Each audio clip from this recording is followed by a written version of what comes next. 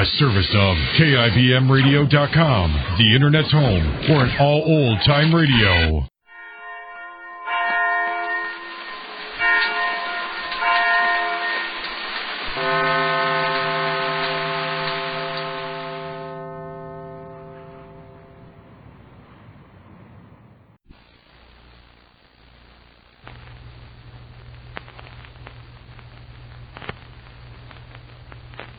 And now, Backstage Wife, the story of Mary Noble and what it means to be the wife of a famous star.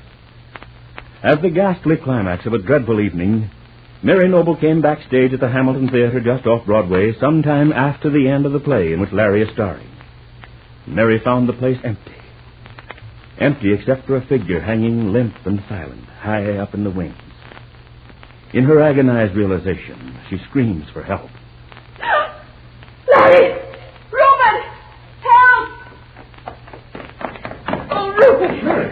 Mary, what is it? What happened? Are you hurt?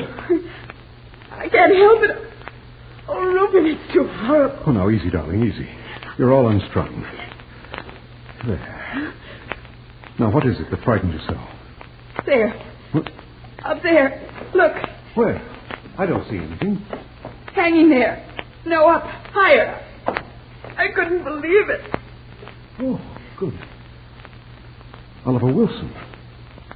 What in the name of heaven? How did it happen? I don't know, Rupert. I just saw him. We've got to get him down. We've got to get help. Sure. But how can we do it? We'll have to climb up there and cut that rope. But how could anyone get way up there? No, that's not the way, Rupert. He's pulled up there by those weights. Over there, see? It's the way they pull stage stuff.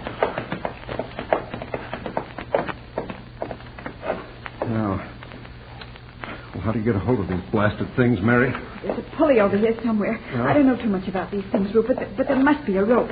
We'll have to unfasten it and then let him down. Maybe it's a better idea to leave everything just as we found it. Call the police. They don't like people meddling in a thing like this. But he may be alive, Rupert. He may just be slowly strangling. We've got to do something.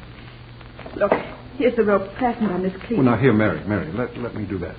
You just stand out of the way. I'll take care of this. Hurry, Rupert. Every second may count. Well, I am hurrying, confound it. I don't know anything about these blasted backstage ropes. Is this the one? No, not that one. Oh. How about this one? Yes. Oh. Just let me get it untied now.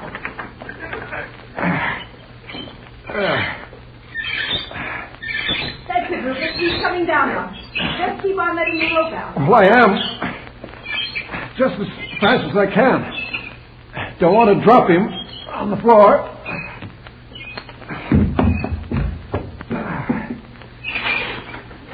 There now.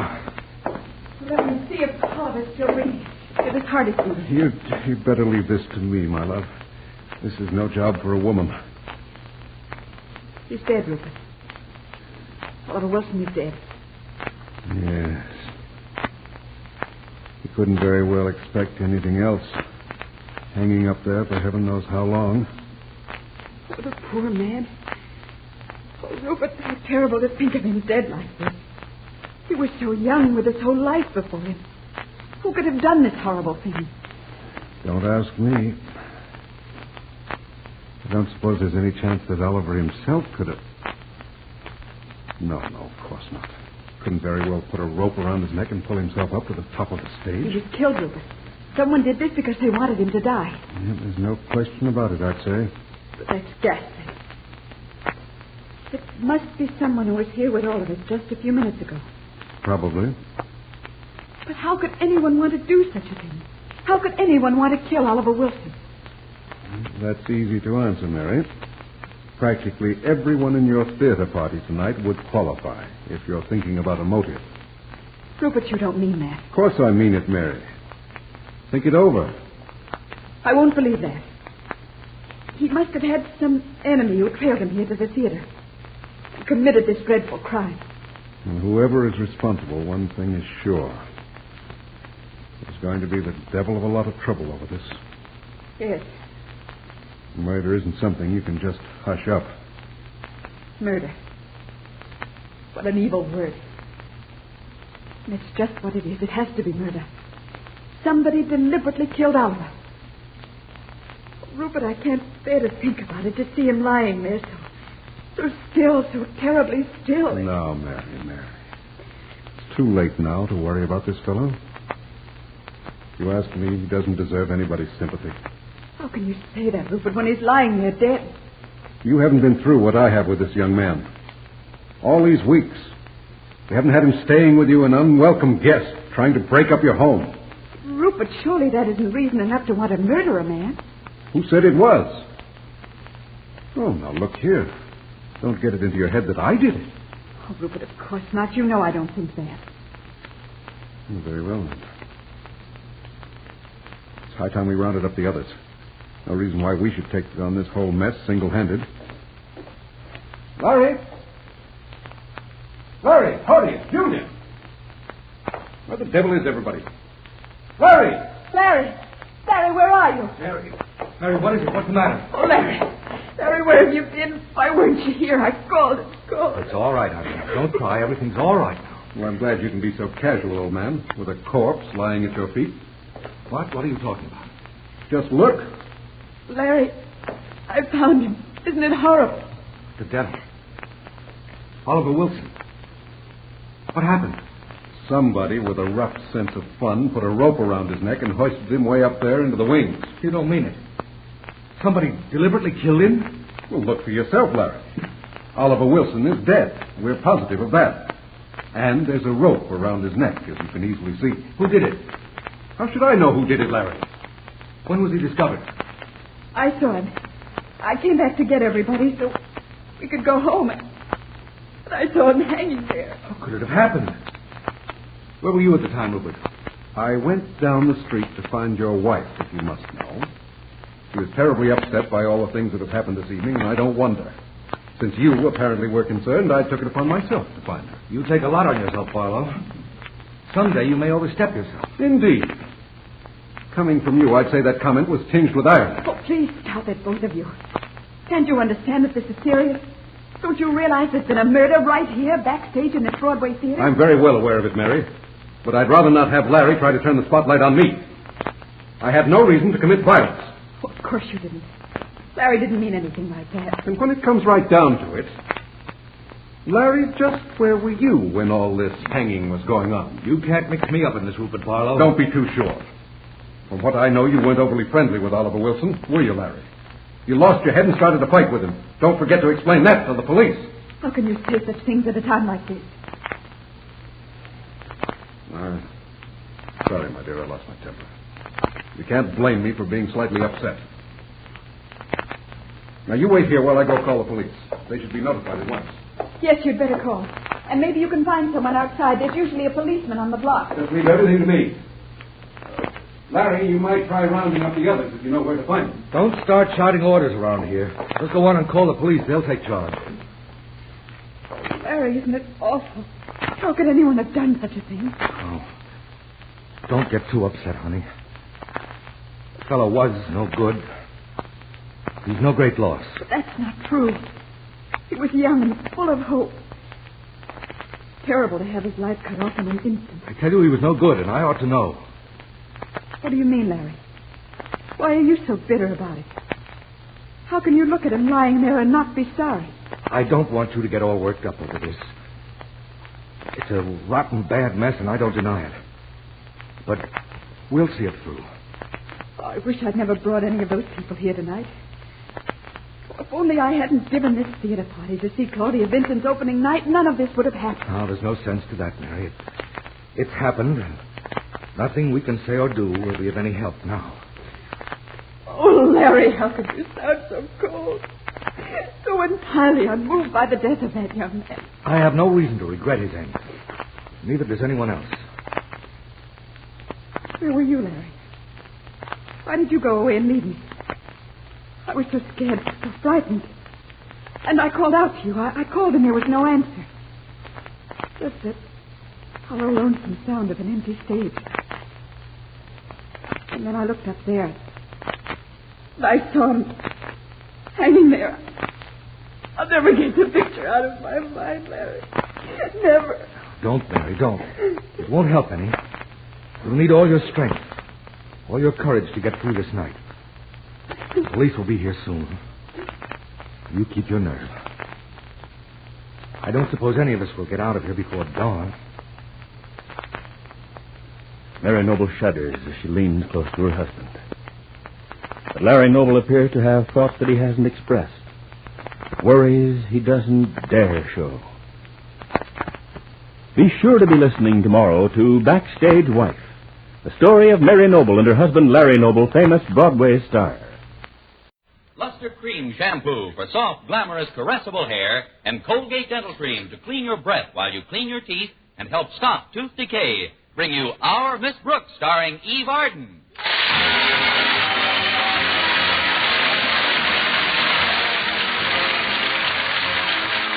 Yes, it's time once again for Eve Arden in another comedy episode of Our Miss Brooks, written by Al Lewis. Well, for most of us, it's considerably harder to get up early on winter mornings than it is during the summer. But this isn't the case with our Miss Brooks, who teaches English at Madison High School. Maybe I'm just being perverse, but if I found it any harder to get up early in the winter than I do in the summer, I'd sleep right through the spring. That's why Mrs. Davis, my landlady, had such a time waking me last Thursday morning. Connie, get up, Connie. Go away, Mrs. Davis. Come on now. You told me yourself that you wanted to get up at 6:30 sharp. I was lying. I can't understand what makes you so difficult to wake up. Oh, it must be because of my dream. You dream? Yes, I dreamt I was out very late last night. Oh. You did go out with Mr. Boynton last night, didn't you? I had dinner with the bashful one, yes. Was it an exciting evening, Connie? It was a rip snorter. When we got to the front door, Mr. Boynton apologized for keeping me out until the wee small hours. What time was it, Connie? 5 minutes of 10. Of course, by the time he got finished saying goodnight, the way he says it, it was considerably later. What time was it then? 4 minutes of 10. Well, I better take my shower and get dressed, Mrs. Davis. All right, Connie. Mr. Boynton isn't the most romantic fellow in the world, is he? So far, Cary Grant has nothing to worry about.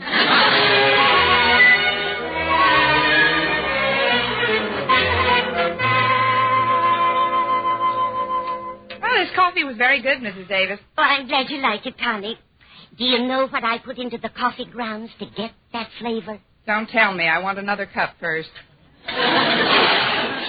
There we are. You want some? No, thanks. I've been thinking about Mr. Boynton all morning. Why, Mrs. Davis, don't tell me I've got competition. Oh, competition? Oh, of course not, Connie. Why, I'm old enough to be both your mothers. Oh, now, please, Mrs. Davis, you mustn't split up over us. Oh, that must be Walter Denton. I can tell because there's still some food on the breakfast table. I'll get it. All right, Connie. I'm going out in the yard for a few minutes. I've got to try to fix that incinerator. The incinerator? What's the matter with it? It caught on fire the other day. I'll tell you about it when I come back. Should be interesting. You're right there. Good morning, Walter. Correction, Miss Brooks. It's a wonderful morning. A delicious morning. A morning dripping with ecstasy. Well, trickle in, happy boy. What are you celebrating, Walter? Was Madison High swept out to sea by a tidal wave? Of course not, Miss Brooks. It's me that's being carried along by a tidal wave. A tidal wave of emotion unprecedented in one of my tender years.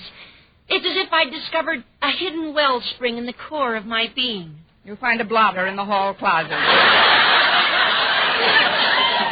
Now, come on into the dinette. I was just finishing a cup of coffee. Oh, I'd be happy to join you in a bit of breakfast, Miss Brooks. Sit down, Walter. How about a glass of milk? A glass of milk and a few pieces of coffee cake will be fine, thanks. I'm glad you brought your beaming face over so early today.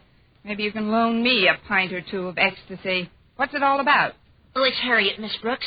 I'm really in solid with her, and all because of a fortunate accident that happened yesterday afternoon. What kind of an accident? Well, yesterday after school, she was in the garage looking for a tennis racket, and her father's car was in the way.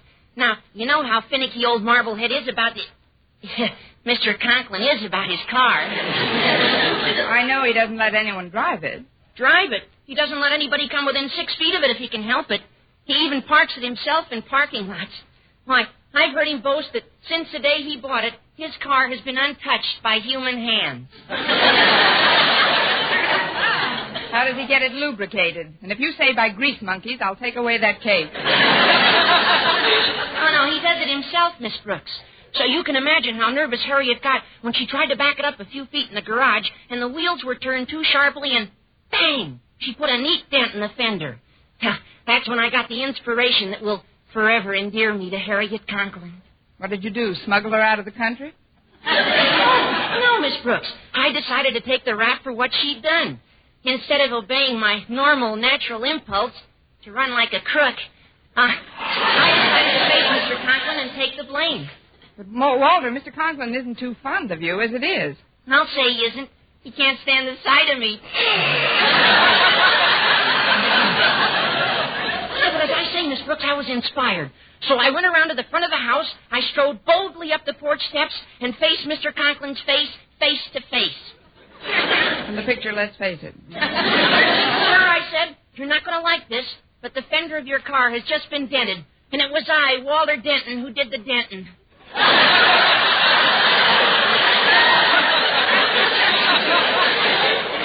You've been reading too much Ogden Nash. What did Mr. Conklin say to that, Walter? He said, Denton, I admire your honesty.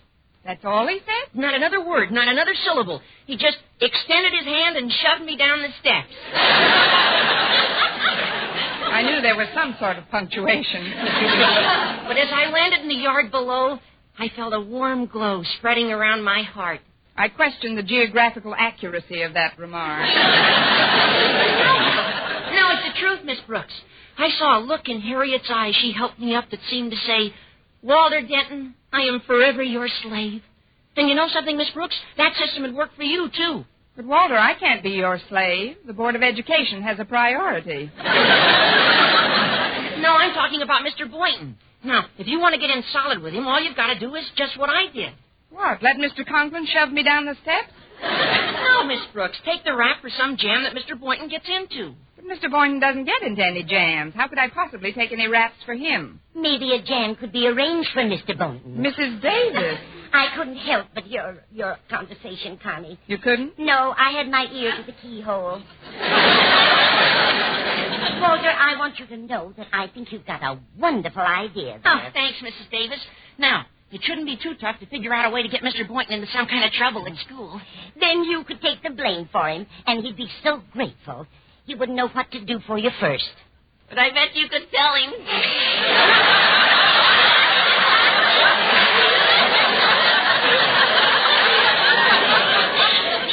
But that would be framing a perfectly innocent man. But it's for his own good, Connie. He's just too shy to realize that you two were meant for each other. Now, it's quite early yet, so before you start out for school, let's all sit quietly and try to figure out the best possible scheme. Swell. We'll all concentrate. I've got it. What is it? I'll borrow Mr. Boynton's cigarette lighter and leave it in the principal's office as evidence. His cigarette lighter? What good would that do? Oh, I forgot to tell you. First, I'd set fire to Mr. Conklin.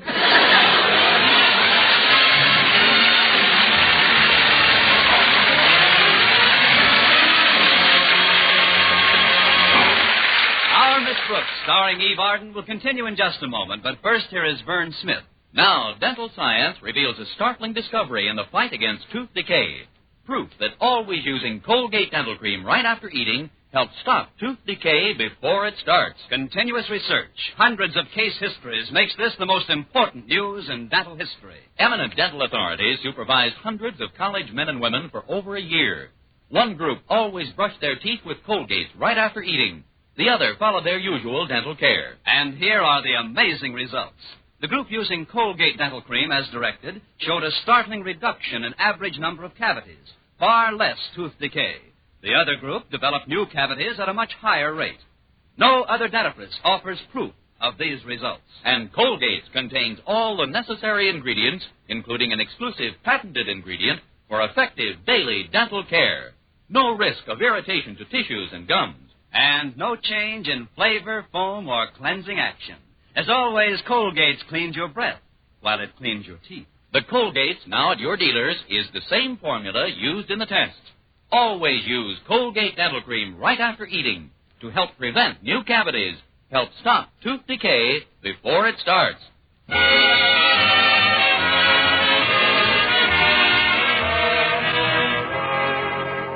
Well, we arrived at school in plenty of time for me to try out the Walter Denton plan for obtaining the gratitude of the object of one's affections.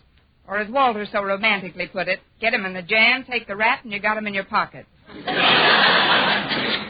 I headed directly for Mr. Boynton's biology lab. And knowing that Mr. Conklyn's disposition wouldn't be improved any by the dent in his fender, I glided very carefully past his office. But I guess I wasn't careful enough. Miss Brooks. Oops. Morning, Mr. Conklyn. On our toes this morning, aren't we? Yes, we are. Especially you. It's just that I didn't want to disturb you, sir. Very considerate of you. Now, if you don't mind, Miss Brooks, you can put your shoes on and step into my office. There we are. Have a seat. Thank you, sir. As you know, Miss Brooks, I have high blood pressure. Yes, sir, I know. Sometimes when you get excited, your face gets so red it looks like a little... Never mind. Never mind the little word pictures, Miss Brooks. I know how I look when I get excited.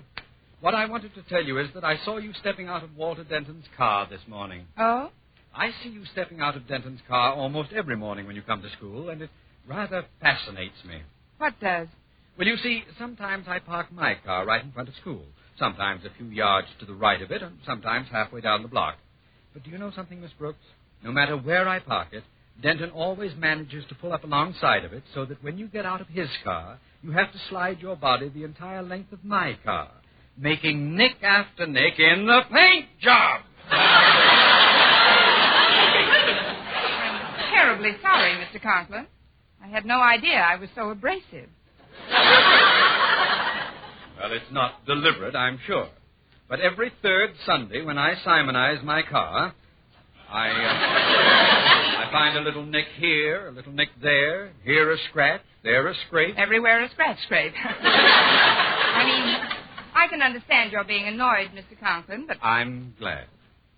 You see, Miss Brooks, to me a man's car is a most personal possession. As personal, you might say, as his toothbrush. Well, in the future, Mr. Conklyn, you can rest assured that I'll make every effort not to bump into your toothbrush.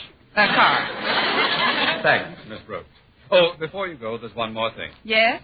Make a little effort to avoid bumping into Mr. Boynton so often, too. You know how I stand on fraternization between faculty members. Mr. Boynton? And me? Why, just put it out of your mind, Mr. Conklyn. That's a thing of the past.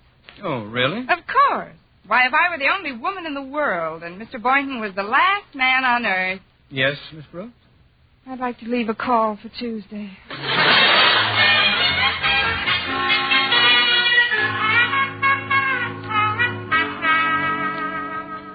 So you see, Mr. Boynton, although I don't like to lecture, these little visits have just got to stop. That's all there is to it. But why, Miss Brooks? I like your dropping into my lab like this. Well, that's the end of that lecture. Any questions? Oh, honestly, I don't see why Mr. Conklyn's so strict about teachers passing the time of day once in a while. What harm does it do? Well, it does slow up our work some, I suppose. Although I haven't anything urgent to do at the moment. In fact, I was just doodling on this scratch pad. You see, it's a sketch of one of my white mice. Say, that's very cute. How is everything with you, Mr. Boynton? Fine, Miss Brooks. No trouble on the horizon at all? That is, everything sailing along smoothly for you? Smooth as silk. Oh. Let me have that mouse you just drew, and that pencil. Thanks. Now, when I put this little mustache on him, who does it remind you of? Gee, I don't know. Here, I'll give you a hint. There. Well, when you put his name on it, it does look quite a bit like Mr. Conklyn. Say, that reminds me, I've got some reports to turn into him this morning. Oh, I'll do it for you. I'm going right by his office. Are you sure it's no trouble? Trouble? It's my opportunity. I mean, I'll be glad to leave these reports for you. See you later, Mr. Boynton. All right, Miss Brooks, and thanks. Now I'd better tear up that drawing with Osgood Conklyn's name on it, or he might... Well, that's funny. It disappeared. Oh, Miss Brooks, just a minute. What is it? Did you happen to pick up that drawing Miss Brooks, what's that you're stuffing in the envelope with my reports? Please, Mr. Boynton, I never stuff. Let's see that a minute. But, Mr. Boynton, if you don't get reports in promptly to Mr. Conklyn, he gets furious. Miss Brooks, look at this picture. Eek, a mouse. with a mustache. Now, I wish you'd tell me what he's doing in there with my reports. Maybe there's some cheese in the envelope. This is no laughing matter, Miss Brooks. I could have gotten into a fine jam with Mr. Conklyn. Yes, it could have been a beauty. But there's no harm done, Mr. Boynton. I would have discovered it before I got to Mr. Conklyn's office, and well, you don't think I intentionally... Mr. Boynton, how dare you accuse me of what I just did?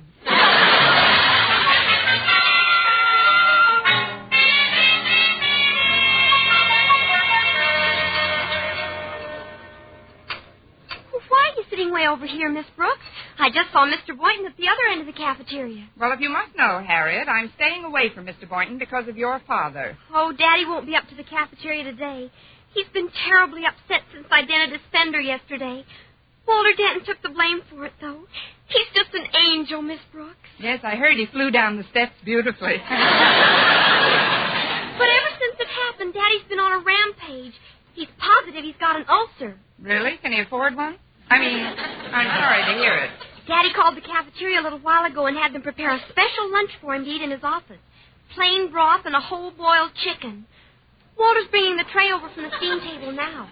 I promised Daddy I'd bring it right down to his office. Well, here we are, Harriet. This ought to stop the old lion from growling for his victuals. Oh, hiya, Miss Brooks. Hello, Walter. Thanks, Walter. I'll rush it right down to him. Oh, just a minute, Harriet. I was just thinking. I've got to go back to my room for a minute. Why don't you stay here and eat your own lunch and let me take the tray for you? Well, that's very nice of you, Miss Brooks. Oh, it's nothing at all, Harriet. Here, give me the tray, Walter. Are you sure you'll drop it right in Daddy's office? Nothing would give me greater pleasure. Walter, will you walk out of the cafeteria with me for a moment? Oh, sure, Miss Brooks. Excuse me, Harriet. Certainly, Walter, dear. See how nice she is to me? How are you doing, Miss Brooks? Think of any way to get Mr. Boynton into a jam? I think I've got an idea, Walter, but you've got to help me. Yeah? While he's out, I want you to take this tray into Mr. Boynton's laboratory. Just put a little note on it saying compliments of the cafeteria. And whatever you do, don't mention this to Harriet. But, Miss Brooks, this lunch belongs to Mr. Quiet, Walter. His office is just a few doors down the hall. You started me on this thing. Now, the least you can do is cooperate. Well, okay, Miss Brooks. I'll put it in the lab right away. But I sure hope you know what you're doing. I sure hope you get your hope. Well, what is it? May I see you for a moment, Mr. Conklyn? Oh, come in.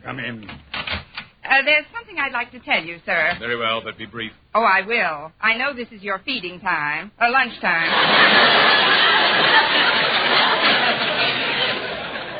It is past my lunchtime. The tray I ordered should have been here a half an hour ago. Well, that's what I came in to talk to you about. It might be some sort of a prank, and although I'm not the one to go in for informing, Mr. Prank? Conklyn... Who took my lunch? I don't know, I'm sure. But I thought if you wanted me to, I could inspect some of the laboratories, classrooms, and see who the guilty party might be. A splendid suggestion, Miss Brooks. Only instead of you inspecting the classrooms, I'll do it myself. Yourself? Oh, but you're not a well man, Mr. Conklyn. You can't leave this office now. Step aside, Miss Brooks. I'm going to locate my lunch, or else...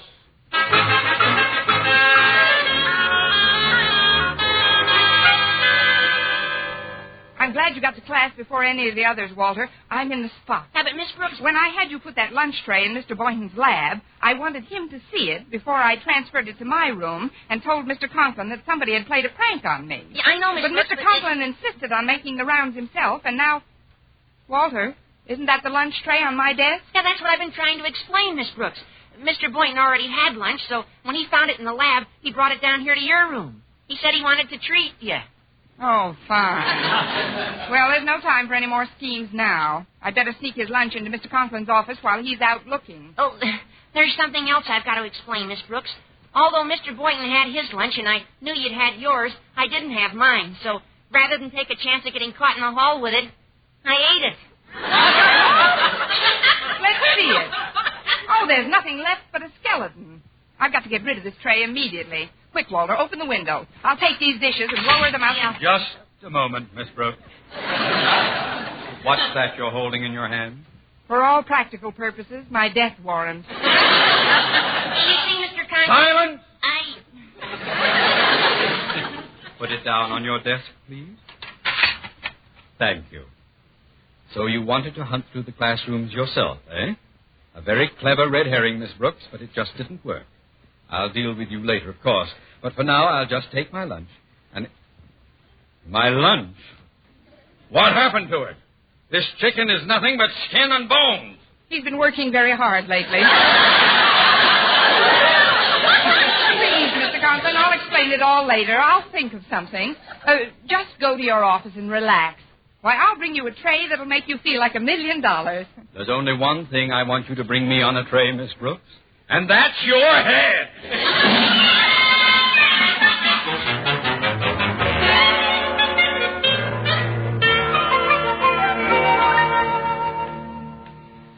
Oh, I'm certainly glad school's over, Mr. Boynton. I thought this day would never end. Oh, me too. Mr. Conklyn was in a pretty bad mood, wasn't he? I can't understand it. He's got such a fine teaching staff. You'd think he'd be happy. Well, here's my car, Miss Brooks. If you haven't made any other plans, well, that is, I thought maybe if you didn't have a ride with some other, well, would you like me to? I'm already in, Mr. Boynton. Oh, fine. I'll get in. No, we're just... Uh-oh. Well, I seem to be jammed in between two cars here. Oh, it is pretty tight. Bumper to bumper. No, I'll just have to start my motor and push the car in front of me a bit.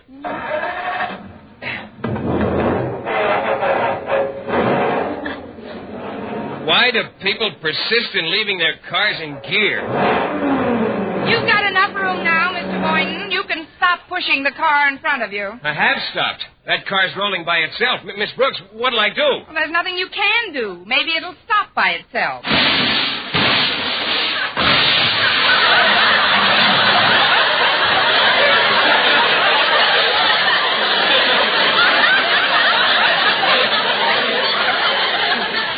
Well, that's the first time I've been right today. Come on. Oh, look at that fender, crumpled like an accordion. Well, let's see who the car belongs to. Miss Brooks, can you see the certificate on the steering wheel? Quite clearly, Mr. Boynton. It says, and I quote, Osgood Conklyn. Osgood Conklyn? Well, I guess I'll have to face the music. You wait right here, Miss Brooks. I'm going in and report this to Mr. Conklyn.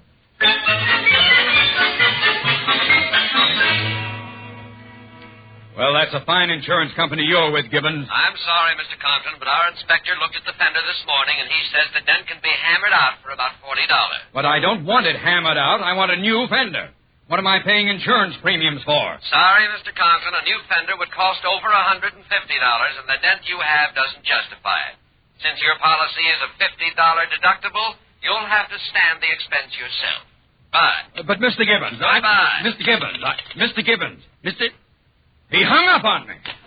Well, of all the colossal nerve. Oh, pardon me, sir. What do you want, Boynton? I wish to report an accident, sir. An automobile accident. Automobile accident? Anybody hurt? Not yet. You see, sir, it was your car. My car? Yes, sir. You had me locked in at the curb, and I had to give it a little push, and the brake wasn't on, and, well, it didn't stop till it hit a tree. A tree? What happened to it? Oh, nothing happened to the tree, Mr. Conklyn. But your fender, it's just... Smashed up pretty good, Boynton? Mangled. Really wrecked, eh? Oh, Boynton, that's wonderful. Wonderful. You mean you're happy about it? Well, of course. I'll show that insurance company they... Oh, wait a minute. That fender couldn't be hammered out, could it? Oh, definitely not. Attaboy, Boynton!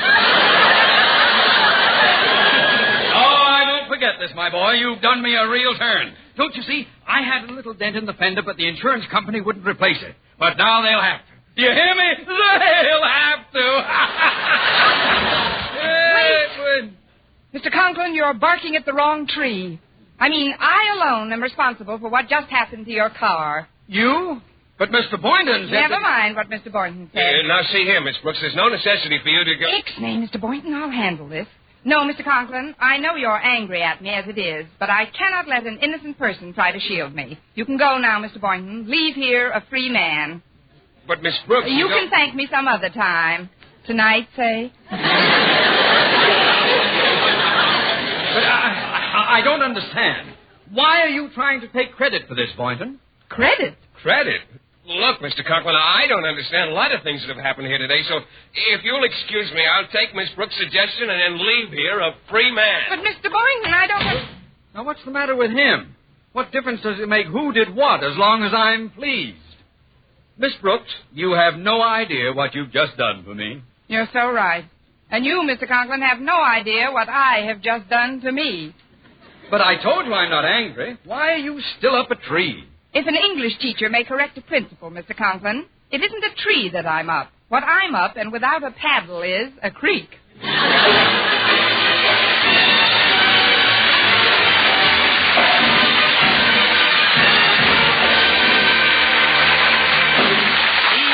As our Miss Brooks returns in just a moment, but first...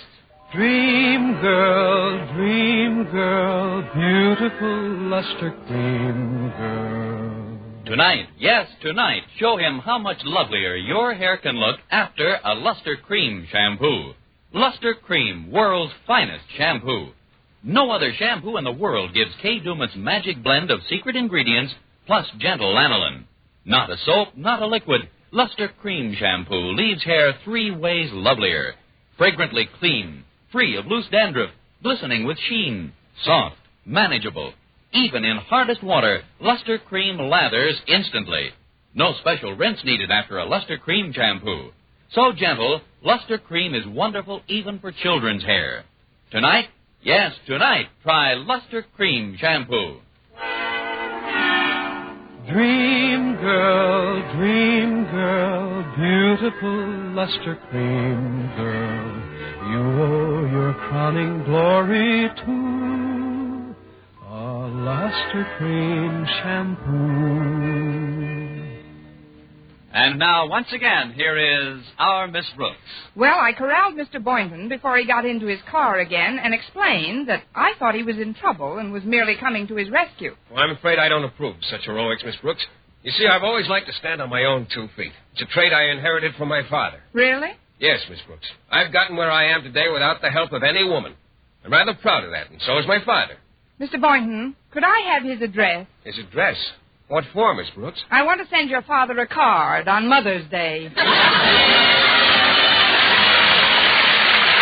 week, we'll do another Our Miss Brooks show brought to you by Luster Cream Shampoo for soft, glamorous, caressable hair and Colgate Dental Cream to clean your breath while you clean your teeth and help stop tooth decay. Our Miss Brooks, starring Eve Arden, is produced by Larry Burns, directed by Al Lewis, with music by Wilbur Hatch.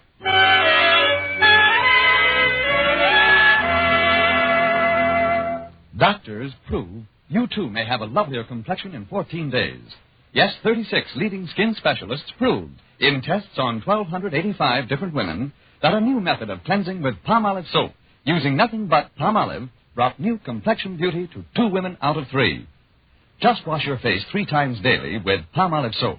Each time for 60 seconds, massaging Palmolive's beauty lather onto your skin, then rinse. So start your Palmolive facials today.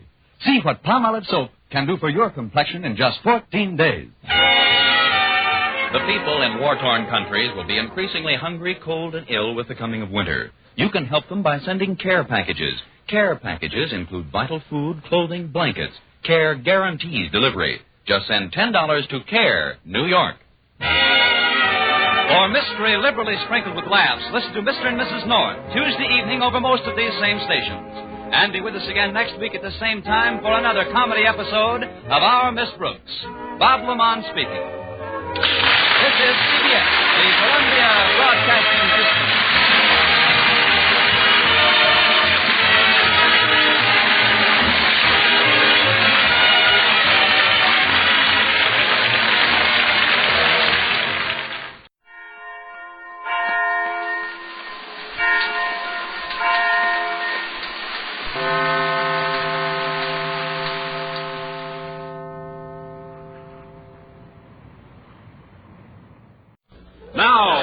Science offers you proof positive.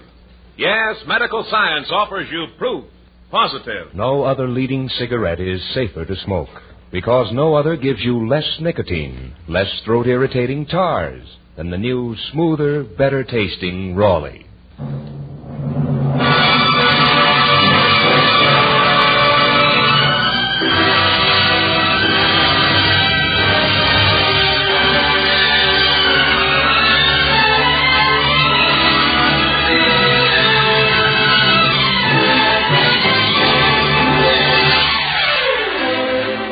From Hollywood, the Raleigh Cigarette Program, starring Red Skelton, with David Forrester and his orchestra, our singing star Anita Ellis, Gigi Pearson, Verna Felton, Pat McGeehan, and yours truly, Rod O'Connor.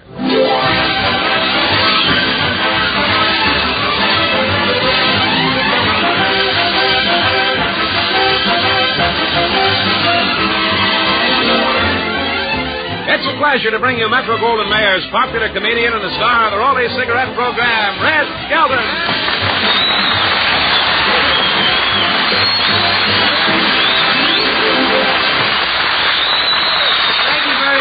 Thank you very much. Yeah, Skelton's back and Marjorie Main got him. Yeah. Thank you and good evening, ladies and gentlemen.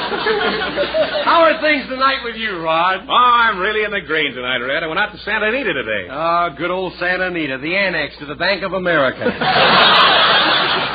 Did you take Mr. Raleigh to the races with you, Red? No, he hasn't been feeling so well. He's getting that California spring fever. What's that? That's double pneumonia that's approved by the Los Angeles Chamber of Commerce. Well, truthfully, Red, the weather has been wonderful out here the last week. Oh, hasn't it, though? I was over in the park this afternoon. It was so hot, the little squirrels were sitting around with their fur coats unbuttoned. The sponsor's brother gave me that joke. Tomorrow he'll be back on the road selling Raleighs again.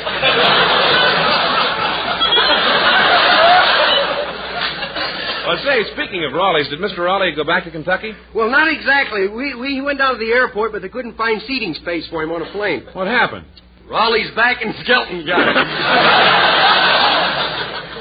Well, I heard about you talking to Mr. Raleigh, taking him to the fights the other night at the American Legion Stadium. Oh, boy, and did I see a knockout. Boy, what a knockout.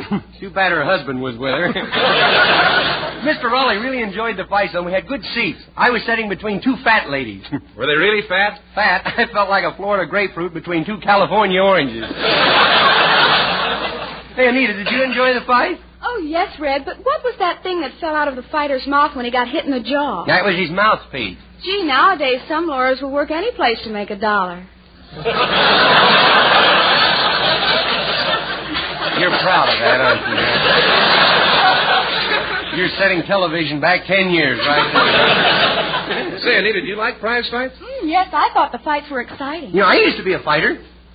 Really? Mm-hmm. Were you like Jim Corbett, stand up and box, or like Dempsey, just slug it out? No, I was more like reconversion. Somebody was always holding me up. Did they ever carry you out on a stretcher? No, I had silver handles sewed onto my shorts.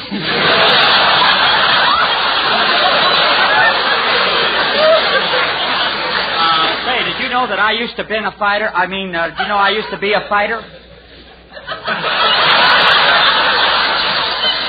Boy, you'd never know the way you're wrestling with that line there.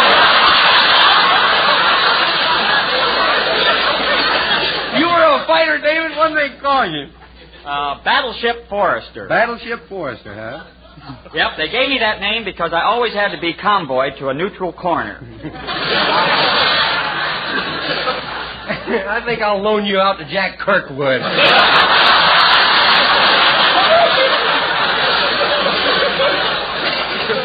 Well, were you ever convoyed to a neutral corner, Red? No, I had a bird dog that used to point it out for me. Well, truthfully, Red, you don't look healthy enough to be a fighter. Well, I'm in good shape considering I was very puny when I was a baby. You know, when I was born, I was so puny they were going to drown me. Why didn't they? They were ashamed to be seen carrying me down to the river. Red, is a fighter's life a tough one? I'll say it is. When he's in training, there's no wine, no women, or no jukeboxes. Well, what does he do for entertainment? He breaks training. In a bottle break in here now, I'm sure he has something of great importance to say. Now, medical science offers you proof positive. Yes, medical science offers you proof positive. No other leading cigarette is safer to smoke because no other gives you less nicotine, less throat-irritating tars than the new, smoother, better-tasting Raleigh. Yes, exhaustive scientific tests of America's 6 biggest-selling brands, certified by a jury of 14 distinguished doctors, including eminent throat specialists, have just proved conclusively. No other cigarette gives you less nicotine, less throat-irritating tars, so no other is actually safer to smoke. See if you don't agree, Raleighs are right. Right for taste, right for throat. Try Raleighs. Enjoy Raleigh's rich tobaccos. that milder, smoother, more satisfying Raleigh flavor. Remember, medical science now offers you proof positive. No other cigarette is safer to smoke because no other gives you less nicotine, less throat-irritating tars than the new, smoother, better-tasting Raleigh. And now Anita Ellis sings, you'll have to help me. What is this? Amato Mio. Amato Mio? Mm-hmm. It's from the new picture Gilda. I'm going to introduce it tonight. Mm-hmm. You better sing something else. I can't pronounce that. Must be a Scandinavian number.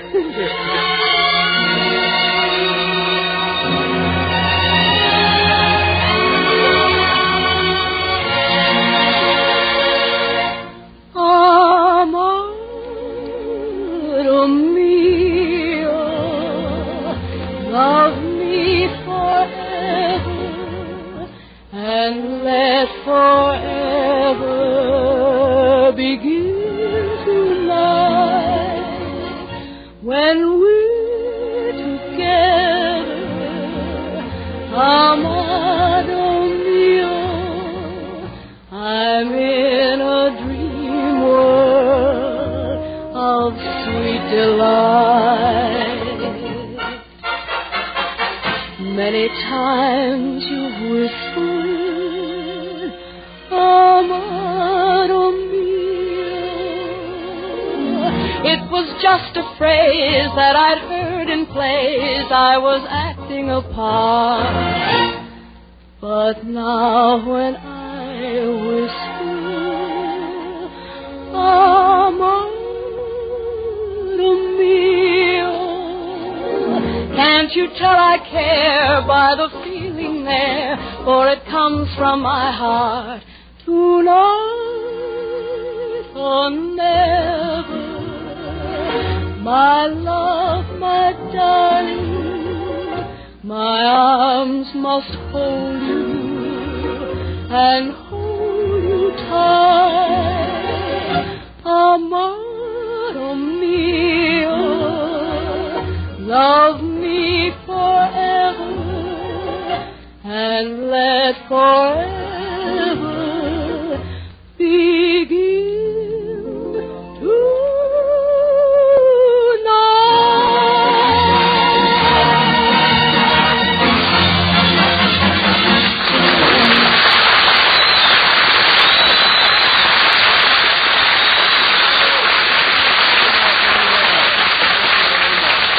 Tonight, the story from the Skelton scrapbook of Sapphires entitled Telephone. Our characters are fictional. If there's any similarity to persons living, they're imposters. Chapter 88 of Telephones is entitled I Want a Telephone. This is the story of Willie Lump Lump and the trouble he had to go through to get a phone.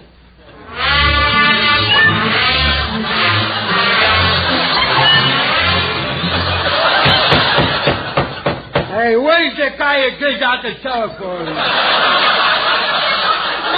Service! May I help you, sir? Ah, shut up.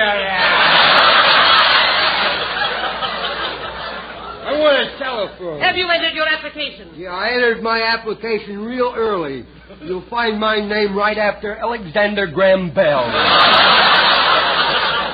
Have you ever had a telephone before? Yeah, and I got bills to prove it here.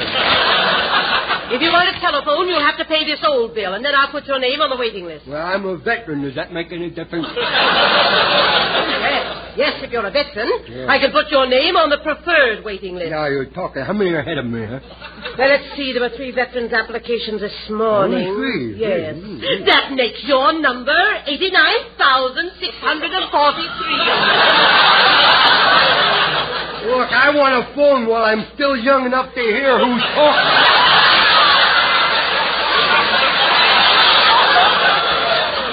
Is a telephone essential in your job? It most certainly is. What do you do for a living? I play the races. I'm sorry, young man. I'm sorry, but that doesn't qualify for immediate installation of a phone. Due to the extra load on our present facilities and the shortage of new equipment, emergency certificates get first attention. A doctor's certificate that proves a person is 100% incapacitated might help. Windy, old birdie. is this incapacitated stuff? What's that? Incapacitated means that you're in such bad health you may need medical attention at any time of the day or night. Well, the shape I'm in, that ought to be easy. Look, I go pick up my wife and go and see the doctor,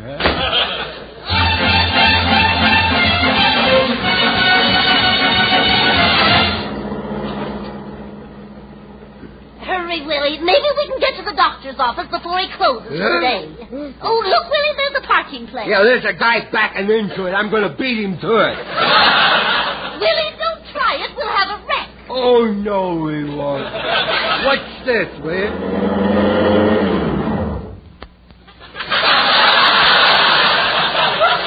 Mousey, isn't it? They ought to take away your learner's permit. They'll give us a ticket for parking here. Oh, I don't see no red fire plugs, and I don't see no red zones. But, Willie, people don't park on the sidewalk. Well, there ain't no sign that says that I can't either. Come on, let's go in and see the doc about getting a telephone. Now, when you get into the doctor's office, look sick, so he'll give you a certificate for a telephone. Okay, give me a kiss, will you? Why, Willie? You said you wanted me to look sick, Willie. Excuse me, I'm Miss Duzick, the nurse. Do you have an appointment? Yeah, but if you want to go anywhere, I'll break it. Willie, aren't you forgetting where you are? No, I just forgot where you were. If you'll come this way, you can see the doctor now. Thank you, ain't she pretty? Come in, Mr. Lump Lump. Dr. Dowd, howdy doody. Sit down, please. Say, what happened to you? Your clothes look terrible. Yeah, my wife left them lay on the floor last night. Well, wouldn't she pick them up? She couldn't. I was in them.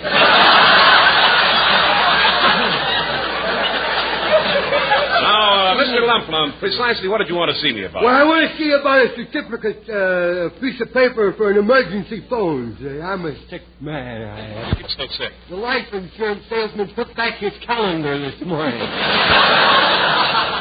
Well, where do you feel sick? What seems to be the trouble? I can't breathe. If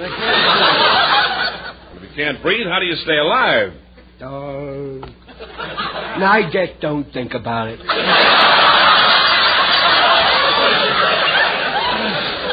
Last time you came to see me, I told you to drink 8 glasses of water a day. That's what I've been doing. You've just been drinking water? Yeah.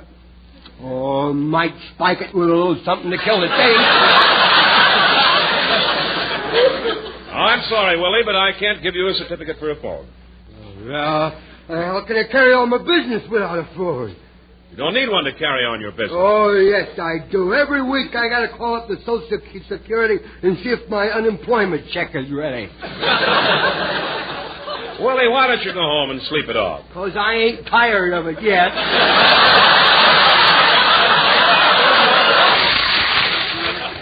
Now, look, I'm busy. Go on, get out of here. Look, I got to have a phone. My head keeps ringing all the time. I'm always trying to take my ears off the hook. I answer them. I'm going to take your head off the hook if you don't get out of here. All right, you won't help me get a phone. I'm going to take this one off your desk.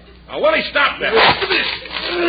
Yeah, now I got it. You're not going to get through this door, Willie. I'll go through the window with it. Don't be silly. It's a 3-story drop. I know what I'm doing. You still know what you're doing? Yeah, but I'm doing it with a broken neck now.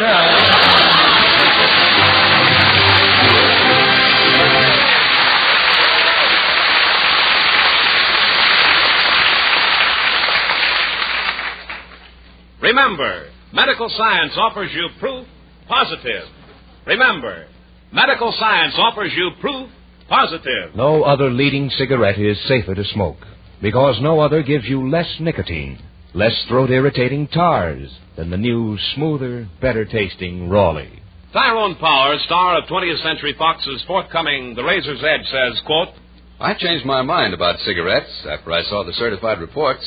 Medical science has proved no other cigarette gives you less nicotine, less throat-irritating tars.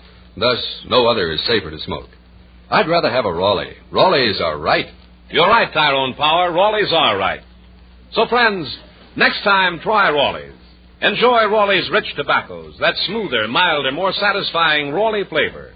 Remember, Medical science now offers you proof positive. No other cigarette is safer to smoke because no other gives you less nicotine, less throat-irritating tars than the new, smoother, better-tasting Raleigh.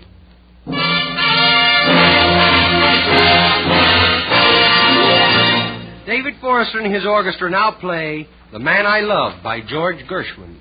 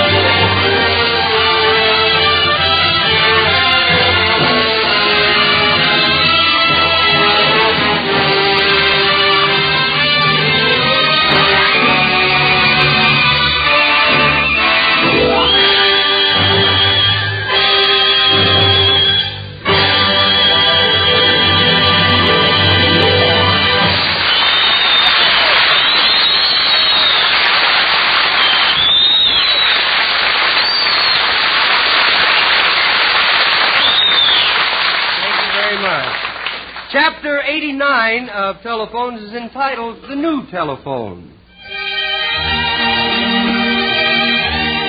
After waiting a year and a half for a telephone, you really appreciate it when it's finally installed.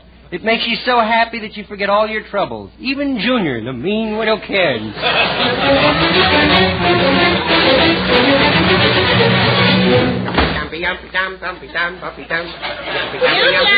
Where are you? If I tell you, you won't like it.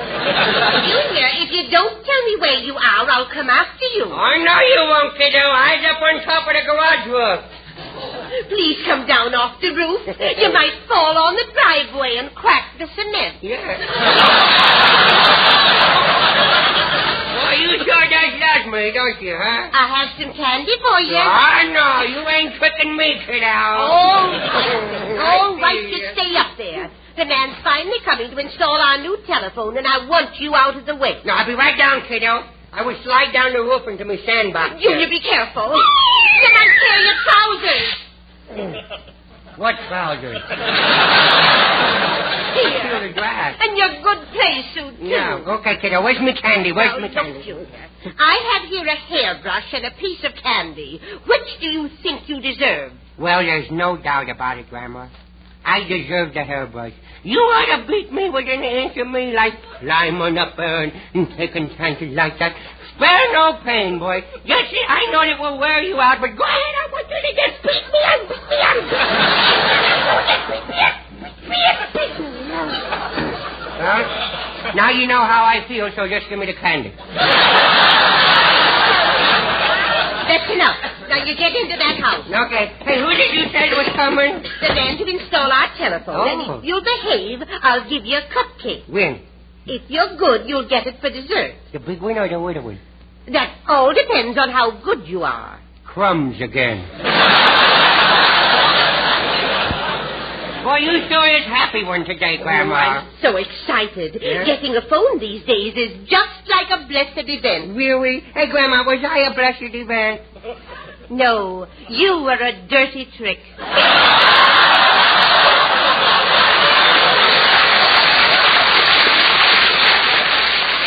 I like that. The neighbors are applauding it. Don't talk so loud. The neighbors are listening. Was you surprised when I was arrived? Was the folks surprised? Was my mummy surprised? Yes. She was expecting a child. Yes. Sometimes when you talk to me like that, I feel like running away with little orphan Annie. Nobody loves me. I'm just a poor little urchin. Don't cry. I don't want it anywhere, I know. Junior, you're going to cry. I'm going to cry. Poor baby. You're a poor baby. Would he like 15 cents to get a soda? No. He would like 16 cents as a tax, you know. Bless his little heart. Yeah, bless his little heart. He's trying to trick me into something. Yeah, he's trying to trick you into something. No. I knew I would carry this too far someday. Oh, there's the telephone man. I will go. We are going to get a telephone. Welcome to the House of Horrors, Dracula. Are you the man from the telephone company? Yes, I am. Yeah, my name's Junior. Junior. I think you're a nice little fella. I think you got a lot to learn. Hello. We've been expecting you. Yeah, for nearly 2 years. You was as scarce as butter, you know. You've had a telephone in here before, I understand. Yes, the box is right over there. Good. I'll have to open the box to check the wires.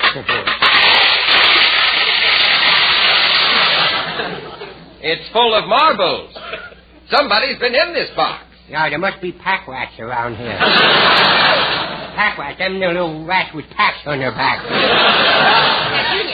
Junior, don't you pester the phone man. Oh, he's not bothering me. I have a little boy just like him. Yeah? What reform school is he in? Now remember, Junior, you behave yourself. Mm-hmm. You know why we lost our phone before, don't you? No. You were always cutting the cord with my scissors. No. Oh, you were much younger then. You wouldn't do anything like that now, would you, Junior? No, I should say not. Cutting cords with scissors. That was because I was such a little child, you know. I got bigger ideas now. Well, just watch your step, young man. I'm going into the kitchen to prepare dinner. And, Junior, don't forget, I've got the hairbrush with me. Now, I know, kiddo. You wouldn't look like your natural self without that thing in your midst, you know. Oh, she's just sweetie, she is. I get on her nerves, but she is just sweetie. Oh, I love that, Grandma. You know, women sure cause a lot of trouble. She causes blisters. Say, you know, you're a smart little fella. What are you going to be when you grow up? Probably hung. Hey, what you doing there? What you doing? You just watch me closely, and I'll show you how I install the telephone. Oh. Hey, when you kneel down like that and your feet out in the back like that and you can't see what's going on, did anybody ever give you a hot foot? No, indeed, Sonny. The guy doesn't live that would try doing that to me. You talk like a stranger in town, don't you? You wouldn't think of giving me a hot foot, would you, Junior? No, I do it without thinking. Oh, hand me that hammer over there. The hammer? Yes, give it to me. Okay, you asked for it. Oh! Did you do that on purpose? It slipped out of my hand. Look at that lump on your cocoa there. Look at that. Oh, boy, ain't that a dandy. You like to match it up on the other side there? It slipped. Believe me, the hammer slipped. I will. Well, all right. I believe you. You do? Yes, we all make mistakes. Not like I done. Well, there we are. Yes? Telephone's all connected. Well, What do you think of it? I don't think it's going to last long, truthfully. Now, I'm going outside and check the wires. I know you'll keep your hands off it while I'm gone. I might crisscross the wires a little, you know. Oh, no, you wouldn't do that, would you? You're kidding me. You just keep laughing, kiddo. You wait till you call up somebody and the guy who answers turns out to be you. You'll find out, kiddo. Well, I'll trust you. Yeah. Oh, boy, here I is with a phone. I shouldn't mess with her. And then again, I should. I'd learn to talk on them, you know. Then again, I don't know why I waste me time. I'm going to do it anyhow. Oh, boy, I'm going to have fun with this thing. I'm going to call up the fire department and the police. Oh, boy, what possibilities. I wonder if this thing works yet. I'm going to test it. Hello? Hello? Hello? Sounds like somebody snoring on the other end. Maybe there's a bee in it. Get out of there, baby. Buzz. Come on, get out of there. I'm making think I'm a bee. Come on, get out of there. I'm going to get you out of there before that man comes back. Boy, he'll be proud of me. Now, let's see. Where's the screwdriver and his hammer? I'm going to take this thing apart here. Get out of there, will you, bee? Come on, Buzz, get out of there. Boy, it's putting up a great fight, ain't it? I got to eat more Wheaties. I got to turn this thing.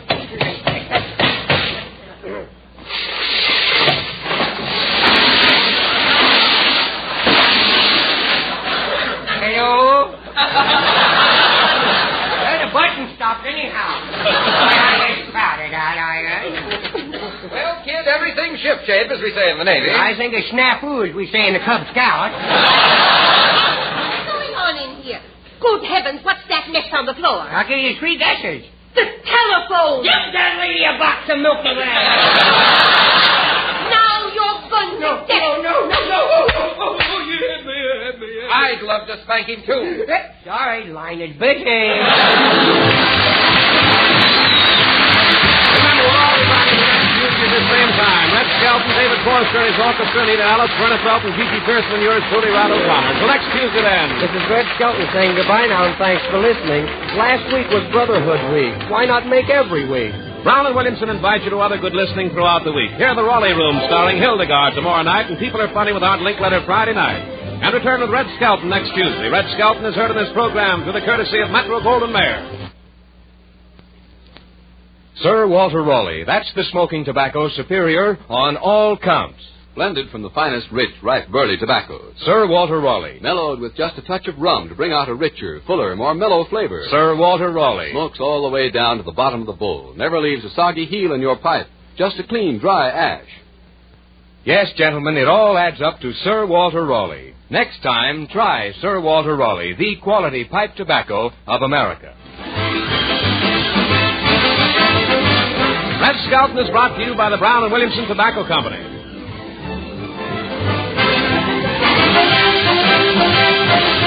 This is NBC, the National Broadcasting Company.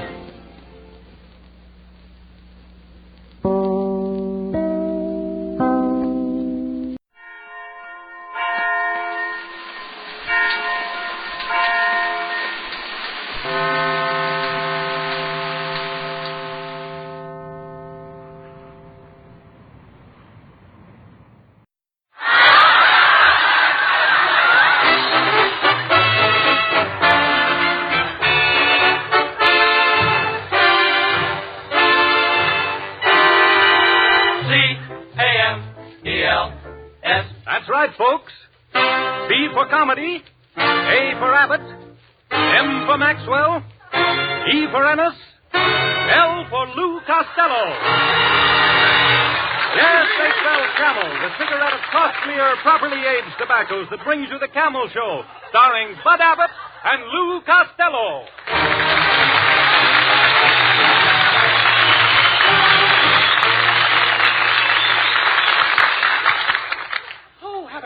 Abbott, my own bosom friend. Hi, Abbott. Well, aren't you going to say hello? Abbott. Abbott, don't you remember me? Lou Costello, the Walter Pigeon of Redondo Beach. Gee, it's good to be back together again. If you only knew how I missed you, Abbott. How I've starved for the sight of you. Turn around. Let my eyes feast upon you. Gee, the food's bad all over, ain't it? Oh, Abbott, if you only knew how miserable I was all summer. I was sick. I had athlete's throat. I swallowed my swimming trunks. Oh, with the belt in the back, too. Hey, some nights, Abbott, I was very lonely. The nurse had to put me to bed. Then she'd get lonely.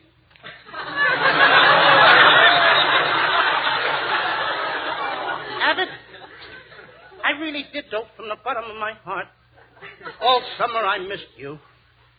Please say hello. Mr. Costello. Mr. Costello? He thinks I'm my father. Abbott, don't you know me? Costello, I don't want any part of you. And me with so much to spare. Costello, I hate to say this, but you are a constant source of embarrassment. You're crude. You're vulgar. You pride yourself on being a bad boy. You're completely devoid of manners. You're a bore. You're a disgrace to humanity. In short, you're a hopeless misfit. I agree with everything you said, but I don't think it's short.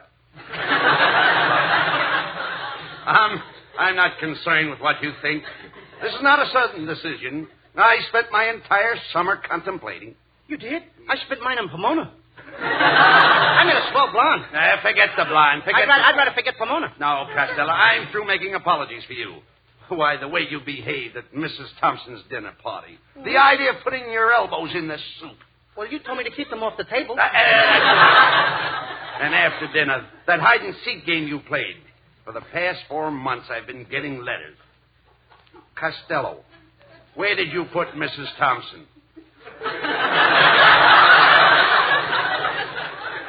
You think I'm going to tell and lose the game? Besides, I didn't like those society people.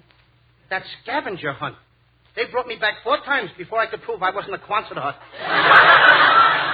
You don't belong with society people. Of all things, talking about having your tonsils removed at the dinner table. I didn't bring up the subject of operations. I didn't. Mrs. Thompson did. She did? Yes, she told me she had her alimony cut off.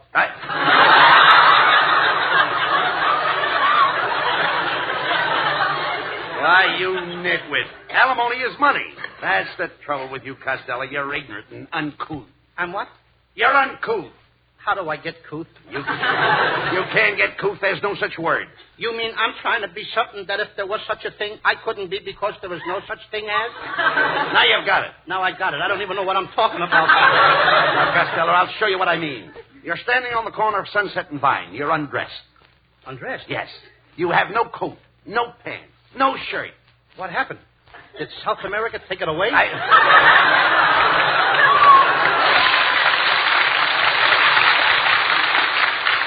I'm just giving you an example. You're standing on the corner of Sunset and Vine, undressed. You're uncouth. So I put on my pants and I'm couth. There's no such word. Okay, I'll put the pants again. Hey, look. Let's try another example. Now you're well dressed. My horse came in? Yes. No. You're the picture of elegance. Your clothes are pressed. Mm-hmm. Your shoes are shined. And your hair is combed. In short, you are immaculate. You just said in shorts I'm uncouth. No. Costello, will you please drop the shorts? Not in October. Hey, look. Cold. Look. I just told you were well dressed. Immaculate. Now you take your clothes off. What are you? Immaculate. And listen, there is no such word. Couth. No such word. No. Let's try it. Now, please, don't mock. Now, let's try it once more. Go ahead. Now, you're fully dressed. You're attired. Gotcha. Now, your clothes are off. What are you? No such word. Yes, there is. What is it? Retired? No. Retread? No. Uncouth? Immaculate? No. No? You're a fine pal. Here you got me standing out on the street in my shorts. Hand me my bathrobe, Abbott, quick. Why? Here come a couple of girls I know. There you go. Always with those silly jokes. Oh, I wish my hands of the whole thing. Goodbye. Please, Abbott, don't wash your hands. I'll behave. All right. Now, over there is Skinny Ennis. Skinny. Now. I sure like the way the skin is arranged. That's it. You're looking at Marilyn Maxwell. I still like the way the skin is arranged. Listen to me, Costello. That's Skinny Ennis over there. He's the band leader. What happened to Vaughn Monroe? You know, the band leader that was on the air all summer for Camels? Well, the Camel people are giving him a show of his own. And we had to settle for Ennis? Now, listen. Don't put it that way. Mr. Ennis happens to be a gentleman of the Old South and a fine musician. Well, what does he play? The claghorn? That's a joke, Abbott! Quiet. Keep the joke to yourself. For that remark, my friend, you don't meet him. Oh, please, Abbott. I promise I won't embarrass you anymore. You promise me? I promise. Oh, all right. But remember, one crack out of you and it's all over. Okay. Oh, Mr. Ennis. Yes, Mr. Abbott? I want you to meet a very dear friend of mine, Lou Costello. Costello, this is Skinny Ennis. Can't believe it. What? I knew there was a meat shortage, but I didn't think it was this bad. Costello! Oh, I forgot. Mr. Ennis, what I meant to say was, you don't look like you got much meat. And, brother, you look like you got all of it. Oh, comedian, huh? You think you're funny? Yes, I've become a comedian. When I first started telling jokes, people had faith in me. Then along came hope.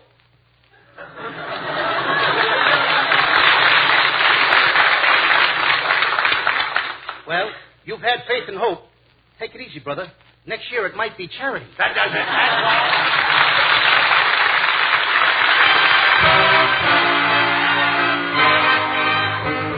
Camel's own Skinny Ennis and the orchestra. The song 5 Minutes More. Give me 5 minutes more, only 5 minutes more. Let me stay in your arms.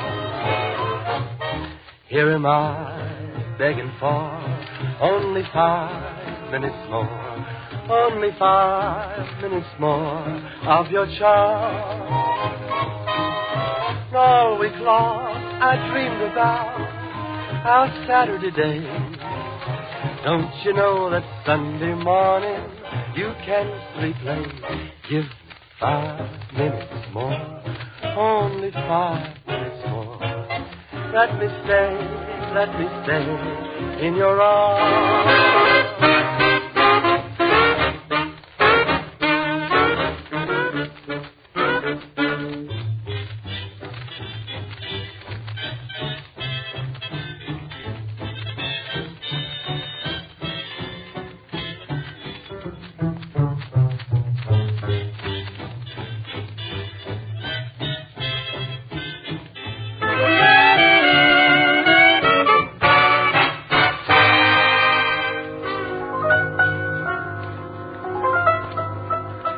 There's so many things I want to whisper to you.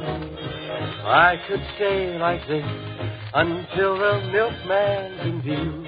Give me 5 minutes more, only 5 minutes more. Let me stay in your arms.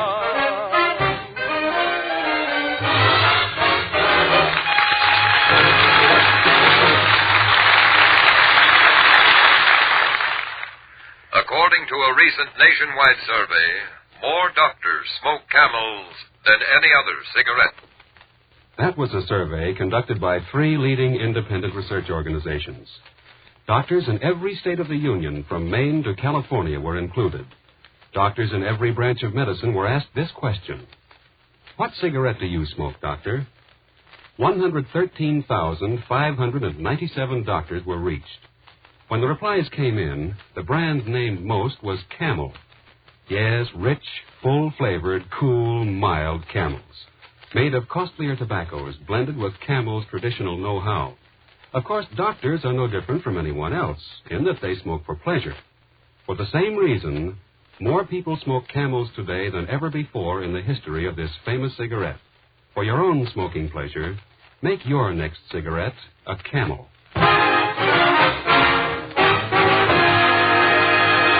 All right, Costello. I think I made it plain. We're through. Look, Abbott, I think you're being a little hard on me. Maybe I am all the things you say, but it's not all my fault. It isn't. No. After all, I didn't have much of a home life. Mine was a tragic youth. Well, now, I didn't know that, Lou. As a matter of fact, I was born in a corset shop, and it was terrible.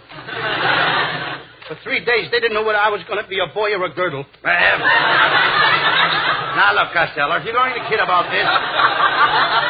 Remember, if you're going to kid about this, I refuse to listen. But I didn't get a real mother's love and care. You see, Mother worked. She was a lion tamer in a circus. Gee, I can see her now standing there in her red Satan tights. She was... wait a minute, Costello. You mean satin tights. Satan is something that looks like the devil. You should have seen my mother in those... Costello, I'm deeply touched. I can see what a void there was in your life. You were left alone every night. Oh, no, I wasn't left alone, Abbott. We used to have a sitter come in. Cost us 50 cents an hour. 35 for her and 15 cents for my father. 15 for your father? Mm-hmm. She used to sit on his lap. Her name was Bridget. She was an Irish sitter.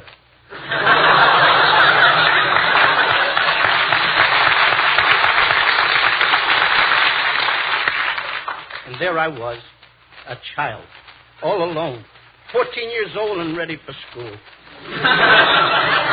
Costello, you mean you got no education until you were 14? Oh, yes. I used to watch Father with the sitter.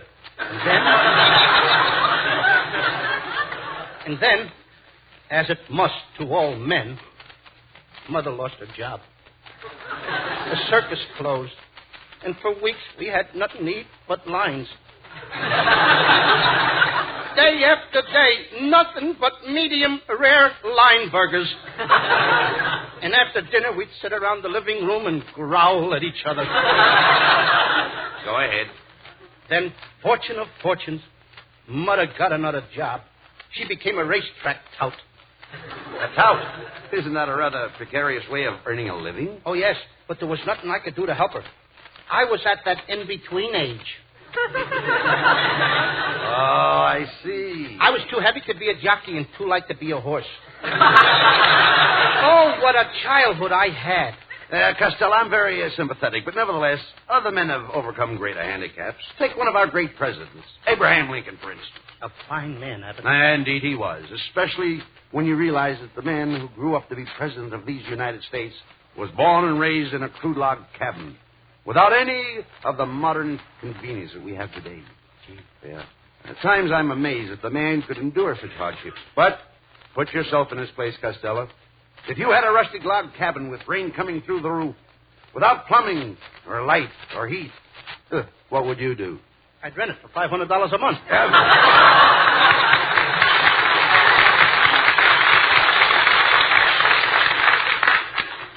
Yes, sir. Yeah. Small bonus, no pets, no relatives. Yes, I am. You're impossible. I'm going over and talk to Marilyn Maxwell. Hey, Abbott, really, she's gorgeous. What does she do? Well, she's a movie star. She won her spurs at MGM. She did? Where did she get the other prizes? Hey, Abbott, will you take me over? I will not. You expect me to introduce you to Marilyn Maxwell so you can offend her with your crudeness? So you can desecrate the very air she breathes? Look, Abbott, she can breathe her air and I'll breathe mine. There's enough to go around. Now, come on, introduce me. Absolutely not. It's too late, brother. Here she comes. Good evening, Bud. Oh, Marilyn. I'd like you to meet my friend, Lou Costello. Hello, Louis. Louis? Oh, did you hear that, Abbott? She called me by my maiden name. Miss Maxwell. Yes? What makes you girls so beautiful? Well, you know what we girls are made of. Sugar and spice and everything nice. Mm-hmm. The ones I meet are garlic and hash and your father's mustache.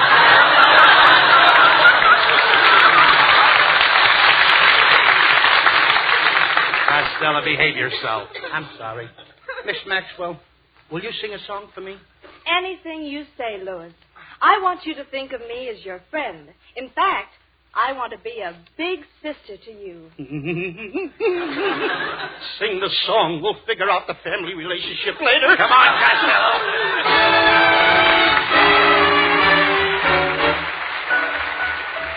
From Metro-Goldwyn-Mayer, producers of Three Wise Fools, comes that lovely singing star Marilyn Maxwell, accompanied by Camel's own Skinny Ennis and the orchestra. The song, I've Got the Sun in the Morning.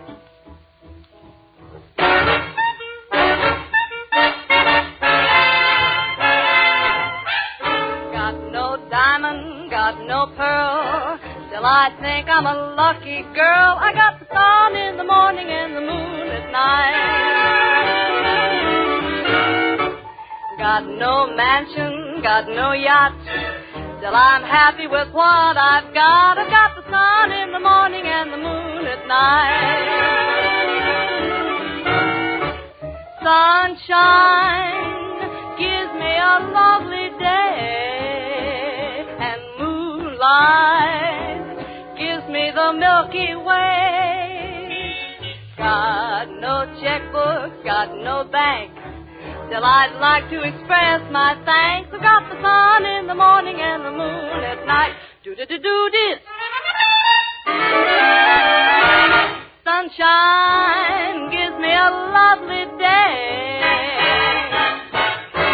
Moonlight gives me the Milky Way.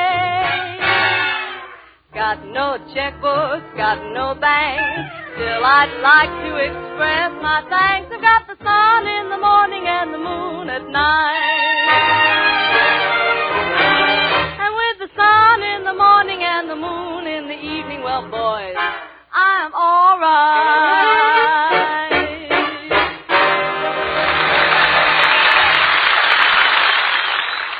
113,597 is a mighty big number, but that's the number of doctors questioned in the recent nationwide survey of doctors' cigarette preferences. 3 independent research organizations conducted this survey. They included doctors in every branch of medicine, doctors all over the country, in every state of the Union. All these doctors were asked this question: what cigarette do you smoke, doctor? And the brand named most was Camel.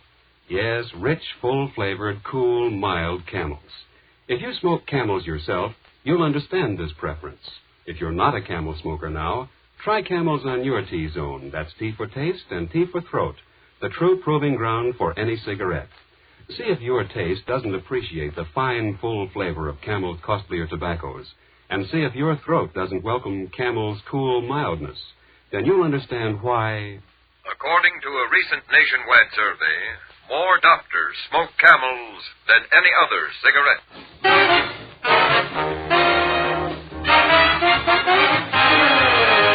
All right, never mind the arguments. Please, enough is enough. No, that's please, all. please, Abbott, please listen. Nothing doing. You've insulted all my friends. Go on being a bad boy, but you'll do it alone, not with me, Costello. You're incorrigible. Goodbye. Just a minute, Abbott. There's no such word. Abbott! Abbott! Oh, Mr. Ennis. Yes, Costello? My lifelong pal just said I was incorrigible. What is that? Well, boy, if he called you that, I don't want to have anything to do with you. Snooty. If he ever loses that baton, he'll be playing second washboard with Spike Jones. Miss Maxwell. Oh, big sister. What is it, Louis? Louis. Thank you. My best friend just called me incorrigible. What does that mean? Well, I could explain it to you, Louis, but you'll get a better definition from this dictionary. It's under I-N. Thanks. These dictionaries. If you read one, you've read them all. Let me see now. I-N incinerator. I may be built like it, but I'm no incinerator. Incoherent. That's a lie. I can hear as good as anybody. A guy can fall asleep looking through all these words. Incorrigible.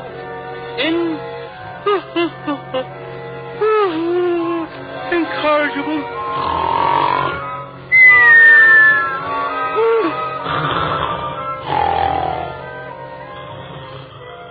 Lou Costello. Lou Costello. Somebody calling me? Where am I? You are in a dream world, a land of miracles where nothing is unattainable. I'll have a Frigidaire, 2 washing machines, and a 46 Buick. Hiya, Costello. Abbott, what are you doing here? Who are these guys? You'll find out. Mr. Costello, we keep a record of everything good and bad you do. Here under my arm is a record of the bad things you've done. Is that what that is? Yes. I thought it was the Encyclopedia Britannica. And here I have a record of all the good things you've done.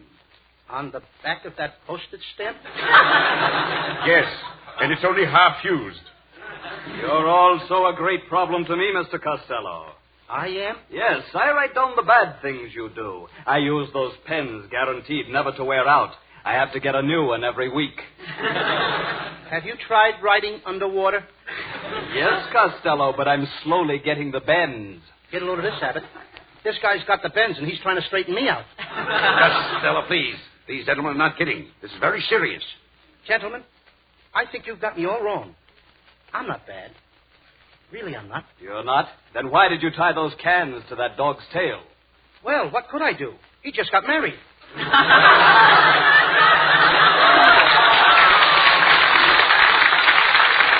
And do you deny that on Saturday you stuffed a cop down a sewer? I deny that. It was Saturday. Mr. Abbott, would you get me another pen? Yes, sir. Hey, wait a minute. How do I know you boys marked down everything in the right column? What do you mean? Well, you got the night I kept Callahan out till 5 a.m? Yes, right here under bad. Oh, no, that was good. His wife was waiting for him with a baseball bat. We'll change that. And did you mark down the night on the Sunset bus I gave my lady my seat? Yes, that was good. No, that was bad. I was driving the bus. I'll make the change. Gee, I'd like to fill up that postage stamp. You write awfully small, don't you? Well, I'll read it.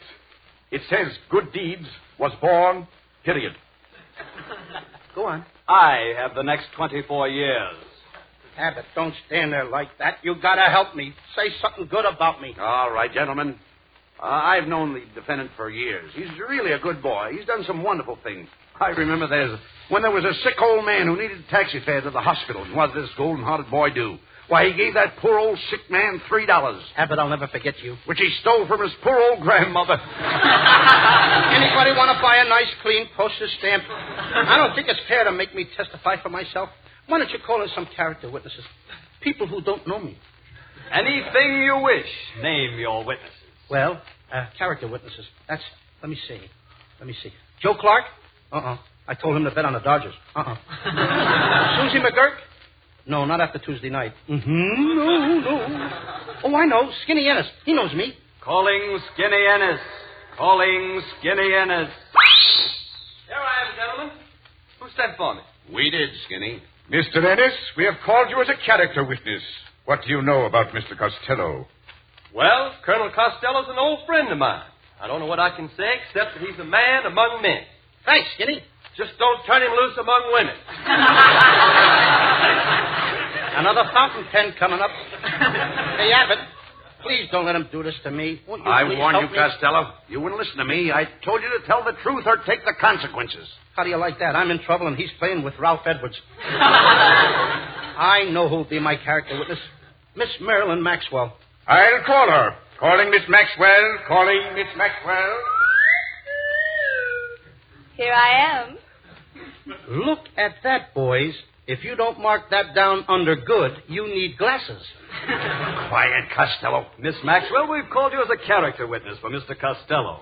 Well, all I can say is I work with Mr. Costello, and I know my father must like him very much because he won't let me speak to Mr. Costello unless he's with me.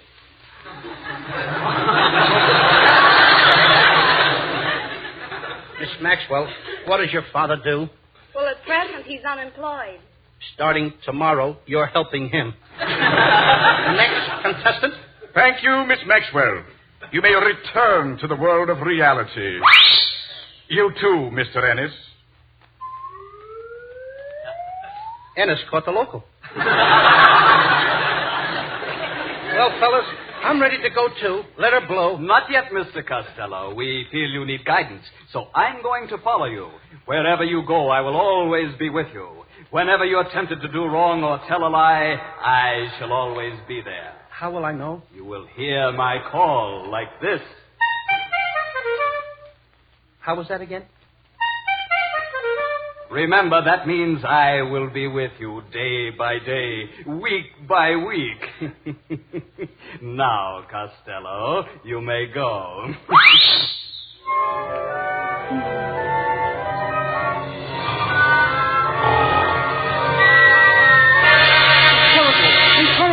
Incorrigible! Incorrigible! Abbott! Abbott! Oh, stop yelling, Costello. Where am I? You fell asleep in that chair. Oh, Abbott, I had the most awful dream. I met two guys who were keeping a record of my life. Who were they? Well, one kept the good records. And the other? I couldn't see him. He was writing underwater all the time. Oh, Abbott, I've had my lesson. You're so right. I'm through being bad. From now on, I'm a changed boy. Well, I'm happy to hear that, Costello. I'm proud of you. I'm going to make you prouder. I'll show you I'm a gentleman. Oh, Miss Maxwell. What is it, Louis? May I have the pleasure of taking you home tonight? Well, can I be sure you're a gentleman? Certainly. And when we get home, we'll sit by the fire and do nothing but read poetry. Take to the hills, boys! The dam has broken! Get out, everybody!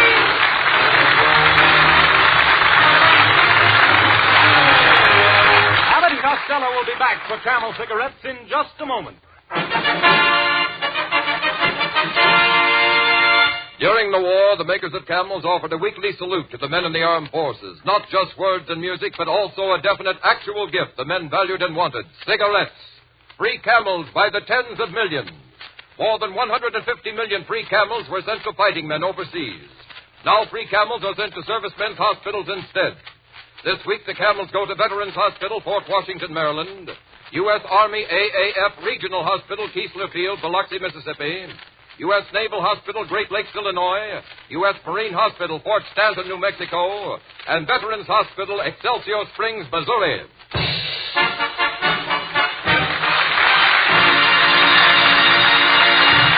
Camel broadcasts go out to the United States twice a week, a rebroadcast to practically every area in the world where our men are still stationed, and to our good neighbors in Central and South America.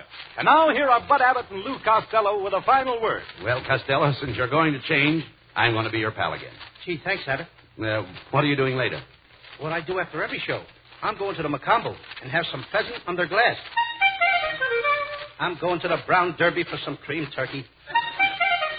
I'm going to the drive-in for some meatballs. I've got a stomach ache. Good night, Abbott. Good night, folks. Good night, everyone.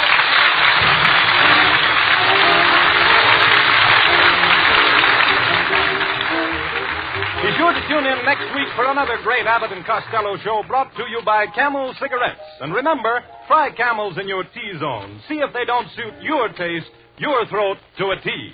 C-A-M-E-L. Yes.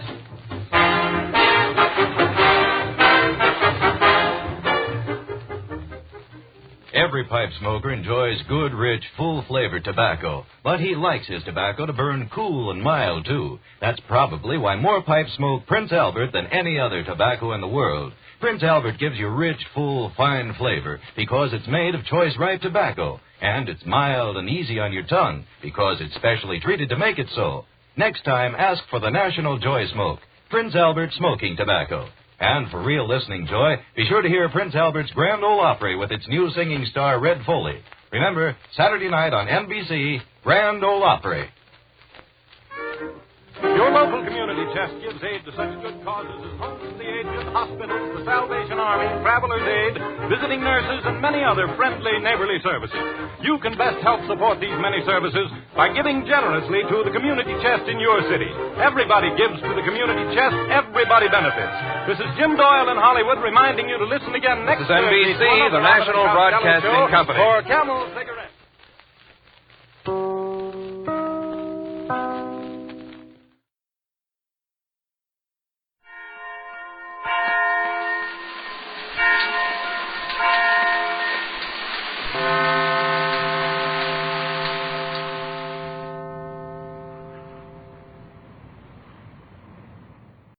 Ladies and gentlemen, the secret word tonight is book. B-O-O-K. Oh, you're always saying that. You bet your life.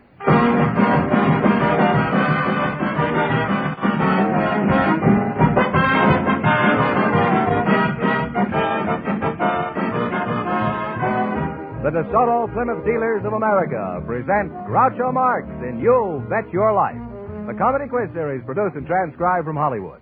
And here he is, the one, the only... I thought he was still hibernating for the winter. Oh, that's me, Groucho Marx.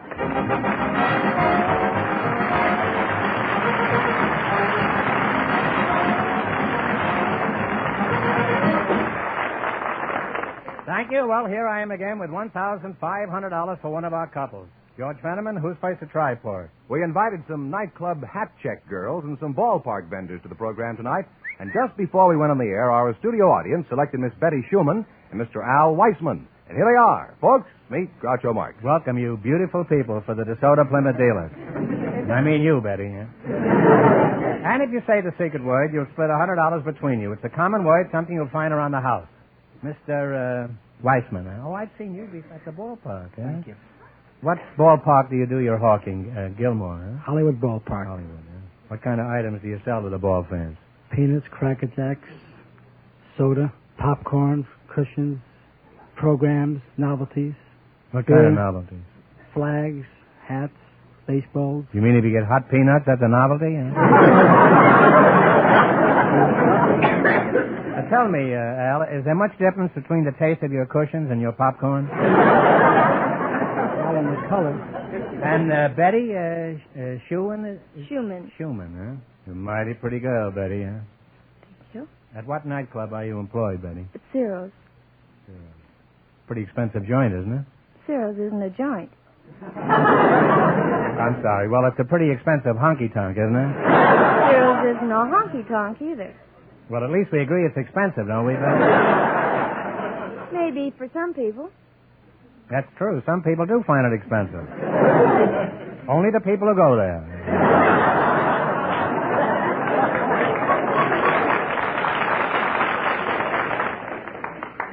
What do you do at Ciro's? I'm a combination hat check and cigarette girl. Well, you've got a very nice combination there. Well, tell me, Betty, do women check their hats in your honky-tonk? Very rarely, mostly coats. What kind? Oh, chinchillas, mink, sables, Persian lamb. You mean you have all those animals in that little room? Why do women check those valuable coats? I should think they'd never want to let them out of their sight. Well, if they were to take them to the tables with them and they got up to dance, they'd be left all alone. You mean some skunk would come along and go away with the mink? Do people check other things besides hats and coats? Occasionally. Do any of your customers ever check their husbands? No, but I had a man check a toupee once and a woman check a girdle. I don't know why a woman would want to check a girdle. If she stayed in a nightclub long enough, she'd be strapped anyway.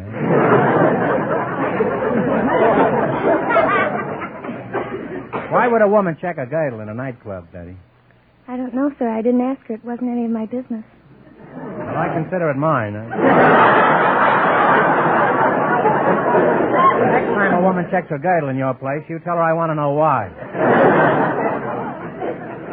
Now, how much do you charge for checking a hat? There is no charge. There isn't, eh? What do you mean, no charge? In a nightclub, they charge for everything, including the air you're choking in.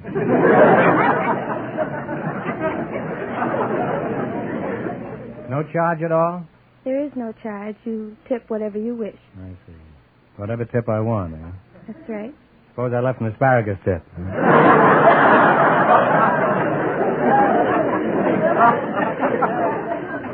Now, Frankfurter, take me out of the ball game. Do you get many tips like Betty gets at Ciro's? What, from those baseball fans?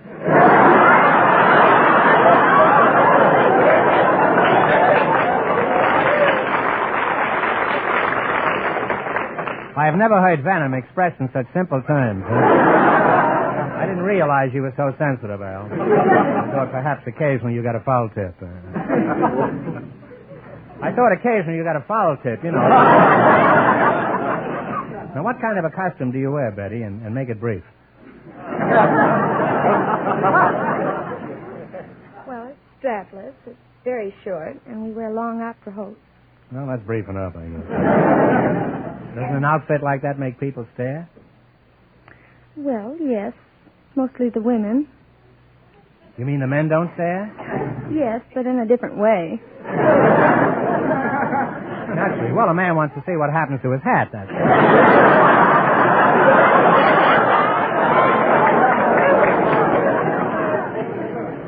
Well, you two have taught me a lot about night work. Now, let's see if you're going to be the ones who get the chance at the $1,500 question. Now, in just 1 minute, you're going to play You Bet Your Life.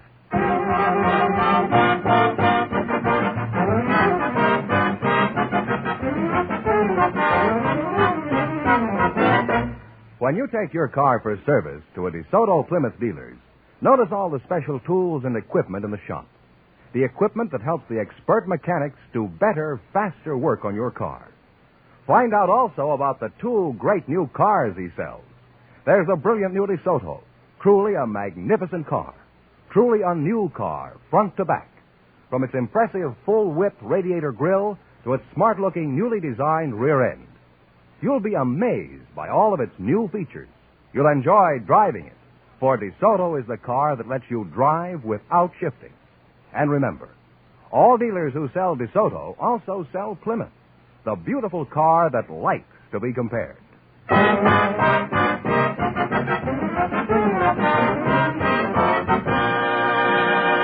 Let's see if you two will get a chance at the $1,500. Send them and bring them up to date on the rules. Each of our 3 couples has $20.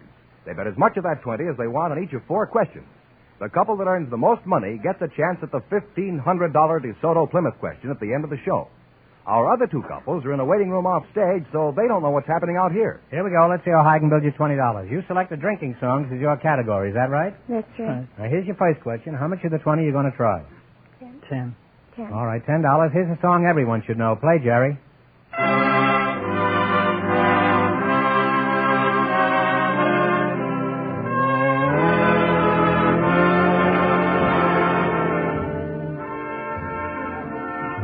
Sweet Adeline. Sweet Adeline. And they're on their way. They have $30.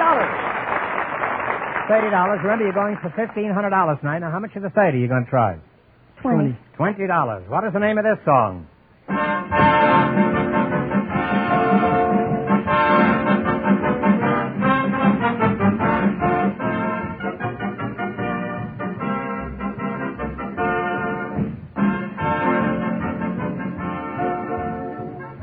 What do you think, kids? There's a tavern in the town. They now have $10. That's a shame. All right, now here's your third question. You have $10. How much are you going to try now? 5. $5? Give me the title of this song. Okay, Jerry.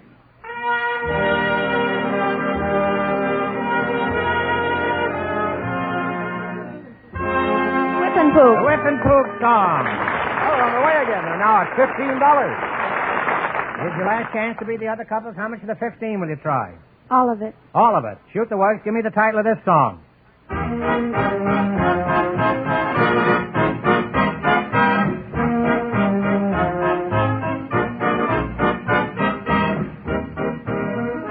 Take a guess, kid.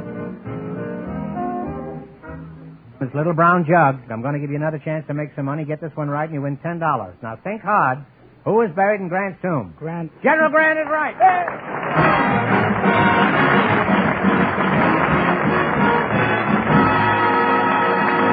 Thanks and good luck from the DeSoto Plymouth dealers. Now, don't go away. You may get a chance at the big question. Now, before I forget it, I want to thank George Rosen and Weekly Variety for the special showmanship citation they gave us last week. It was a very high honor, and all of us on the show are sincerely grateful. Gentlemen, you may proceed. Groucho? Yes. The secret word is still book. It is. Perhaps the next couple will say it. We invited some hospital dietitians to the program, and just before we went on the air, our studio audience selected Miss Shirley Phillips. Her partner is a married man from the audience, Mr. Charlie Harvey, and here they are. Folks, meet Groucho Marx. Welcome to You Bet Your Life, and if you say the secret word, you'll divide $100 between you. It's a common word, something you'll find around the house. Miss Phillips, Shirley Phillips. That's right. For a dietitian, you're a pretty tasty dish. Where are you from, Shirley? Cedars 11 Hospital. Were you born there? No, I'm really from San Francisco. Oh. And Mr. Harvey? Yes, sir. Are you one of the Harvey girls? Where are you from, Charlie? Philadelphia, Pennsylvania. What sort of work do you do? I'm a former gravedigger.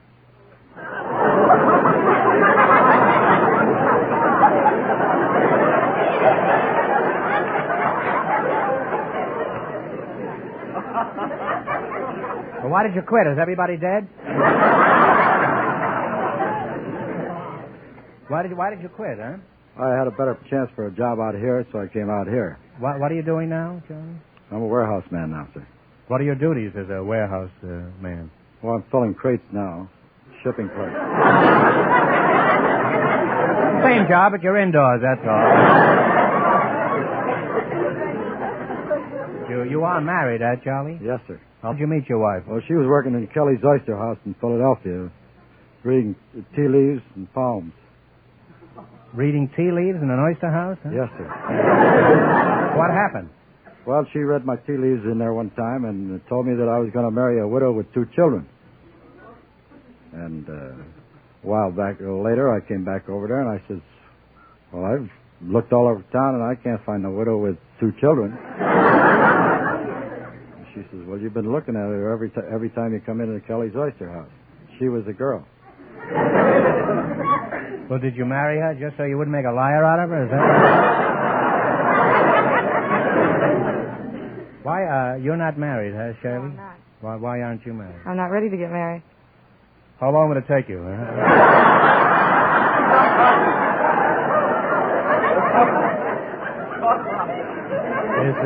Is that the only reason you're not married?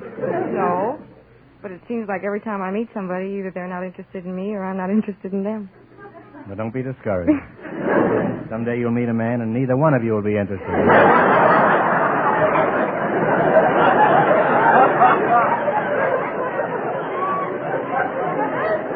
And then you'll have something in common and you'll probably get married. Huh?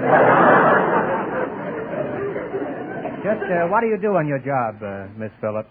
Well, I write diets and I check trays. Do you make up the diet for the entire hospital? No, I don't. Who does that, Shirley? The head dietitian. The head dietitian? You mean there's a diet just for heads? Huh? Has anything unusual ever happened in your kitchen, Shirley? Like putting something appetizing on the tray?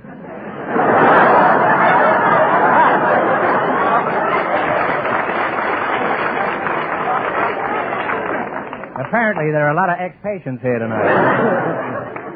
Well, sometimes for breakfast, we've had some people order cheese blintzes and Finn and Hattie. Cheese blintzes and Finn and Hattie, huh? Well, it's the same plot as Abe's Irish Rose, huh? Has anything embarrassing ever happened to you, Charlie? Well, not embarrassing. I wouldn't say embarrassing, but I was... Well, what would you say, huh? I was called out of bed at 1 o'clock in the morning to go back to the cemetery. Were you alive at the time? Well, I was the foreman of the gravediggers, and I was the only one that had the key to the tool house. It seems that some fellow had gone through the... Somebody was eager to get buried, huh? No, it seems like he had a few too many, and he was walking through the cemetery and fell in an open grave. Just looking at you has made me hungry, Shirley. How much food should I eat in a day? Well, that all depends upon the type of work that you do. A laborer should have about 3,000 calories, and a white-collar worker about 2,200 calories. Well, I'm a white-collar worker, but my laundry didn't come back. Huh? Now, answer my question. How much should I eat, Shirley? Well, what do you do? Well, I can do 85 and the wind's with me.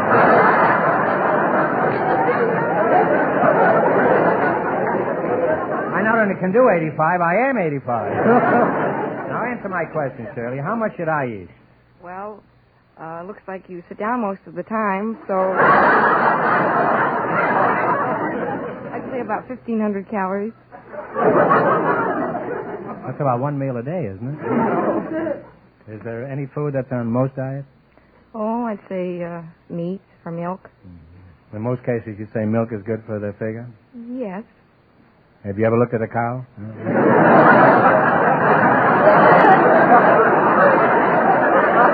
Well, it's been nice talking to you two, and as soon as we're through here, Shirley, you and I will go out and have a banana split and some mashed potatoes. Now, let's see how well you make out in the battle for the $1,500 question.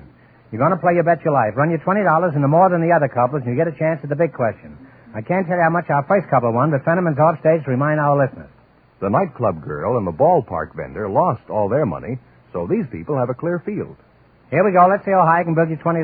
You selected well-known husbands and wives as your category. Is that right? Yes. Now, how much of the 20 are you going to try? 10. David O. Selznick is married to a famous actress. What is her name? Teresa Wright. Do you agree with that? I'm sorry. It's Jennifer Jones. Yeah. And they have $10 now. All right. Well, you're down to $10. Anyhow, you're going for $1,500 tonight, and that's the big money. Now, how much of the 10 are you going to try? $5. $5. Who is actress Lynn Fontaine married to? Alfred Lund. Alfred Lund is right. Now they have $15. All right, now you got $15. Here's your third question. How much of the 15 you going to try? 10. 10. Who is designer Gilbert Adrian married to? Janet Gaynor. Janet Gaynor is right. They're climbing. They have $25. Well, you're the gainer now. Now, here's your last chance to beat the other couples. How much of the 25 you going to try? 20. Who is Lily Pons married to? Andre Castellano. Andre Castellano. And they wind up with $45.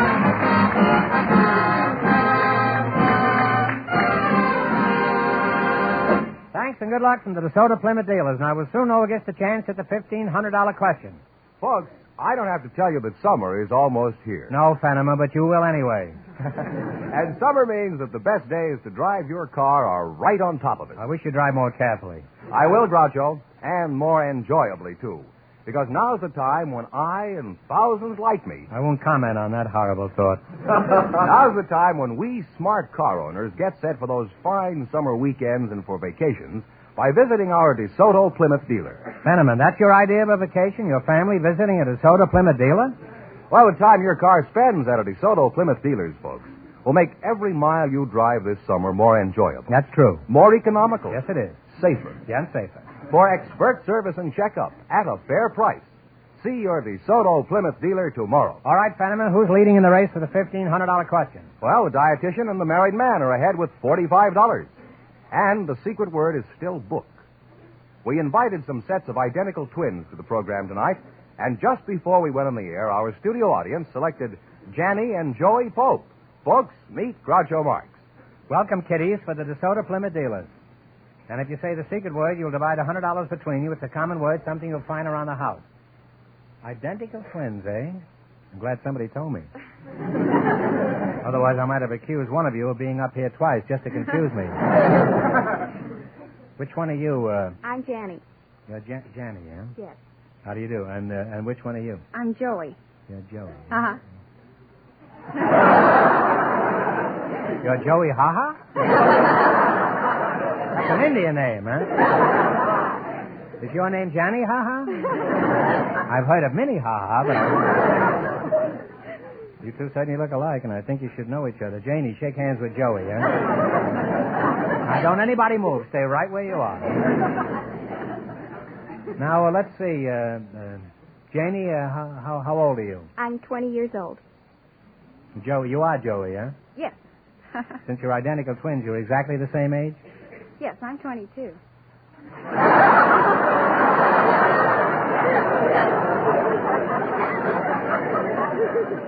You're 22 and she's 20? No, I'm 20 also. Oh, that's like Joey Haha, huh? Janie, are you working? No, I'm going to UCLA. And Joey, where do you work? I go to UCLA also. How can your teachers tell you apart? Well, when we're together, they can tell us apart, and when we're not together, they can't tell us apart. Why do I get involved in things like that? I'm not a kid anymore, and you kids are not helping either. Janie, would you mind going over what she just said, slowly and succinctly? Well, what she means is that when we're separated, they can't tell us apart, but when we're together, it's easier to tell us apart. Cocktails, anybody?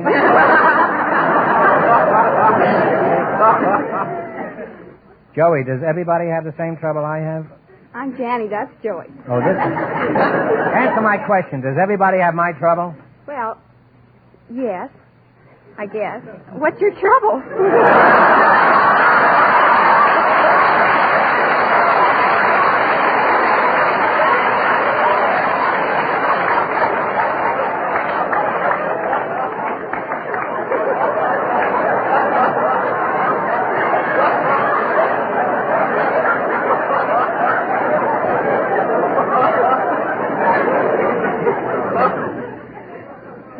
Well, I'll tell you, Mrs. Anthony, I come from a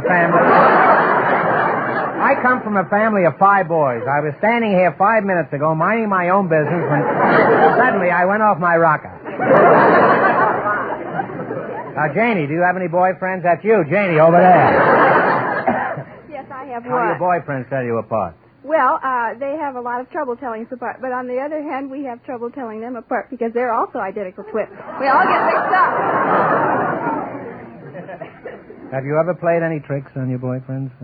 Well, for instance, one day I walked into class and this boy ran up to me and said, Joey, and I didn't want to say I was Jane. I said, yes, and he said, can you go out Saturday night? And I said, I'd love to because Joey hadn't made a date for Saturday night. So Joey walked in and I told her and she already made a date, so I had to go out with him. And so we both happened to end up at the same place, and I introduced the boy, and he said, well, which one is Joey? And we wouldn't tell them, and they still don't know to this day. I guess it's just as well. Have you any experiences like that you'd care to relate, Joey? That's you, Joey, over here. Well, in high school, we had quite a lot of fun. Janny was better in geometry, and I was better in history. And I flunked a geometry test once, and so I had to make it up after school. So Janny went and took it in my place.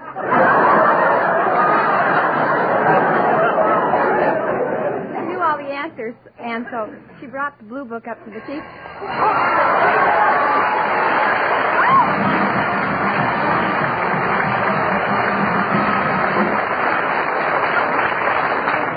Joey, that did it. You just said book, and since that's the secret word for tonight, you and your partner split $100 in cash, compliments of the DeSoto Plymouth Dealers of America. Oh, thank you.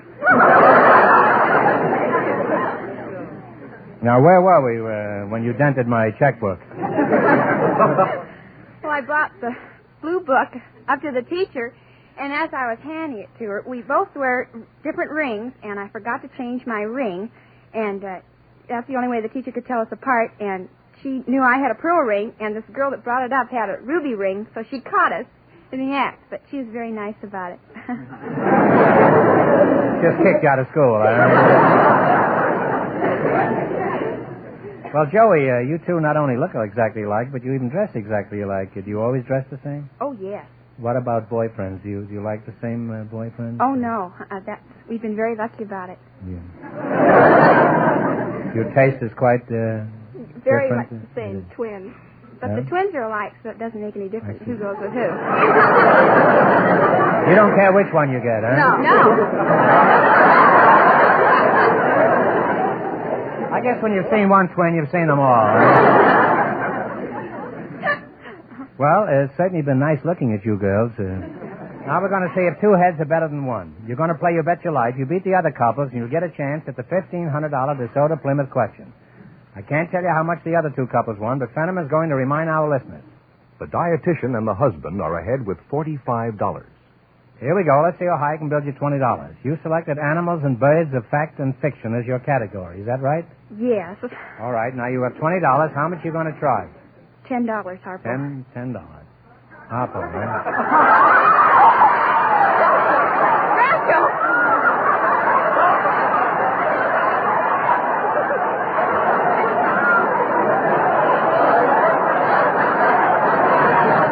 My name happens to be Al Ritz.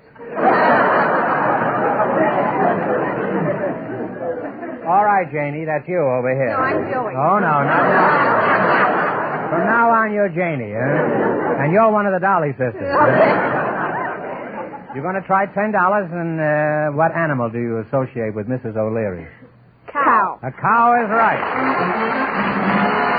Off to a good start. They have $30. All right, now you got $30. Remember, you're going for $1,500 tonight. Now, how much of the 30 will you try? 20. What bird do you associate with Edgar Allan Poe? Raven. The raven is right. They're climbing. We have $50. All right, you got $50. Here's your third question. How much are you going to try? 30, I think. 30. All right. What bird do you associate with the Ancient Mariner? Oh, wait a minute now. The, seagull. Oh, it was a dove. It was a dove. No, it was a gull. We just studied that last week. Well, I don't think you had your mind on it at the time, though. It's the albatross. Oh, yes. They now have $20. Well, you still got $20. Now, here's your last chance to beat the other couples. How much of the 20 are you going to try? All of it. What invisible animal do you associate with Frank Fay in a successful Broadway play? Rabbit. The rabbit is right. They wind up with $40. And that means the dietitian and the husband with $45 get the chance at the DeSoto Plymouth $1,500 question.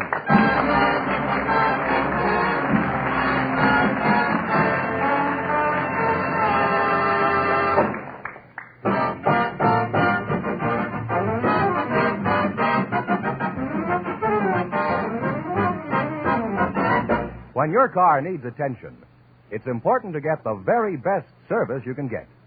That's why you should always drive in at the sign of a DeSoto Plymouth dealer.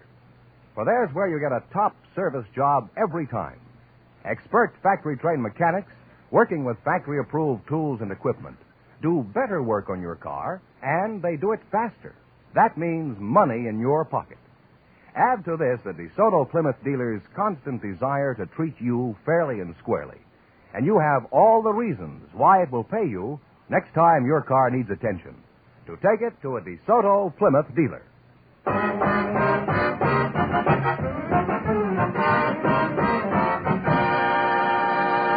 And here's the dietitian and the husband, the winning couple, all ready for the DeSoto Plymouth $1,500 question, Groucho. Here we go for $1,500. Ready? I'll give you 15 seconds to decide on a single answer between you, so think carefully and please no help from the audience. Here it is. Children the world over know about American Indians and early pioneers because of the writings of one of our greatest authors.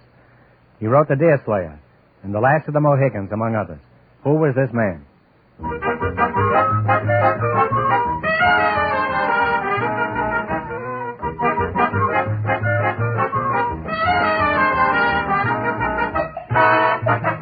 All right, what's the answer you two have decided upon?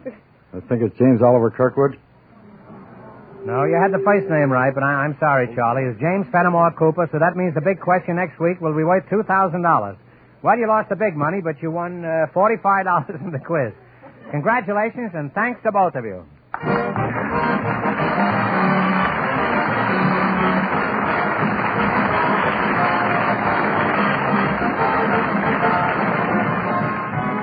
You Bet Your Life is a John Goodell production, transcribed from Hollywood, directed by Robert Dwan and Bernie Smith. Music by Jerry Fielding. Be sure to tune in again next Wednesday night at this time for the Groucho Marx Show, You Bet Your Life, presented by the more than 3,000 DeSoto Plymouth dealers of America. And remember, all dealers who sell DeSoto also sell Plymouth. Two great cars, both products of the Chrysler Corporation. And don't forget, next week the big question will be worth $2,000. Good night, folks, and remember, just be sure to see your DeSoto Plymouth dealer.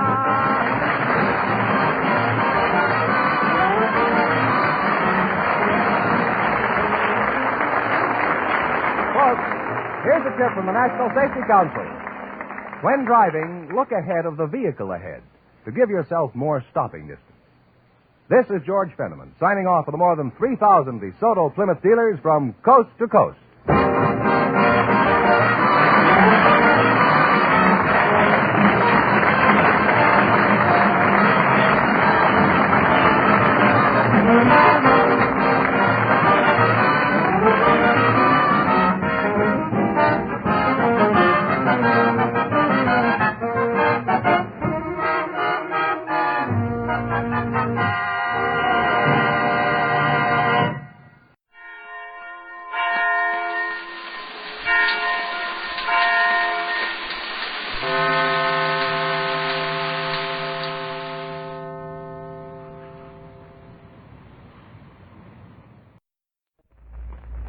Well, sir, it's late afternoon as we enter the small house halfway up in the next block now. And here in the living room we find Mr. and Mrs. Victor Grook. Mr. Victor Grook has just this moment arrived home from the office, and as he tosses his hat on a chair, he inquires smilingly, What is all this? Oh, what? Are you being inscrutable and mysterious and enigmatic, Dr. Sleep? No. You have no notion why I'm home early? Are you home early? A whole half hour. Well, instead of looking at me as if you'd caught me stealing coal from the Chicago Mountain Railroad yards, I wish you'd explain. Didn't Uncle Fletcher telephone you? Uncle Fletcher? Sure, he telephoned me. Why? Oh, Dodger. What's the matter? Nothing, I guess. What about Uncle Fletcher? Did he telephone you? Yes, and talk like some matter of life and death was pending. Wanted to know if it was convenient for me to leave the office and meet him at 4:30. Said he didn't want to reveal the situation over the telephone. Oh, sure. Yes, he called me, too. There's new startling developments connected with his landlady getting married. Oh, my. He called you at the office, and stuff. He called me at the office, and stuff, and his voice vibrated like he was taking some big dramatic part on the stage. Well, maybe it is something important. Because in spite of all his big talking trash, it's something new for him to telephone you at the office. Well, what about his asking me to leave the office and come home? Maybe it is something important. What did he say to you? Oh, startling new developments in connection with my landlady getting married have occurred. And I felt I'd better see you as soon as possible, and you know how he carries on. Uh-huh. I never thought anything about it.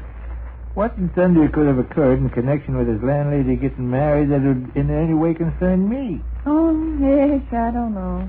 I wish the heck his landlady would get married and have it over with. Yes, and that will put Uncle Fletcher right out of business. He's enjoying himself so much, directing and managing and bossing and bragging. Hi, somebody in the kitchen. Very likely the very man we're talking about. Probably groceries. Hello, groceries? That you, Irvin? Yes. Stay in the living room, are they? Huh? Vic will join us directly. He's already here. Hmm. If this does turn out to be something trivial, and it probably will, don't scold or speak sharp or tease, will you? I don't like to be the pawn of a bunch of childish nonsense. Oh, yes, it never hurt you to leave the office a half hour early. Afternoon, Sadie. Hello, Vic. On that just as we arranged it, are they? Good. I didn't inquire over the telephone, Sadie, but you're not expecting Ruth and Teddy, I don't suppose. No. Having any engagement to play cards or something of the sort? Oh, we don't play cards in the afternoon. Good. We can be by ourselves. Take my cap and hang it up in the hallway, will you please, Vic? No. Just toss it on a chair, Uncle Fletcher. I think we can tackle this matter, discuss the pros and cons of it, and be through in no time if we look sharp and don't fool. Okay. Now, as you both know, Sade and Vicky, honey, I am being run absolutely ragged on this marriage proposition. Yes, I was saying to Vic you were handling... That's right. As I haven't got one single nitwit second I can call my own. I buy the fathead wedding ring, I hire the numbskull preacher, I make arrangements at the church, I even go on a feeble-minded honeymoon. And act as best man, too. That job, Sadie, I'm turning over to Vic. What do you mean? I'll be altogether too busy to skulk around acting as best man. I'm arranging for you to be best man, Vic, honey. You are not. You see, I'll have my hands full paying off the preacher, looking after the carriage, engaged to carry the happy couple home, and a dozen other chores. And on top of that, I leave on my honeymoon directly after the ceremony. I want to catch it early Interurban for Heliopolis, and I won't have time to change my clothes. I'll fix the details on it, Vic. Don't bother. I'm not being any best man. That's not the matter we have assembled to discuss. That matter is all arranged. That matter is not all arranged. Sadie, honey, do you suppose we could get on to important junk? Yes, let's do. Why in thunder should I be best man for some guy I don't even know? All this, of course, Vic, honey, is taking up time. Okay. The subject is closed. Only just fix this in your mind. I'm not being best man at any wedding. I would really like to get on the important matter which has brought us together here today. Oh, go ahead, Uncle Fletcher. Hey, Mom! Oh, my. Here's the important matter which has brought us together here today. Shoot. Anybody home? We're in the living room, Willie. What? Russell's home. I had hoped we could clear this up without a lot of fooling around. Mom, can I go down to the YMCA and watch the Tavern play handball tonight? Sade and Vicky, honey, Mr. Harry Seaburn, the approaching bridegroom of my landlady, Mrs. Leota Keller, is arriving in this city 2 weeks in advance of the wedding ceremony.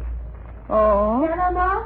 That, Sade and Vicky, honey, is the important matter which has brought us together this afternoon. Well, look at all the people. Hello, Uncle Fletcher. Hi, Doc. Hi, Angie. Go away, Russell. What? Go away. Shall we adjourn to your office, Vic, honey? Adjourn to my office? I suggest I and Sadie and you put on our caps and walk down to your office. Why? We can continue our discussion there. You mean just because Russell's here, you want to traipse all the way down to the plant and... Go, Russell. Go down cellar. This is no topic for the children. Both you people should be aware that matters of this I'll nature... go away. Heck, I don't want to cause any quarrels. Go outdoors. Why don't I go to the Miller Park Lake and jump in? feel about as welcome One here. moment, Russell. There is one phase to this situation to which you should be made privy. Okay, make me privy to it. Mr. Harry Feedberg, Russell, honey, my landlady's approaching bridegroom from Yellow Jump, North Dakota, is arriving in this city 2 weeks prior to the wedding ceremony. Is he? You are a member of this family, and it is only right that you be told whatever facts predominate in connection with developments arising from situations directly or indirectly concerning matters which do not violate or in any way destroy the unbearable alternative. Yeah. I'd like a copy of that speech, Uncle Fletcher, and have it tattooed on my chest. Now, here's our problem. What to do with Mr. Harry Feedburn, my landlady's approaching bridegroom? I suggest we braid apple blossoms in his hair. He could stop at the Bright Kentucky Hotel, or he could stop at the Butler House Hotel. But one is shabby, and the other is expensive. No. Why does Uncle Fletcher say no? That's me. Sadie, honey, this really concerns you more than anybody else. Why? Because here was my thought. Yes. Invite Mr. Harry Feedburn, my landlady's approaching bridegroom, to stay here. Here? Yes. Well, why on earth should I invite him to stay here? What do you mean? Well, how do you mean? Mr. Harry Mr. Feedburn Harry Feedburn is my landlady. Well, he's not my landlady. I mean, he is my landlady's approaching bridegroom. He's not my landlady's approaching bridegroom. Oh, ish, Uncle Fletcher, surely you can see there's no reason on earth why I'd be obligated to take in a perfect stranger for 2 weeks just because he's going to marry my uncle's landlady. Surely you can see. But the Bright Kentucky Hotel is shabby and the Butler House Hotel is expensive. Well, that's Mr. Feedburn's worry. I don't believe I quite understand this, Sadie, honey. Well, think it over a little bit. No, I don't believe I quite understand this. Not to hark back on a distasteful subject, Uncle Fletcher, but I must fix it in your mind that I'm absolutely not acting as best man at this wedding. Yes, you are, Vic. No, I'm not. The arrangements have already been made. Well, they can be unmade. So let me to get this straight. I was wondering if maybe you Go down, cellar, Russell. Hurry right along. Okay. He's going down, cellar. Permit me to get this straight. Sadie, honey, do I understand that you are declining to offer 2 weeks' hospitality to Mr. Harry Feedburn, my landlady's approaching bridegroom? Yes, I am. I see. Because, why should an absolute stranger expect to And, Vic, honey, am I straight on this? Do you decline to act as best man for Mr. Harry Feedburn, my landlady's approaching bridegroom? I do.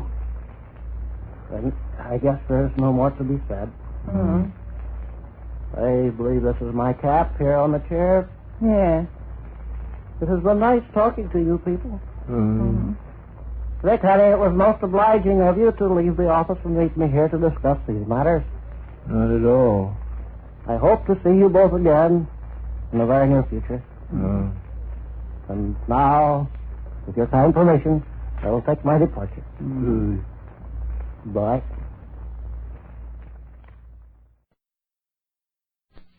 Right, so we take you now to Duffy's Tavern with our guest tonight, Jean Sablon, and starring Archie himself, Ed Gardner.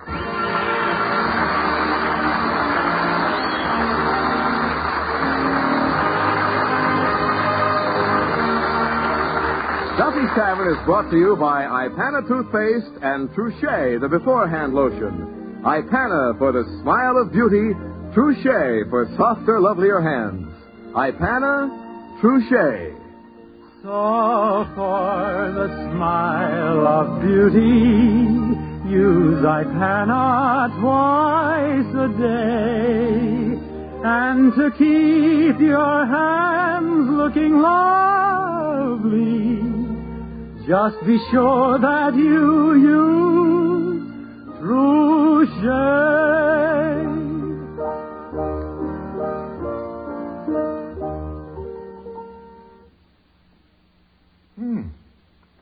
No phone call from Duffy.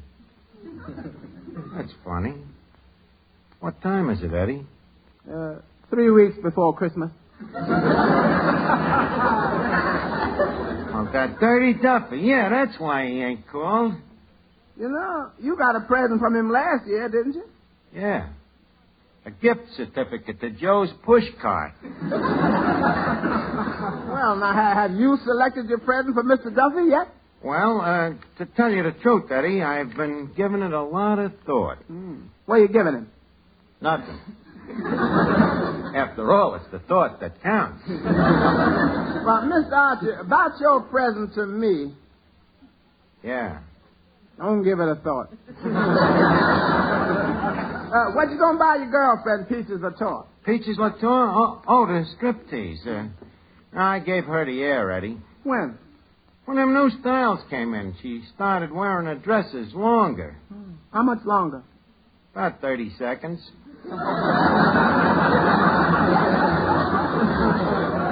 And on her, it don't look good. I ain't seen her since I met Rene, you know, my present swain. Oh, the little French filly? Yeah. How's that romance progressing? Well, it's progressing a little faster than you are. I can't be too sure, Eddie. I don't seem to get nowhere. You know, she's got a phobia. John Sablon Records.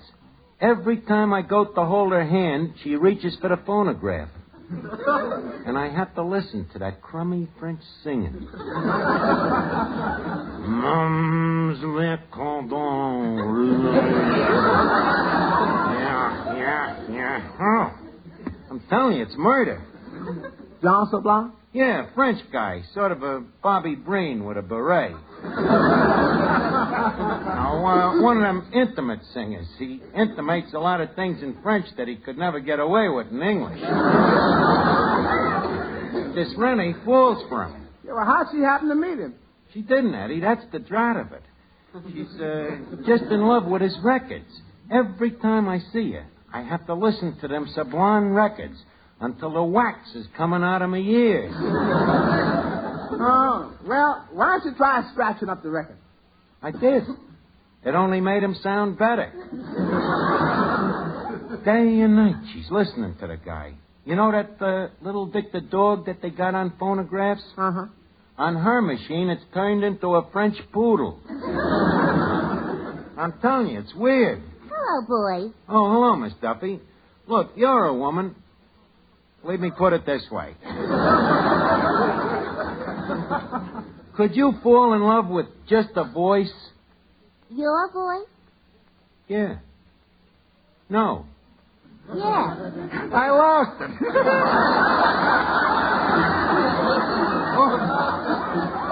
You know, it's a funny thing about voices, Archie. They're very deceiving. Voices are deceiving. What do you mean? Well, like last night. I'm walking down to Cohen's candy store, and I happened to pass Lefty's pool room. Lefty's pool room? That ain't on the way to Cohen's candy store. You go your way, and I'll go mine. Well, anyway, suddenly, out of the darkness, I hear this soft, romantic, appealing voice. What did the guy say? Hiya, Toots. Well, the minute I heard him, I was just one big goose pimple. Yeah, huh? What did you do? Well, you know I'm not the kind of a girl that lets men pick me up. So I turned around and threw my handkerchief at him. And then? He picked it up, blew his nose, and ran away.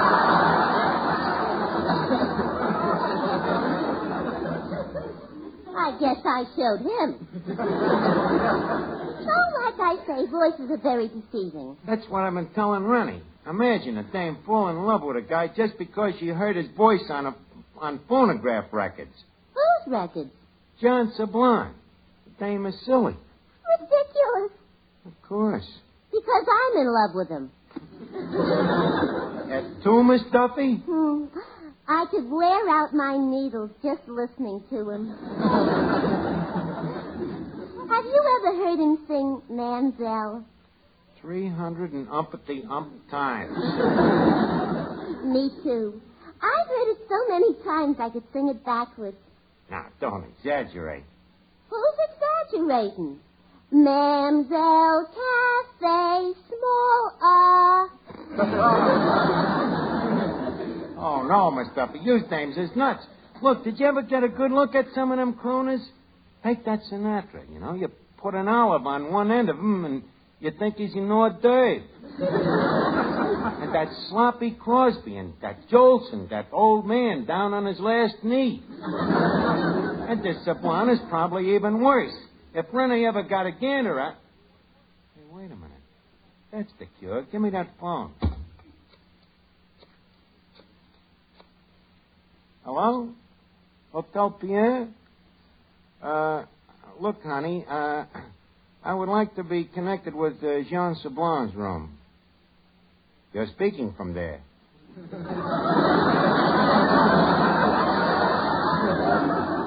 So many calls you had to move the switchboard up, huh? Well, tell him it's Western Union calling. Mm-hmm. Hello, Senor Sablon? Western Union. I have a message. It says, go immediately to Duffy's Tavern to attend a meeting of the United Nations. You're too busy, huh? It says further that there are strained relations between the United States and France. You can't be bothered. It says still further that one of them strained relations is a lady. You'll be right over, huh? Archie, John Sablon is coming down here? Yeah. In his flesh? Now, wait a minute. Decompose yourself, Miss Duffy. Archie, do you think I got time to go to the beauty parlor before he gets here? Well, do they do spot welding? Don't be insulting. Call me at the beauty parlor as soon as he arrives. Okay. Now, Eddie, give me that phone. What are you going to do? I got an idea that will turn that Sablon into a Frenchman's creep.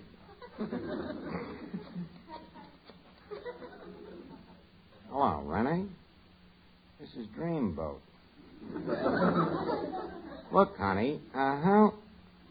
No, Archie. Look, honey, how would you like to meet Sablon in person? Rennie, stop panting and answer my question. Well, sure, I got it all fixed up. He'll be here any minute, and as soon as he does, I'll call you. Okay, Rennie. What's the idea? The idea? Well, you know what them crooners all look like, Eddie. I'm going to let the guy dig his grave with his own face. All right. Oh, hello, Finnegan. Where you been? Oh, down to the corner. What you been doing? Oh, whistling at dogs. Well, naturally, but why? To get a date for me dog. Can't your dog get his own dates? You know dogs can't whistle. Never thought about it in that light. Well, did you have any luck? Nah. Dogs are pretty hard to pick up these days. But 3 dames gave me the eye. Yeah, huh? Good-looking dames? Nah. Dogs.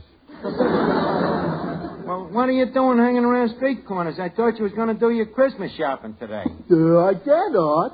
Yeah, huh? What'd you get? Well, I got 2 hats for me brother. 2 hats? Yeah.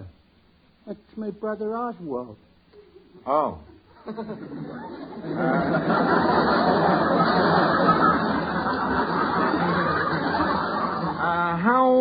How are they, by the way? Oswald? Yeah. Oh, they're fine. By the way, Finnegan, you know that Oswald sounds like he's got 2 heads. Finnegan, what would you like for Christmas? Oh, I don't know. Just something simple. Some handkerchiefs, socks, ties, a windmill. A windmill? Look, Finnegan, has Santa Claus ever seen you? Why, Art? Well, don't let him. He might quit believing in people.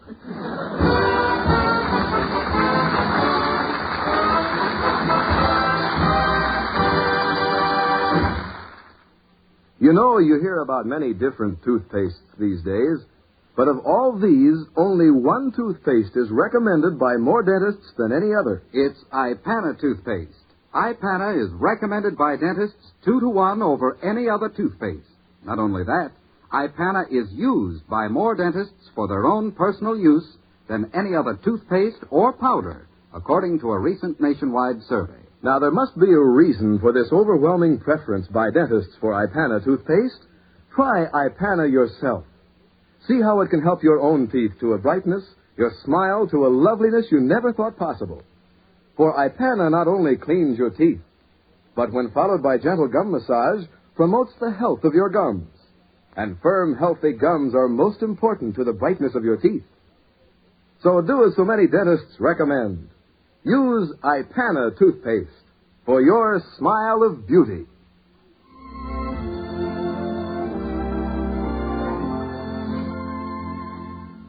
Eddie, I can't wait for that runner to get here. As soon as she meets this Sablon and sees how ugly he is, I'm a live duck. Well, I hope it works.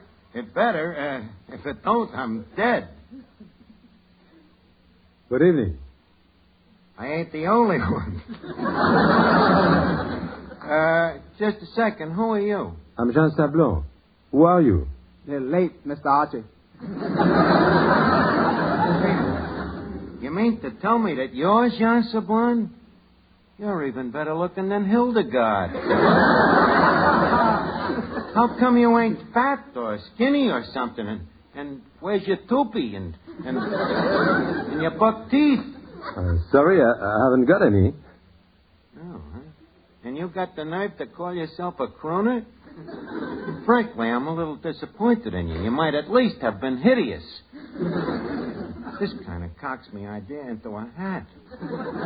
Well, thanks for dropping in, John. So long, old pal. But Archie, this is not very polite. Yeah, I guess we should be polite. Eddie, talk to the guy, will you?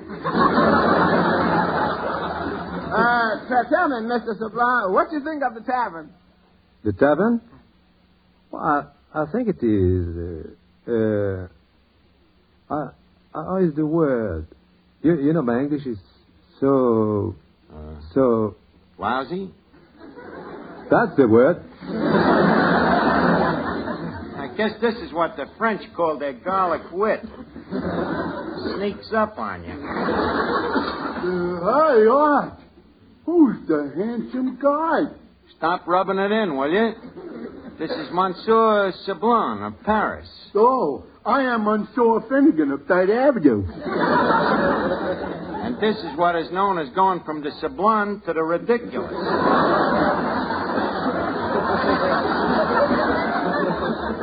I'm delighted to know you, Monsieur Finnegan. Oh, he talks funny. Well, it's an accent. The guy's got an umlaut in his mouth. I said, how can you understand him? You ain't supposed to understand him. He's a romantic singer. Now, beat it, will you? I got business. Look, John, I'd like to have a man-to-man talk with you. Suppose you had a dame, and every time you tried to hold her hand, she played a phonograph record. Tell me, what would you do? On or off the record? Off the record. Well, I'd tell her how beautiful she looks. Then I'd hold her close.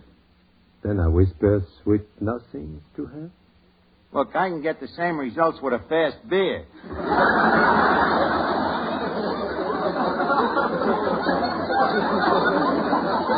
Ain't you got nothing different? Well, next I would sing to her some little love song like this. Oh, please, John, don't bother, huh? No, it's no bother. Oh, dear. On the rue Again, de la I have to listen to this stuff. There was once a cabaret, and maybe as the night went along, there was suddenly a song, and maybe all the world seems to say that they love the cabaret and Mimi. But I knew that when she'd see me sigh for me alone.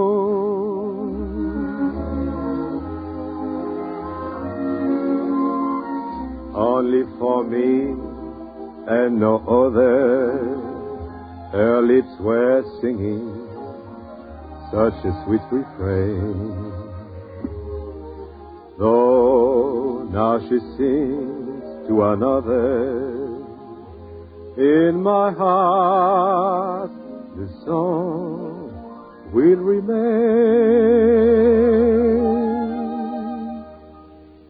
Près de la rue de la paix, il y a un cabaret, and Mimi. Now I'm sitting sad and dreaming, just for Mimi and her song.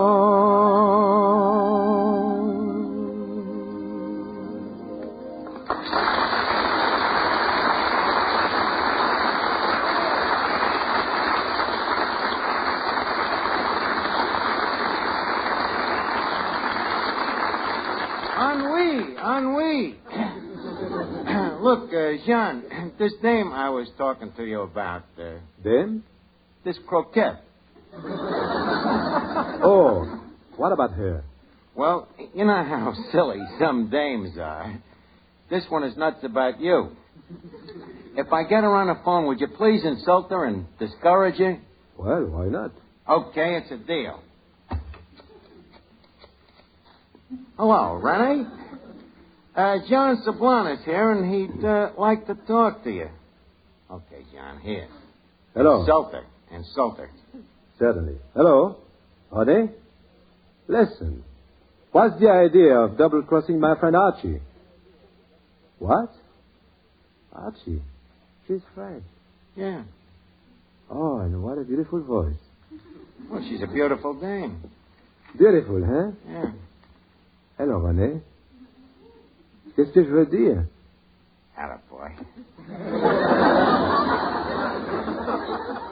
Vous avez une bien jolie voix, la voix d'un ange. That's murder. Oh, ma petite. Ma petite? Look, John, you don't have to overdo the insult. Now, go ahead. Bon, mais naturellement. Oh, mais bien sûr, je serais heureux de vous rencontrer. Alors, je vous attends ici, chez Duffy. Hey, John, what is it j'entends ici, chez Duffy? A big insult, Archie. It's a big insult, huh? Yes, I say she's a bigger pig than Duffy. Bigger pig than Duffy? Well, that ought to do it. Alors, René, hein? À bientôt. Au revoir.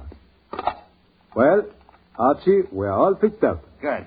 Thanks a million, John. Mr. Archie. Yeah, Eddie? A word. Excuse me, John. What is it, Eddie? That phone call that Mr. Sablon just made in French. Yeah? Wasn't kosher.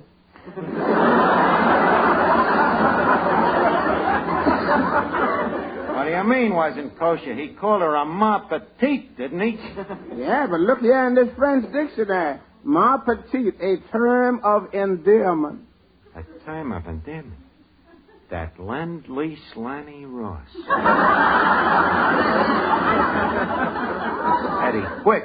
What's the translation of Je t'aime ici chez Duffy? Let's see. Wait. Oh, yeah. Je t'aime ici chez. That means I will meet you at. Now, if you can figure out what Duffy means, you got the answer.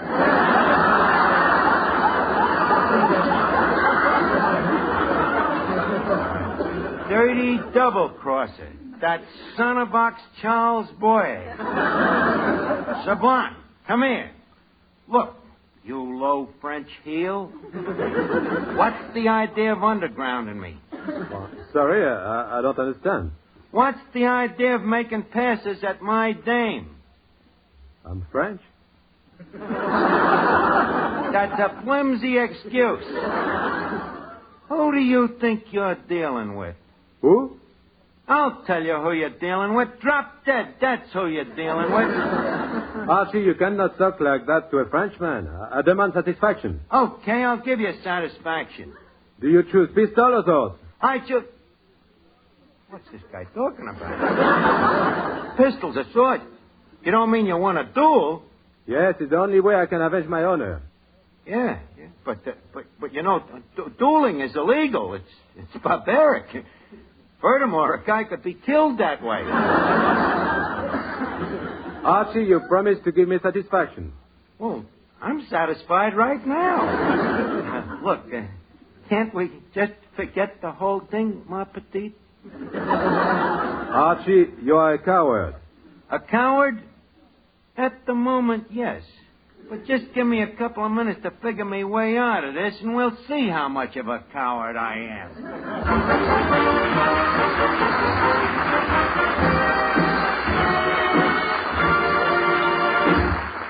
I guess there isn't a woman listening who isn't interested in trying something different when it comes to making herself lovelier. What a question, Mr. Stewart. Of course we're interested. Well, this concerns lovelier hands. It's a new and really different idea in hand lotions. It's Trouchet, the beforehand lotion. Oh? Trouchet, the beforehand lotion. There's never been anything like it. For besides using Trouchet as you use other hand lotions, you can also use it beforehand. Before what? Before you do dishes or light laundry. Before you put your hands in that hot, soapy water. And what's the point of that? Because Trouchet guards hands when they need protection. Trouchet even guards hands when they're in hot, soapy water. And that's where most of the damage is done. Oh, of course it is. Why, hot, soapy dishwater plays havoc with my hands, particularly in winter. Then try Trouchet for its wonderful protection. You'll love to use Trouchet, too. It's creamy and fragrant. A perfect hand lotion that will fill every lotion need. So why not begin today to use Trouchet? T-R-U-S-H-A-Y.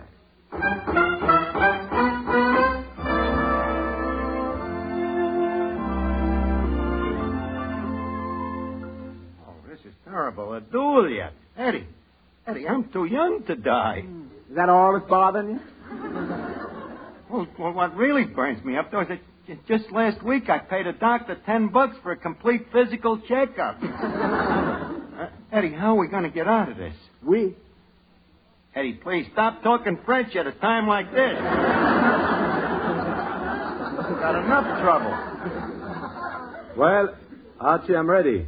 How do you wish to die? How about old age? No, please, no jokes. It is your life or mine. Have a choice?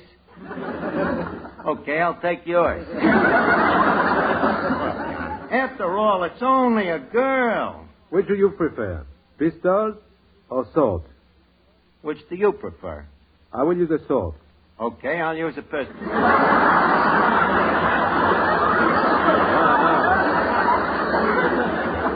No, we must both use the same weapon.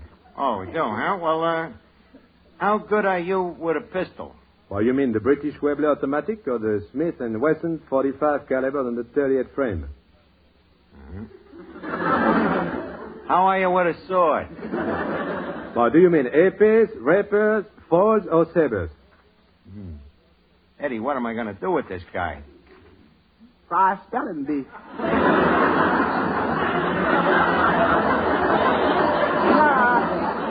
Come to think of it, you couldn't beat him at that neither. Wait a minute, Savant. I just remembered that the duel is off. Why? We ain't got no pistols. What about swords?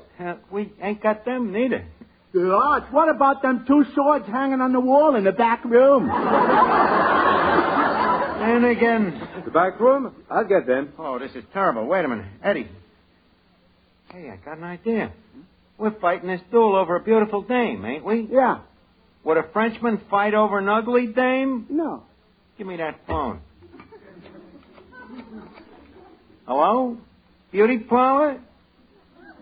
Miss Duffy, please. Retread.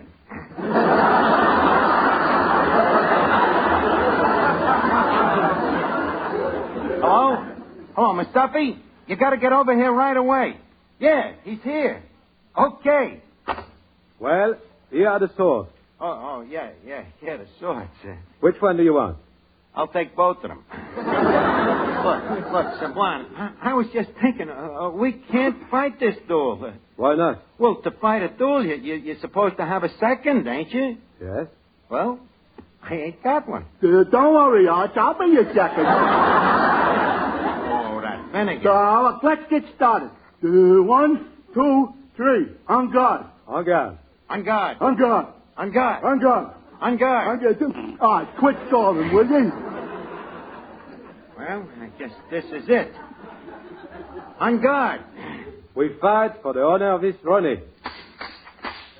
Archie, put down that sword. Europa, she finally got here. Now, just a second. Who is this? Archie, stop playing soldier and introduce me. Okay. John, off guard. Miss Sublime, this is La Belle Duffy. Renee Duffy. Archie, you mean over this we have been fighting? Yep, take a good look at her. What have you got to say for yourself? My honor has been avenged. Good night.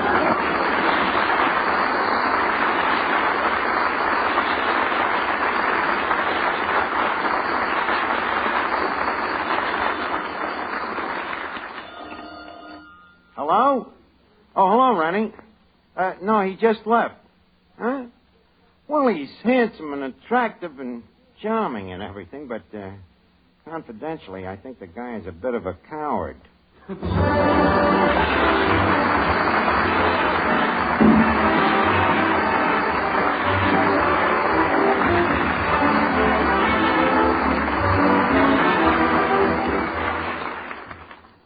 If the man sitting next to you right now happens to be your husband, and if said husband is a very grouchy one because he's suffering from a cold, play it smart, little lady. Help the old sourpuss get quick relief from his cold misery with Minute Rub, a modern chest rub. Rub Minute Rub on his throat, chest, and back. In a minute, Minute Rub's soothing menthol vapors begin to clear that stuffed-up feeling in the nose and throat. In a minute, Minute Rub helps bring a feeling of warmth and relief to those tight, sore, aching muscles brought on by your cold. So get a tube of Minute Rub and get quick relief from annoying cold misery the modern way. The greaseless, stainless Minute Rub way.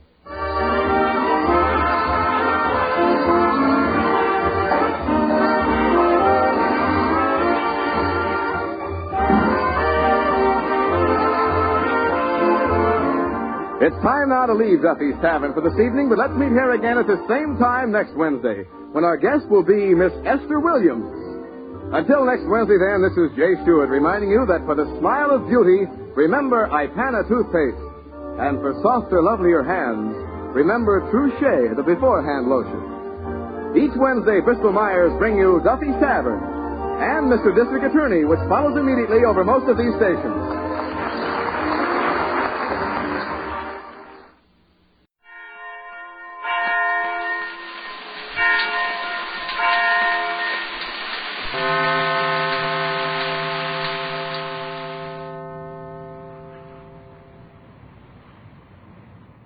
It's new. It's amazing. It's Prell, P-R-E-L-L, Procter & Gamble's new Radiant Cream Shampoo in the handy tube. Prell brings you The Life of Riley.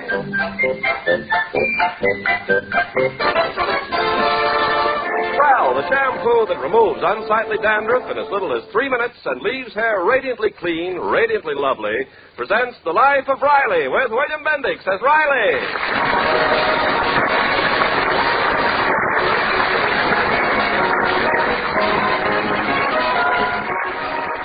At least once a year, the subject of buying a car comes up in the Riley household. For example, in 1937, Mrs. Riley was heard to say to her husband, Riley, when are we going to get a car? Next year, I promise. And then in 1941, she said, Riley, are we ever going to get a car? Next year, I promise. And now it's 1947, and Mrs. Riley is saying, Riley, are we ever going to get a car? Next year, I promise. Did I ever break a promise? Boy, you should see the swell Buick Pinky Johnson's father's got. Oh, honest, Daddy, it's simply dreamy. I wish Pa could afford a car like Mr. Johnson. Boy, some kids are lucky. Oh, so just because I'm your father, you're out of luck, huh? Oh, I didn't mean that. Let me tell you something, young man. I can afford anything that four-flusher Johnson can afford. I ain't broke, you know. All right, Riley. I got a job. I get paid every week. That's enough, Riley. I got money in the bank, plenty of money. I'm not a bum, you know. Well, if you're doing so good, Pop, how about raising my allowance? All right, have it your way. I'm a bum. Gosh, Daddy, it looks like we'll never have a car. Well, I know why you want a car. So every Saturday night, you and one of your boyfriends can park up there on Mulholland Drive till all hours. Daddy! And what about me? I'll freeze sitting behind that wheel half the night. Now, stop bothering me about a new car. We'll get one. We'll get one. But when? Next year, I promise.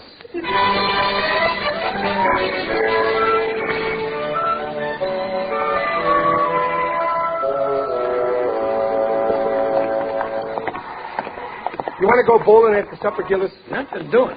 Tonight I'm going to stay home and enjoy myself. My wife's going out.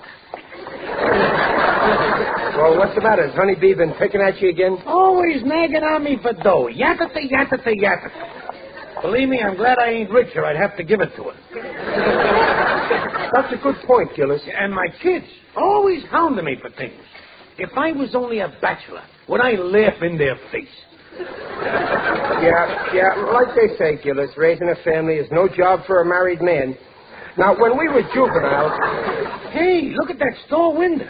Brother, what a display. Yeah, they sure got wonderful stuff here. Look, a new Hoover vacuum cleaner. Yeah, and look at that set of Goodrich Silvertown tires in the corner. Oh, boy, Mike Jr. would sure like that Hallicrafters radio over there. Yeah. Hey, ain't they nice? Them Van Heusen shakes. Right next to that Sayville refrigerator. Yeah, they got terrific stuff here. Now, this is what I call a real drugstore. You know, Riley, if I was a big manufacturer, I'd never put my name on the product. Why not, Gillis? Well, first thing you know, my mother-in-law hears I'm in business and she starts talking to me again. Who needs it? Hey, Riley, look what they got in the next window here. Holy smoke, a Buick. Oh, I think that's overdoing it a little. No, they ain't selling it. They're giving it away. You see the sign? A new 1947 Buick convertible, free. With each purchase you make... Well, come on, what are we waiting for? Let's buy a box of aspirin and drive the cars home. Read the rest. Huh? With each purchase, you will receive an entry blank for our grand contest. Guess the number of beans in the bowl. Oh, wise guys. Well, sure, what do you expect? The customer who guesses closest to the actual number of beans will win this beautiful new Buick. All entries must be... Oh, I'd give anything to win that car. No more riding buses to work. Every Sunday I take the family for a drive. And in the summer we could take a trip to the Grand Canyon. Gee, I wish I had that car. I could sell it for $4,000.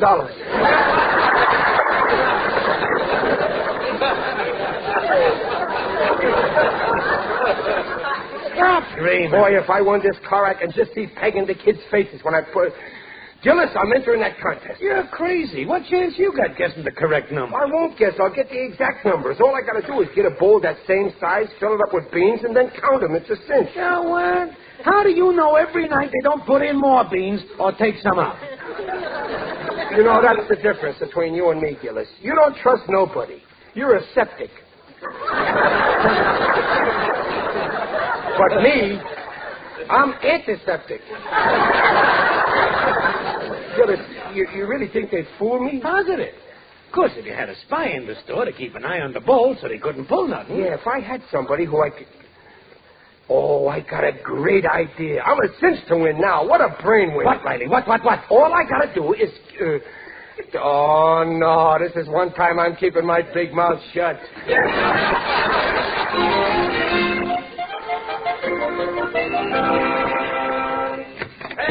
Hey! Where's Junior? Oh, for heaven's sake, Riley, Mr. Shelto. Junior's next door, Daddy. He went to borrow Mrs. Gillis's candlestick. Did they shut off our electricity again? What's this country coming to when they shut off a decent citizen's electricity just because he won't pay his bill? They're not shutting it off. I paid the bill yesterday. We need the candlesticks for the table. The Lockharts are coming to dinner on Thursday. The Lockharts? You know, Daddy, Don Lockhart's parents. They were passing through town, and Don's at Yale now, and they phoned, so the least I could do is invite them to dinner for Don's sake. Oh, so that's the way it is. Romance, eh? Well, in that case, I'm glad they're coming. I'd like to have a little talk with this Mr. Lockhart. Now, dear, you don't want to embarrass Babs. He's going to embarrass Babs. I'll just have a little talk with him. You know, about stocks and bonds. Oh, you don't have any stocks and bonds. I know. I'm going to talk about his. Daddy. Okay, I'll behave. I'll sit at that table like a dummy. You'll be proud of me. Here's candlesticks, Mom. Oh, hiya, Pop. Oh, thanks, Junior. Babs, dear, will you give me a hand with the laundry? Okay, Mother. I'll see you later, Pop. No, wait, Junior. I want to talk to you. What? What'd I do now, Pop? I'll shut the door. This is private. Junior, get ready for a big surprise. A surprise? You know that drugstore? Which one? That big new one. Remember you took me there to show me the new bicycle you want? Oh, yeah, the new bike. Well, son, you're going to go to work in that store.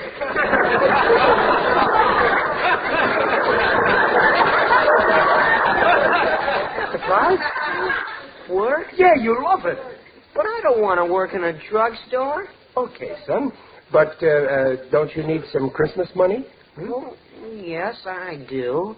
Okay, I'll take a job. Attaboy, I knew you'd be reasonable. That's why I didn't try to force you. I'll work at the gas station. Nothing doing. You work in that drugstore if I have to force you. Oh, but I don't want to work in a drugstore. Sure, I'll make a deal with you. You work in that drugstore, and I'll let you drive my new Buick convertible every Saturday. Your Buick Ma! I want to surprise your mother and Babs. Oh, but you haven't got a Buick. I will if you work in the drugstore. They need a busboy, see? And then you can watch those beans in the window. Oh, you mean you're in that dopey contest? Yes, sir, and I'm going to win it. I got a surefire system, but I got to have someone in that store watching those beans in case they put more in or take some out. Oh, I see. Yeah, just for a few days until the contest is over. Oh, well, that's different. Okay, Pop, I'll do it. That's my boy. And if you win, will you let me drive the Buick? That's a promise. I'll let you drive me around wherever I have to go. And not only that, I'll buy you a chauffeur's uniform.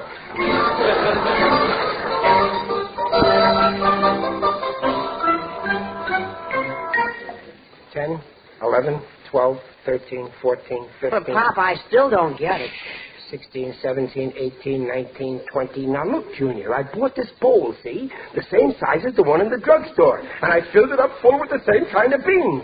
Then I filled all my pockets with beans from the bowl. Wherever I go, I'm going to count these beans and keep counting. Oh, I see. And then when the bowl is empty, you'll have the exact amount. That's right. Now, don't interrupt me. 21, 22, 23, 24, 25. Oh, gee, Pop, you're a cinch to win. Sure, just keep an eye on that bowl in the store. 26, 27, 28, 29, 30. Oh, Pop, it's after your age. You'll be late for work. Oh, yeah, now hide that bowl where your mother can't find it. 30, 31, 32, 33. So long, Junior. 34, 35, long, Pop. 36, 37, 38, 39, 40, 41, 42. Pardon me, sir. I'm conducting a survey for Parents Magazine. How many children do you have? 43, 44. 44? Excuse me, lady, I'm still counting. 45, 46, 47.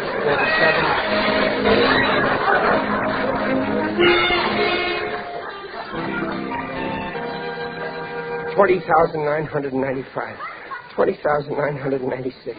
97, 98, 99, 21,000. Hiya, Pop. Oh, hiya, son. How's things at the store today? Any changes in the beans? Oh, no, it's on the level. Nobody's touched the ball. Fine. I'm almost through counting. The bowl's almost empty. I just got to count up this batch of beans in my pockets and I'm all set. Well, isn't this your night for lodge meeting? Yeah, I'm just leaving. So long, Sonny. 21,001, 21,002, So long, Pop. 21,003, 21,004, 21,005, 21,006. Come on, Shorty, we'll be late for the movies. All right, I'm coming. I'm just tying my shoelace. 21,007, 21,008. Hey, let the man pass. 21,009, 21,007, 21,011. Look, Mumbles.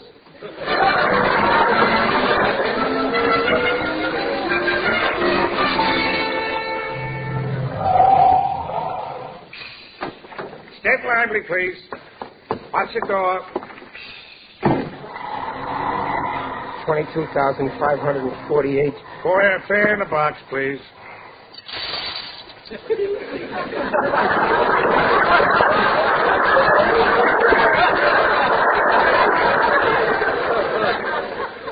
Pardon me, sir. I know it's very silly of us, but this company does not accept kidney beans as legal tender. I'll put a nickel in the box. Yeah. Move to the rear, 26 to the rear. 22,549. Excuse me, 22,550. Pardon me, madam. 22,551. Yeah, that's right, Harry. I just put it in escrow today. That's the third income property I bought this month. 22,552. What'd you pay for it, Frank? 67,500. 67,504. 67,502. I don't know, Frank. That's pretty high. Oh, I can sell it tomorrow for 75,000. 75,001. 75,002. Well Street. Is this a 200-block driver? 75,003. And what number are you looking for, madam? 212. Get off here, madam. 213. 214. 215. Get lively. Hold it, driver! Neat. 216. Oh, hiya, Gillis. Oh, hey, Randy. Still counting the beans? Yeah, I'm almost finished. 17, 18, 19, 20. I'm finished. At last. What a job counting that big bowl of beans. Over 15 pounds. Never thought you'd make it, kid. How many beans in the bowl? Exactly 221. 221 in that big bowl? Go on, you're full of beans. No, wait a minute. There's something wrong. It must be 2,021. Or maybe 200,000 it's now. No, that can't. A minute ago it was only 67,000. Or was it 75,000? 67, 220. What a rough holding development this is.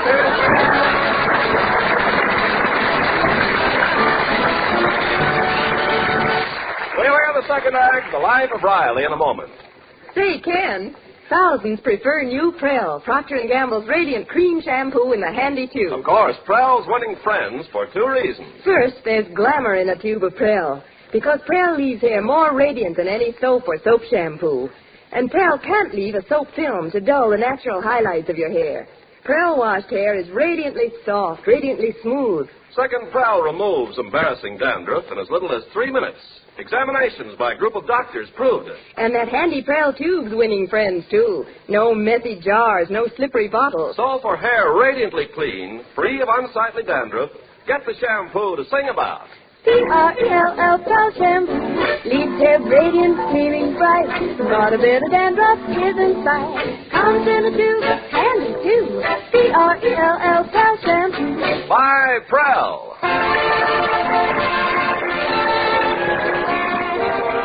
And now back to The Life of Riley with William Bendix as Riley. Gee, Pop, that's too bad you had to buy more beans and start counting all over again. Well, that's the bridge, but this time I ain't going to let nothing mix me up. I'm going to start all over again with an empty head and keep filling it with beans. Pop, the bowl's almost full enough now. Yeah, just one more sack. There, right to the top. Well, here I go again. 1, 2, 3, 4, 5, When does 6. Gentry have to be in, Pop? Tonight at midnight.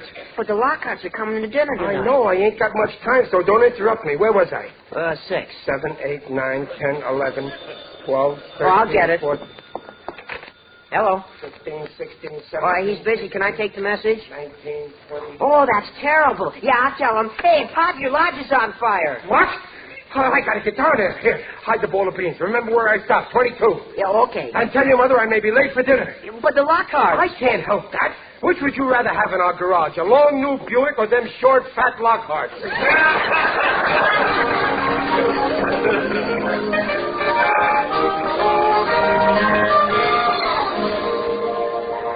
I hope Daddy's not late for dinner. Junior said it was a big fire. Oh, I knew that lodge would catch fire someday. The way the members are always giving each other hot foots. Well, I better start dinner. Mother, what are you serving tonight? Well, I got a nice Virginia ham, and I thought we'd have some green peas and cauliflower. Oh, Mr. Lockhart despises cauliflower. I remember from last summer. Oh, dear. Now what can I serve? Oh, what's good with ham? How about beans? Well, yes. That'll be fine, but I doubt if we have enough beans in the house. Take a look, dear. Let's see. Oh, Mother, look, there's a whole bowl full. Where did that come from? Well, there must be over 10 pounds. Well, Daddy must have bought another one of his bargains. Well, for once it's something we can use. He'll be tickled pink.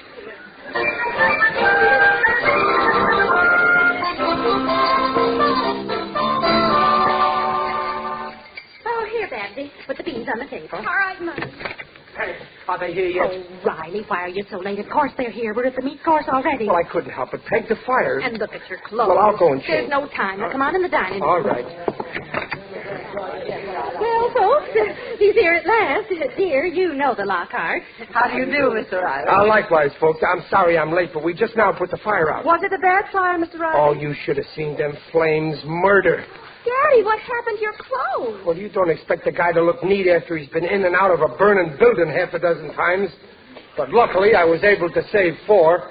Oh, Riley, you were in that burning building? Yes, sir. Well, that took real courage, Mr. Riley, carrying 4 people to safety. People? Oh, no, slot machines.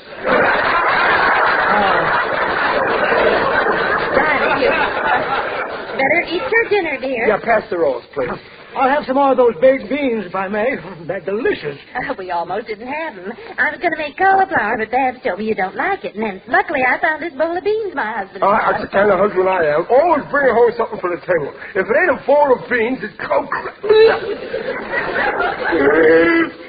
Peg, are these beans my beans? Yes? From my bowl. Well, that's right. Everybody stop chewing.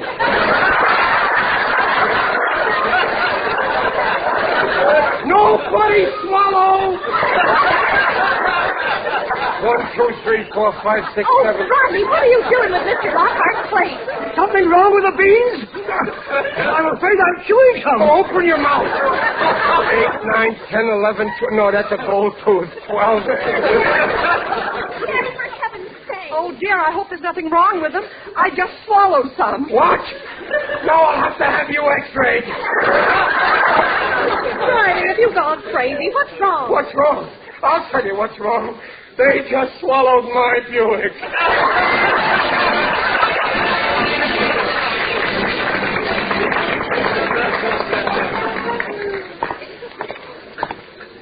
$63, $64, $65. Oh, gee, it's 11 o'clock already. Oh, I just got to make the deadline. In that case, I'm rooting for you.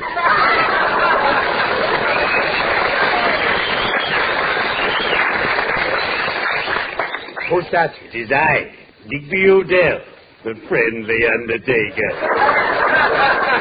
I've been following you for 2 blocks. Oh, I didn't see you, Digger. You walk very quickly, but I always catch up with people in the end. Pray tell me, what are you doing out in the black of night with that bowl of beans? Oh, that's for the contest I'm in. Ah, yes, at the drugstore. Yeah. I adore contests. I'm in the annual one sponsored by the UEPBBJ. UEPBBJ? The Undertakers, Embalmers, and Pallbearers Bodybuilding Jamboree. Last year I took first prize for weightlifting, but I lost the obstacle race. For the first time in my life, I couldn't get out of a ditch. So it looks like I ain't going to win either. I had a system, but then I got all mixed up, and I couldn't remember what the number was. You should have let me help you. I always keep my figures straight.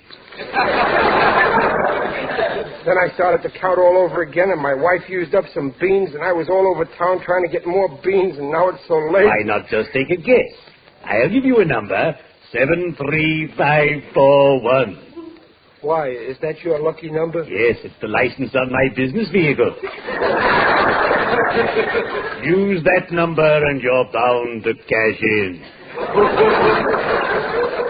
No, I'm going to count them. Then I will assist you. Oh, that's swell, Digger, but we can't go to my house. There's people there and they'll disturb us. Come to my place.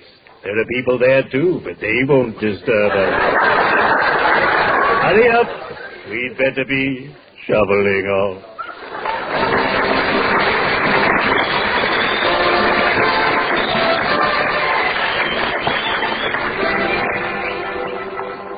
Hurry up, Babs. Come on, Peg. I want to be there when I win that car. Oh, Daddy, you're just building yourself up for an awful letdown. You never won anything in your life, Oh, Riley. that's gratitude. I try to do something for my family. I stay up half the night counting. Hey, look, there's the car. They moved it outside. Oh, my, look at the crowd. Wait, come on, let's get up closer. Oh, it's gorgeous. Maroon, my favorite color. Hey, look at those kids. Hey, you, get away from my car, you kids. Riley, you haven't won it yet.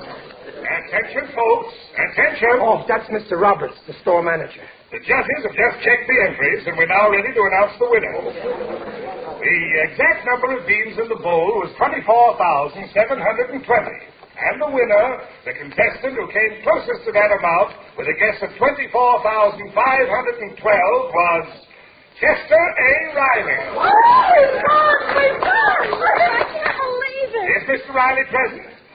Mr. Riley. Are you here, Mr. Riley? Yeah, here I am, in my car.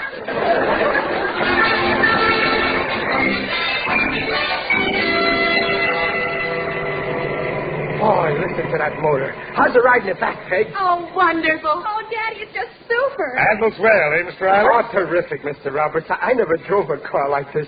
I can't thank you and your company enough. To think that just an hour ago I was only a common pedestrian. And now... Daddy. Out of my way, you common pedestrian! Did you see him jump? Well, it's getting late, Mr. Riley. Would you mind taking me back to the store? No, wait, we're coming to a highway. Let's see how she handles on the open road, huh?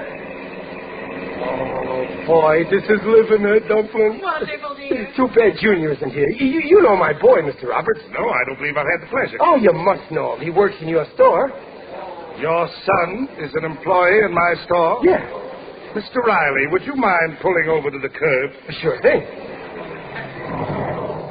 Now, may I have that pink slip I gave you? Sure thing. And the white slip? Sure thing. And now may I have the keys? Help yourself. And now, Mr. Riley, please move over. I'm driving this car back. Oh, I'm sorry, Mr. Roberts, but I can't do that. You know how it is, new car. I hate to say this, Mr. Riley, but you can't have this car. Come again, Mr. Roberts? But, Mr. Roberts, what do you mean? Your son works in my store. If you'd read the rules, you'd have known that no employees or relatives of employees are eligible to this contest. So I'm afraid No, it can't be. You can't do this to me. Well, I'm sorry. He's your son. I'll disown him. Now, Mr. But he Riley. ain't really my son. He's my wife's son. I'm only his father. Well, it makes no difference as long as she's your wife. I'll divorce her twice. You ain't getting this car. Now, let's be reasonable, Mr. No, Riley. sir, you'll have to fight me for it. Take your hand off that wheel around. Daddy, don't!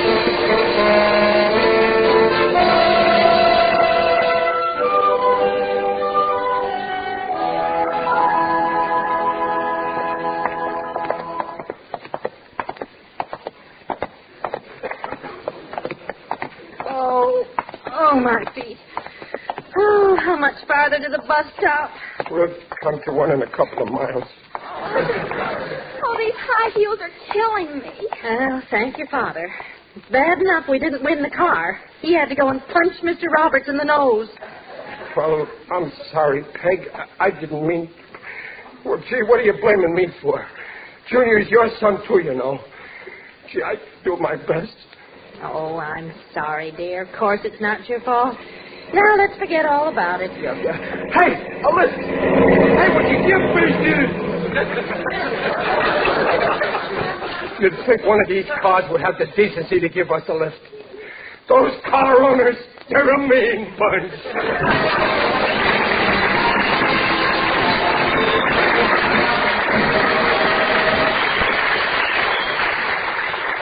Riley will be back in just a moment. Everywhere people welcome new Prell, Procter & Gamble's Radiant Cream Shampoo in the handy tube. Mrs. Scott Johnson of Chicago, Illinois, writes, I found Prell to be the answer to soft, clean, easy-to-manage hair. Usually there are several shampoos at our house, but now we all agree that Prell is tops with us. And Prell will be tops with you once you see how quickly Prell removes unsightly dandruff, leaves hair radiantly clean, radiantly lovely. You'll sing about Prell shampoo leaves hair radiant, gleaming bright. Not a bit of dandruff is in sight. Comes in a tube, handy too. Prell Pearl Shampoo.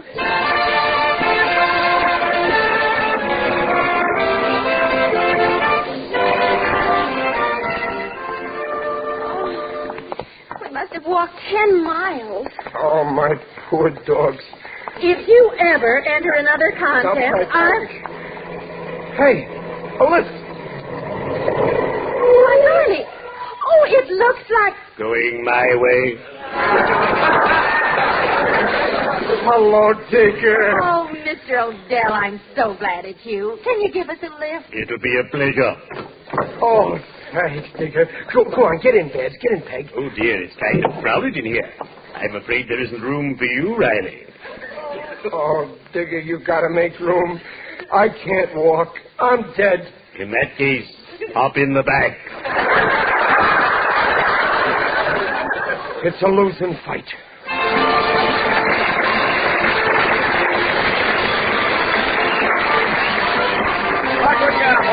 Join us again next week to hear the life of Riley with William Bendix as Riley. William Bendix can currently be seen in the Paramount picture Where There's Life. The script is by Alan Lipscott and Reuben Schiff. Mrs. Riley is Paula Winslow. Digger Odell is John Brown. The Life of Riley is produced and directed by Irving Brecker.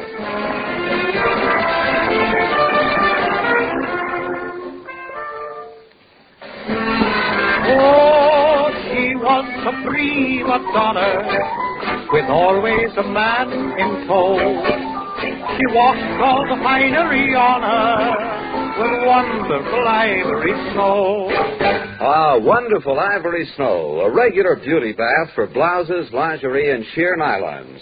And your hands will tell you why ivory snow keeps lovely washables lovely longer.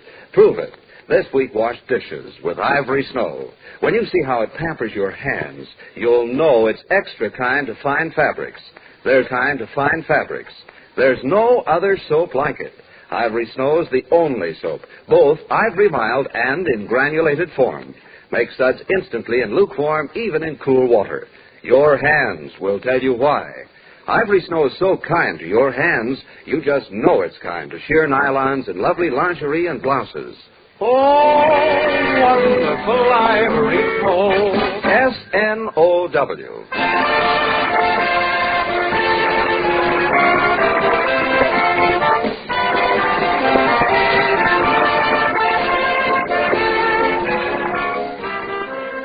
This is Ken Carpenter reminding you that for radiantly clean, lovely hair, get the shampoo in the tube. P-R-E-L-L, Prell Shampoo. And listen again next week when Prell brings you The Life of Riley. Good night.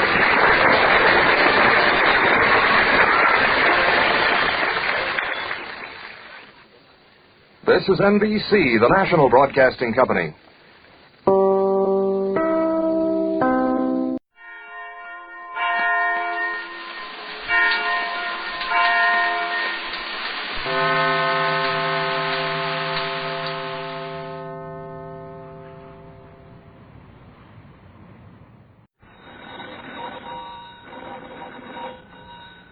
Granny, Abner, I believe that's our ring. I dog is Lum, I believe you're right. I'll see. Hello, John 'em Down store. This is Lum and Abner.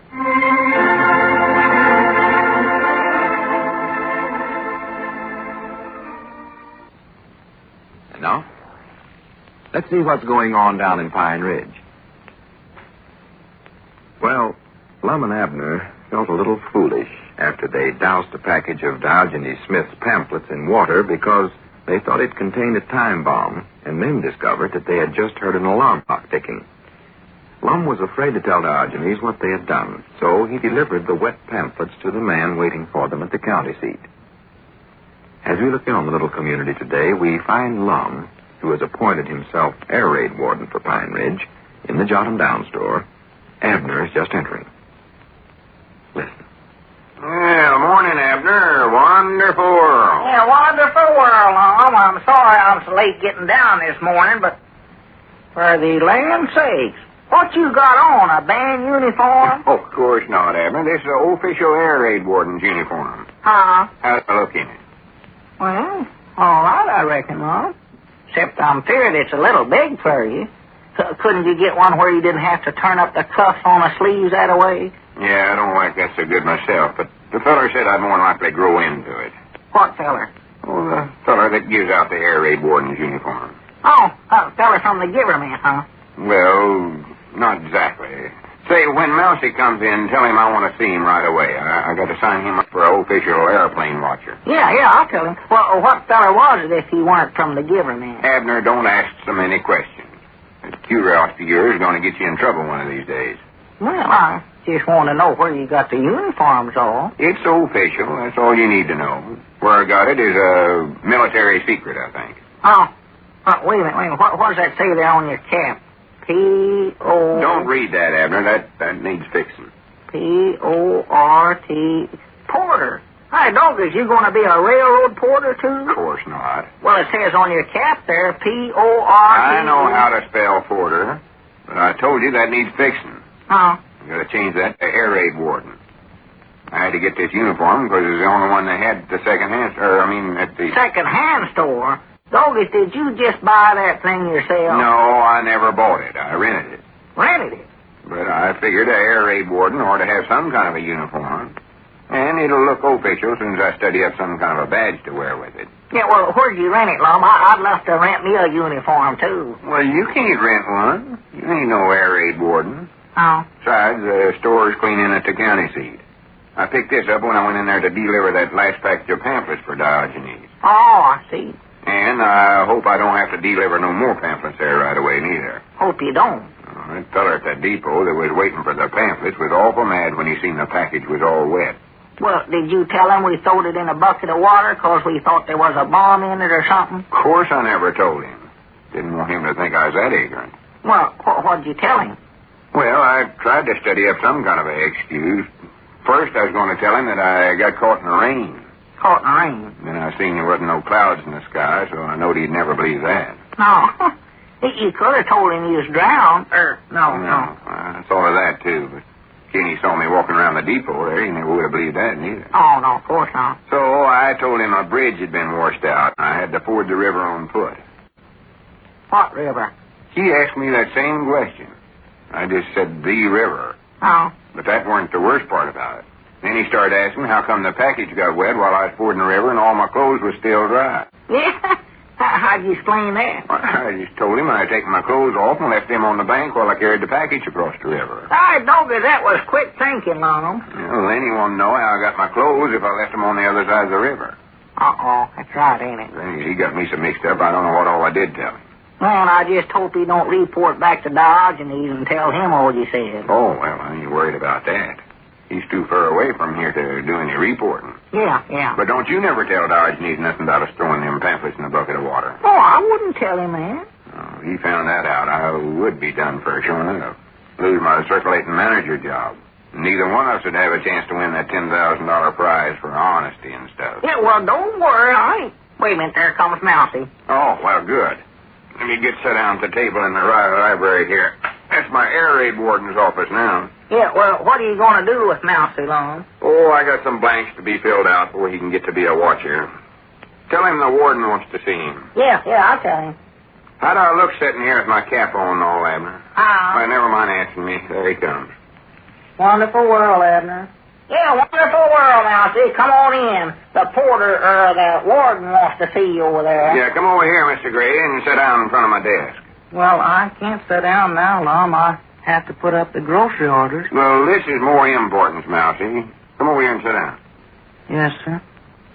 So you want to apply for one of my official watchers, eh, Mr. Gray?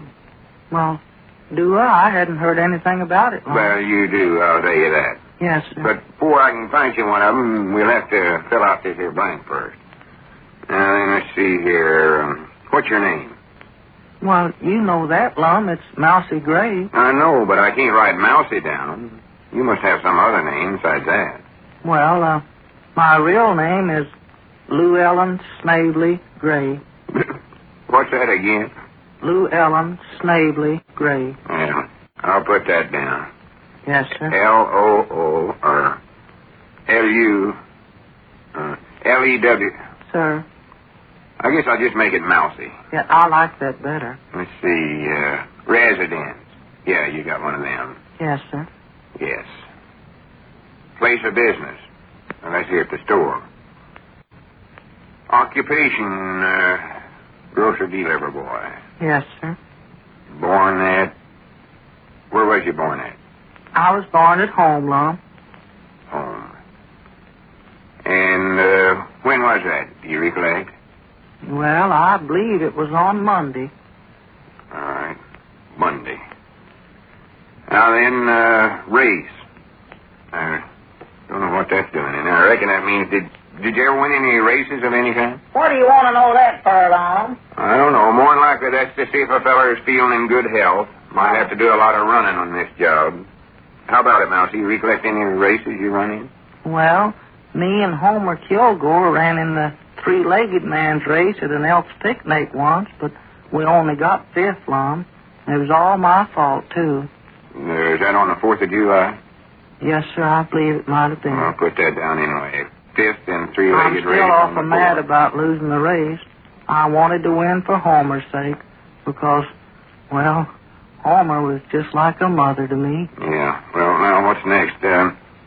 How premiums to be paid? Premiums? Wait a minute, Lum. What kind of blanket you got there? Abner, you keep out of this. Well, that sounds just like them insurance blanks that Squire Skimps always carry around with him. You better not sign that blank no place, Mousey. Abner, this ain't no insurance blank. Well, let me see it. Just let me take a look at it. I don't think. My doggies, that looks just like them that Squire has. All right. This is one of those Squire left in here once, but I'm just using it temporary till I get my official ones from the government. Oh. Come on, Mousey, let's get on with this here. Yes, sir. What diseases have you had in the last 5 years? Wait a minute, Lum. Now, what's wrong? Well, look, there comes Diogenes in the store. Oh, recollect now, don't let him know nothing about me taking them wet pamphlets to the county seat, or I'll be done for you. Oh, no, I won't say a word, not a word, mind that. Wonderful world, friend. Wonderful world, Diogenes. Wonderful world. Mr. Edwards, my staunch and steadfast harbinger of the mighty message of truth, I have for you another mission. Oh, I beg your pardon. Am I intruding upon some private conference? Oh, no. I was just appointing Mousey here as one of my official watchers for air raid duty. Yes, sir. Fact is, I'm going to start him out tonight. He's going to be on guard duty all night long. Tonight, you say? Yeah, that's right, tonight. Well, I'm afraid that's putting too much of a burden on so young and frail a lad. Why not let me volunteer my services and let this old weather-worn frame of mine stand sentinel for tonight? No, I wouldn't think of letting you do that, Dodge. No, but I insist. With my lantern as friend and comrade, I shall keep a faithful watch during the black and silent hours of night. Oh, no, Diogenes. You got all them pamphlets to print during the night. That's more than enough work for one feller right there. No, tut. We must learn to divide ourselves up and serve in dual roles. I shall stand guard tonight, my friend. No, I can't let you do that now, Diogenes. I know Mousey wouldn't let you neither. Would you, Mousey? Well, if he really wants See there, Mousey wouldn't let you do it neither. So you just take it easy, Diogenes, and leave all this work to me. To a fellow like me that's always wanting to lend a helping hand. Prattle. Well, as you wish, Mr. Edwards. But perhaps I can serve in some small way by spelling Mousey off for an hour or so during the night. Yeah, you do that, I reckon. But don't put yourself out none, Dodge. No, I shan't. Oh, I've forgotten my real purpose in this visit. Mr. Edwards, my loyal envoy of the wondrous words of truth and kindness, I enjoin you to dispatch the printed words of honesty once again to our faithful representative at the county seat. At the county seat? Yes. Your last journey there was carried out with no difficulties nor irregularities, was it not? Why, yeah. Yeah, everything was fine. Wonderful. Why do you ask it? No, the question was prompted only by my deep concern for those who labor in the light of the lantern. Now, here, my friend, are the packages you must dispatch to their destination. You will notice there are 2 packages for your journey this time. A small one and a large one. And farewell, my friend. Well, wait, Dodge. Are both these supposed to go to the same feller there in the depot? The small one, yes. It contains our golden pamphlets. The large one, it contains a pair of rubber boots. Rubber boots? Yes. I advise you to use them when you ford the river this time, my trustworthy friend.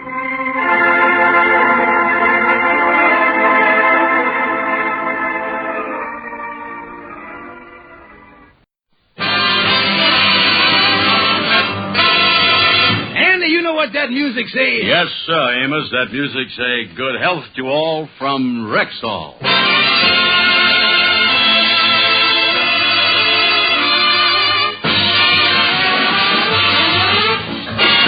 The Amos and Andy Show, written by Joe Connolly, Bob Mosier, and Bob Ross, featuring Ernestine Wade, Johnny Lee, Amanda Randolph, Elvia Allman, Jerry Hausner, Jeff Alexander's music, yours truly, Harlow Wilcox, and starring radio's all-time favorites, Freeman Gosden and Charles Correll. Amos and Andy.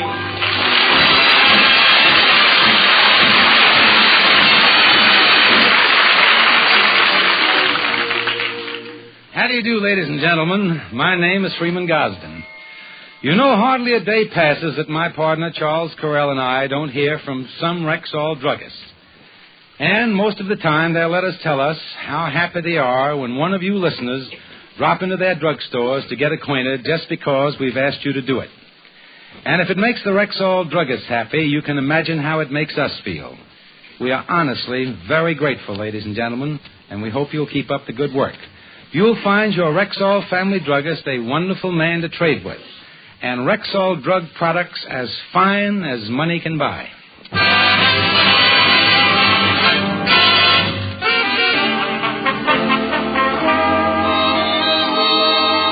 Well, this evening, the Kingfish, Sapphire, and Mama have decided to spend a quiet evening at home. Right now, the Kingfish is reading his paper, and his wife Sapphire and her mother are over by the piano. Sapphire is playing. You take the high road, and I'll take the low road. You take the high road, and I'll take the low road. You take the high road, and I'll take the low road. Holy mackerel, will you two please get to Scotland before the neighbors start beating on the pipes again? George, will you be quiet while me and Mama is harmonizing? Harmonizing? Listen, I ain't here to do it like that since down on the farm when the hound dog chased the cat into the cream separator. We'll try it again. And this time with no interruptions from this bald-headed Toscanini. All right, Mama. 1, 2, 3. Hold it, the doorbell. Well, don't sit there. Get up and answer the door. Well, I was just... Oh, never mind. Telegram for Mrs. Ramona Smith. All right. I'll sign for it. There you is. Well, what is you standing there for with your hand out? Some people seem to think the deliverance of a telegram merits a gratuity. Yeah, well, before I gives you a tip, son, let me tell you something. When I was your age, I had to work 18 hours a day. And at the end of the day, I'd go to the boss with my cap in my hand and say... Never mind the build-up. Just give me the nickel. There you is. Telegram for you, Mama. Incidentally, I tipped the boy. You owe me a quarter. Let me see here. Who's it from, Mama?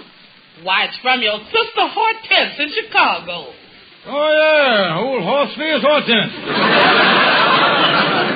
What's she whinnying about? George, don't you dare speak like that about my sweet little Hortense. She's a school teacher. She's got a BA and an MA, and right now she's after a PhD. Well, she better, cause with that MUG, she ain't gonna get no MAN.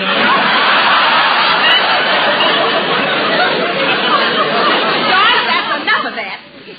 Mama, what does Hortense say? Well, she's leaving that school in Chicago and is coming to New York to teach school here. She's got a wonderful position. The school is over here on 134th Street. Why, that's wonderful. Hortense can come and stay with us. What? Now, wait a minute here. She can't do it. It's bad enough with two women living here. I was getting sick and tired of sharing my bathroom with wet camisoles. George, Hortense is staying here. I say she ain't. Sapphire, I want my baby here with me. Now, she can double up with me, and you, George, you can stay out here on the sofa. George, Hortense is staying here, and I don't want to hear no more about it. You don't want to hear no more about it. Well, you going to hear plenty about it. I'm standing up for my rights. I tell you, this worm is not only turning, but he's sitting up and snapping. Now, that Hortense ain't putting me out of my room. George Stevens, my baby arrives at 9:15 at the station. Now, what are you going to do about it? What is I going to do about it? What is I going to do about it? Well, while you and Sapphires down meeting, I'll get my stuff out the bedroom,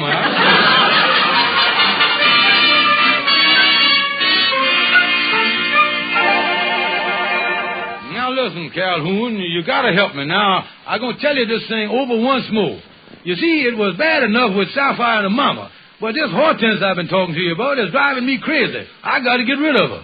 Well, maybe you could introduce her to some fella. You know, get her married. What does she look like? Well, to give you a rough idea, when she was born in the hospital, her mama was the only mother in the history that hoped the babies got mixed up. No fella would go for her, Calhoun. They just wouldn't do it. Now, how do you know? This Hortense might just grow on some fella like fungus. Well, I think I know it's just a big fat stump to start the growth on, too.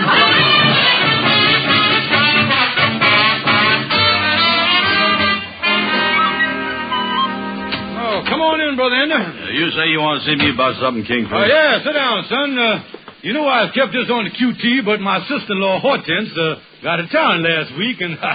Well, I kept it quiet, though. Why, what's the matter? Is she on the lam or something? No. She happens to be a fair, fragile creature, and I know when the fellas in town get wind of it, why, there's going to be a stampede. Yeah, well, why you want to see me? Well, then, I wanted to give you the first opportunity to meet her. In other words, in the paramutuals of romance, I've given you the postposition, you know. Yeah, well, I always ready to meet a new filly.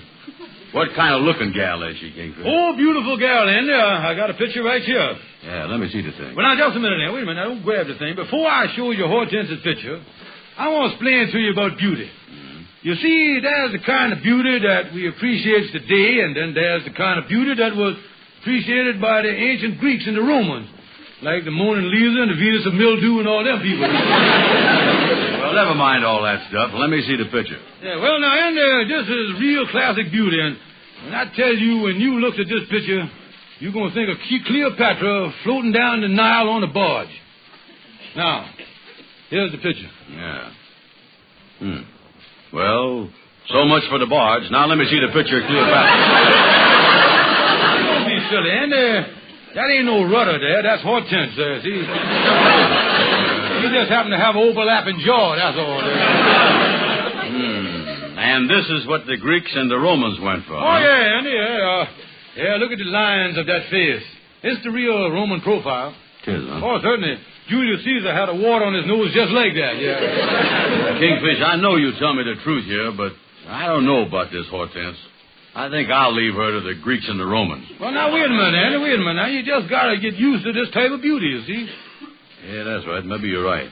After all, I didn't like eggplant when I first had it, neither. But the little chili sauce took the sting out of it. I better get a bottle of chili sauce before I meet her, you know. That's right. And when you first looked at Hortense's picture there, you might have broke out in a cold sweat and your stomach done a couple of nip-ups. But with patience and a little bicarbonate of soda, it might end up in a beautiful romance, you know that?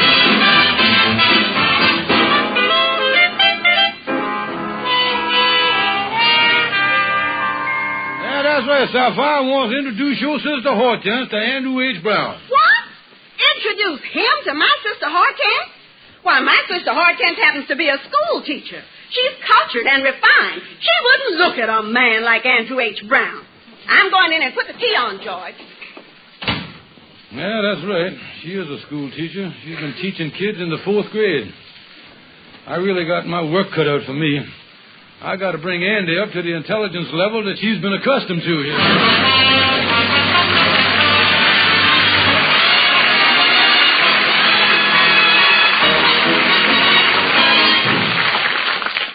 Good evening. This is your Rexall family druggist speaking to you for the 10,000 independent druggists who have made the word Rexall part of our own store names. We've done that because we recommend and sell the 2,000 or more drug products made by the Rexall Drug Company. Rexall aspirin is a good example. Scientific laboratory tests prove there's no faster-acting aspirin made, and here's what that means to you. There's no aspirin tablet on the market today that can go to work for you faster than Rexall aspirin. So never ask for just aspirin. Ask for Rexall aspirin at Rexall drugstores everywhere.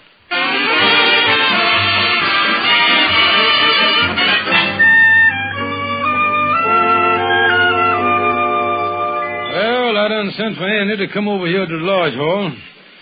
I got to do something about culturing up that boy for Hortense. If I wants to promote a romance and get it off my hands, he got to have culture. Gonna take, Well, hiya, Kingfish. Did you send for me? Yeah, wait a minute. Don't just stand there in the door where you is, Andy. I want to size you up.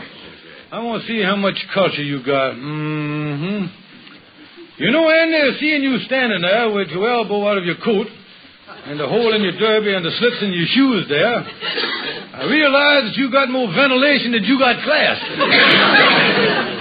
what are you driving at, Kingfish? Well, Andy, to put it as nice as possible, you was uncouth, uncultured, and unlettered.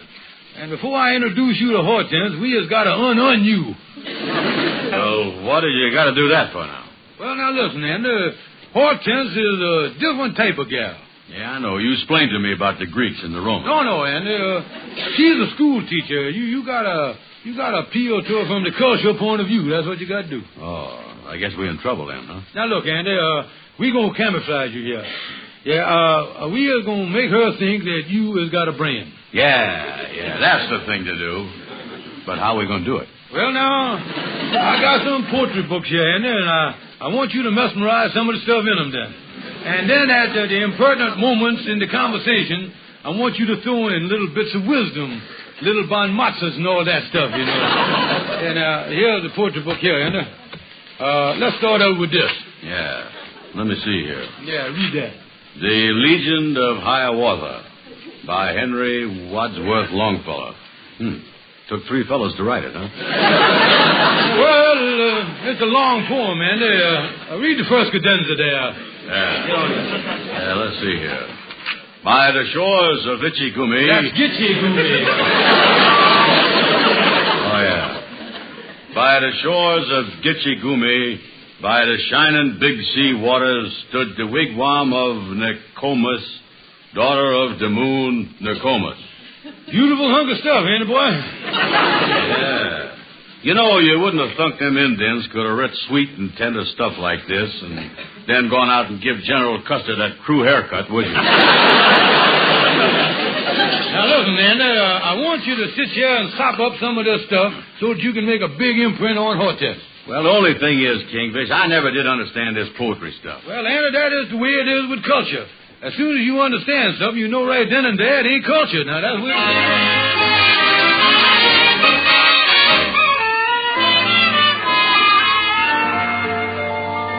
Andy, here my apartment. Sapphire and Mama done going to the movies tonight, so the coast is clear. No. Now, don't forget, Andy, we got to impress her that you was charming and cultured. So when there's a lull in the conversation, you quote some of that Hiawatha stuff. Yeah, well, I is new at this stuff. How'll I know when there's a lull? Well, I'll kick you on the shins. Yeah. Now, when I kick you, you start spouting the stuff. I'll knock on the door here now, wait a minute. Okay. Well, Andy, you was about to meet a real classic beauty here. The kind of a phase that years ago men threw themselves off the cliffs of ancient Greece for. Oh, it's you, George. I thought it was Sapphire and Mama. No, May. Now I know why them Greeks threw themselves off the cliff. Oh, I see you brought someone with you, George. Yeah, step right in, Mr. Brown.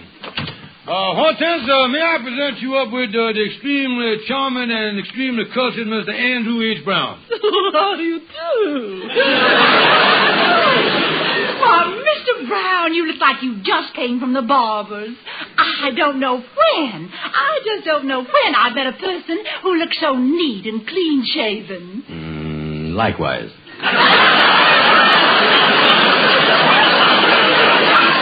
I beg your pardon?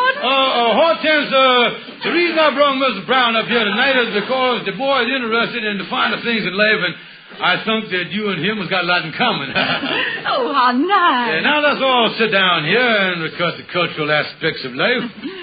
Yeah, that's it. Now, sit down there on the sofa with Hortense, Mr. Brown.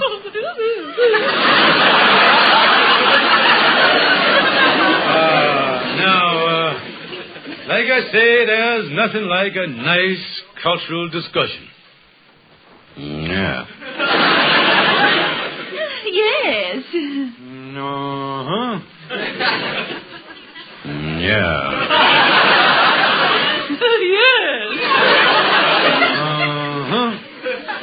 Ow! By the shores of Itchy Gucci, by the shining big sea water, stood the wigwam of Columbus.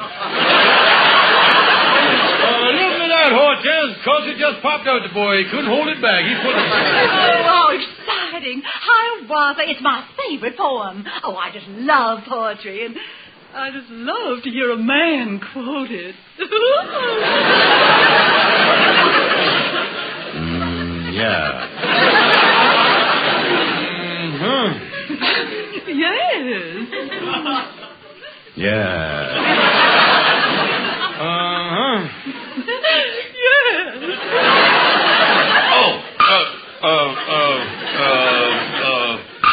This little piggy went to market. This little piggy stayed home.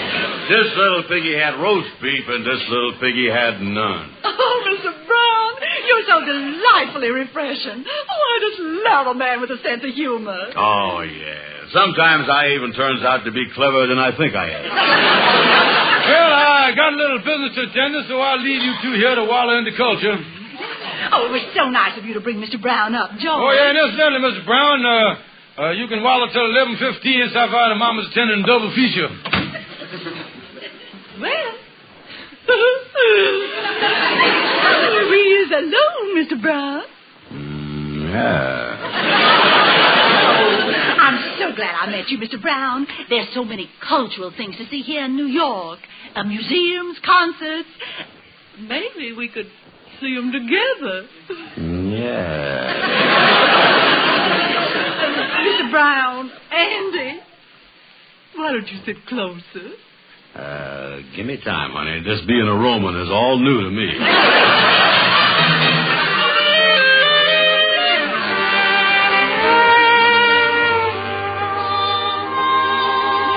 Oh, Andy, it's so lovely here in the park tonight. And the museums and, oh, those concerts. Yeah. These 2 weeks together have been so gay and exciting. Yeah. Oh, Andy, look at the stars. They're like fireflies dancing on a velvet curtain. Yeah. Oh, my darling, can't you feel the romance of the moment? Oh, Andy, say something. Say something.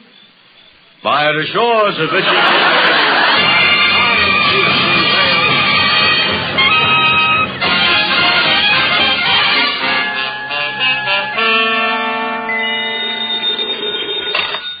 Hello, Stevens, Resin. Kingfish, I ain't seen you for a couple of weeks, but I got great news for you. I done pre-posed to Hortense. She done accepted me, and we is eloping tonight. Oh, wonderful, Andy, wonderful. You really fell for the girl, huh? Oh, yeah. Me and Hortense is eloping at night, because I don't want to have no big wedding and have all my friends laughing at her Grecian beauty. Yeah, well, congratulations, then. I know you're going to be happy. I tell you. Say, wait a minute. Somebody coming. I'll call you later. Okay. And if you hear anybody climbing up around your house tonight with a ladder, it's me. Who's that on the phone, George? No one, honey, no one. Just getting the time from the operator. Say, George, I've been wanting to talk to you. I've been a little worried about Hortense. Oh, worried about her, huh? Yeah, she's been going out an awful lot lately. I got an idea she might be interested in some man. You don't mean to tell me. Well, I hope it ain't nothing serious, because I certainly would hate to see the poor girl lose $25,000. Oh, yeah. Nothing could be worse than nothing. Excuse me for protruding here, but you say something about knowing some gal that get $25,000, something with that. Yes, George, Hortense. Under the terms of our Aunt Lillian's will, Hortense inherits $25,000 when she's 30 years old. That's 2 years from now. Well, is that so? Yes. Of course, George, Aunt Lillian was a little eccentric. Hortense only gets the money if she's unmarried at that time. Yeah. Oh, and it's going to be wonderful, George, because Hortense has promised to share all that money with all of us. I tell you, George, what's wrong with you? The way your eyes is popping out there. Why, I ain't seen you look this way since you drunk my hair dye for coffee. Honey, I'll be right back. I'm just going in and see what we got in the medicine cabinet that's fatal.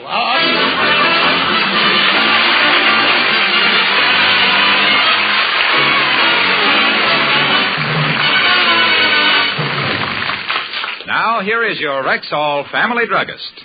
Now that science has proved the many and great benefits that are to be had by taking multivitamins, it's just plain good sense to choose the kind that give you 11 vitamins, including red vitamin B12, plus liver concentrate and iron. You mean there's a multivitamin product that good? You bet, ma'am. Rexall Plenamins. In one of the finest balanced formulas money can buy. Plenamins give you 11 important vitamins, including red vitamin B12, plus the nutritional extras of liver concentrate and iron. What's more, the daily dosage of Plenamins is foil-wrapped and individually sealed. You just tear it off. And then the guaranteed potency of all the rest remains sanitarily protected. Golly, they sound expensive. On the contrary, ma'am, you and your whole family can take Plenamins for just pennies per day. So remember the name, Plenamins. Plenamins. Plenamins. They're at Rexall drugstores everywhere.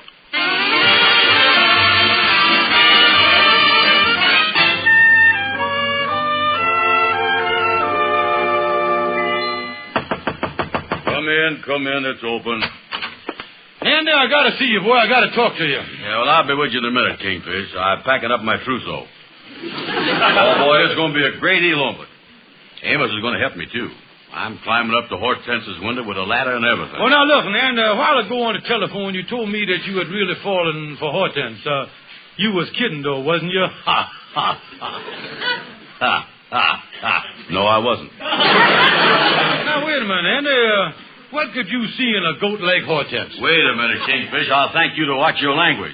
You was speaking of the goat I love. Now, look, Andy.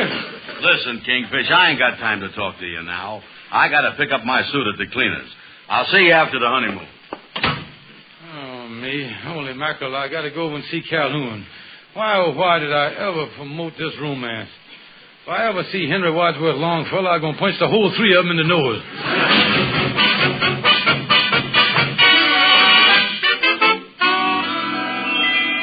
The whole story, Calhoun. If Hortense marry Andy, she don't get the $25,000, and we is out of luck.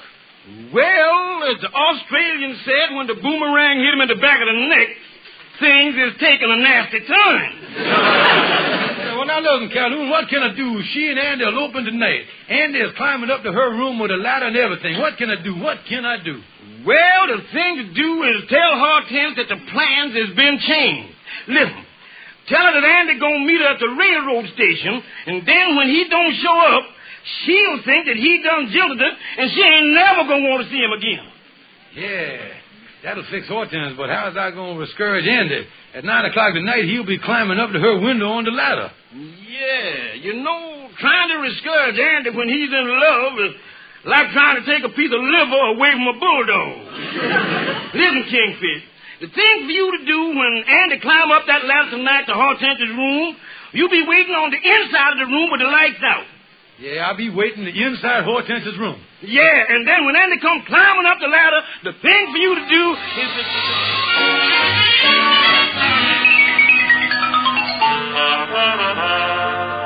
George, you mean to say Andy wants me to meet him at the station tonight? Yeah, that's right, Hortense. Yeah, he's a little nervous about carrying you down the ladder, you see.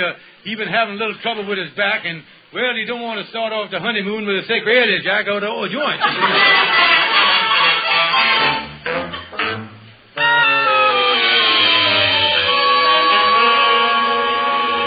Now, watch your end of the ladder there, Amos. All right, I got the ladder in there. Now, which one is the window there? It's the second story window there, Amos, where the shade is down. Now, that's it. Swing the ladder around. Yeah. Easy do it. All right. Now, watch it, Andy.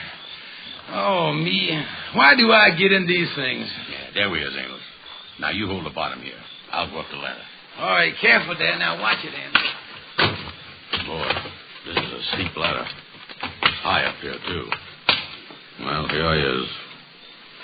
Here's the window. I'll pull the shade up a little and stick my head in the window. Oh, tense. Andy, what happened? I don't know. I stuck my head in the window, and I think Hortense gave me a little love tap. Give me your handkerchief. My nose is bleeding. Andy, what's going on here? I don't know. I guess she wants to play games or something. You going up again? Yeah, I'm going up the ladder again. I guess this Hortense is getting coy. Oh, me. Well, here's the window. I'll pull the shade up again. Hortense.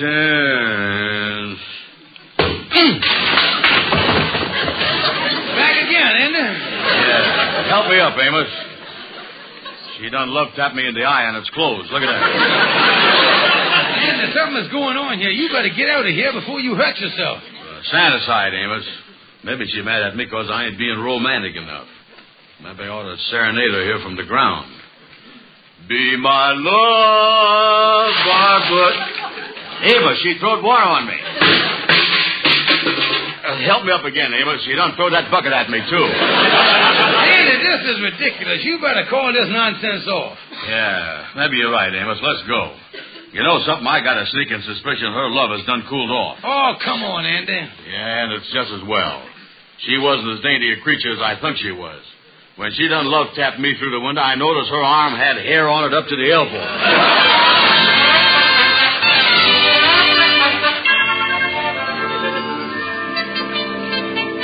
Yeah, Sapphire, that's the story. They was going to elope, but I managed to save the day. It certainly is lucky you did. It would have been a terrible thing if Hortense ever got married and lost that $25,000 inheritance. Now, listen, Sapphire, we can't take this chance in the future of her marrying nobody. Now, for the next 2 years, you're going to stay right here with us and no place else. But, George, I thought you didn't like Now, look, honey, $25,000 is involved. From now on, the best is none too good for Hortense. I'm going to be so nice to her, she'll never want to leave us to get married. Oh, George, I'm so happy.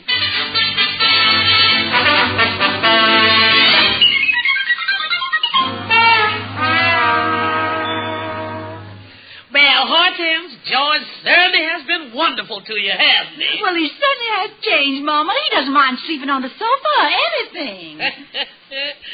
I knew our idea would work, daughter. Yes. And I'd love to see his face 2 years from now when he finds out we made up that story about me inheriting $25,000.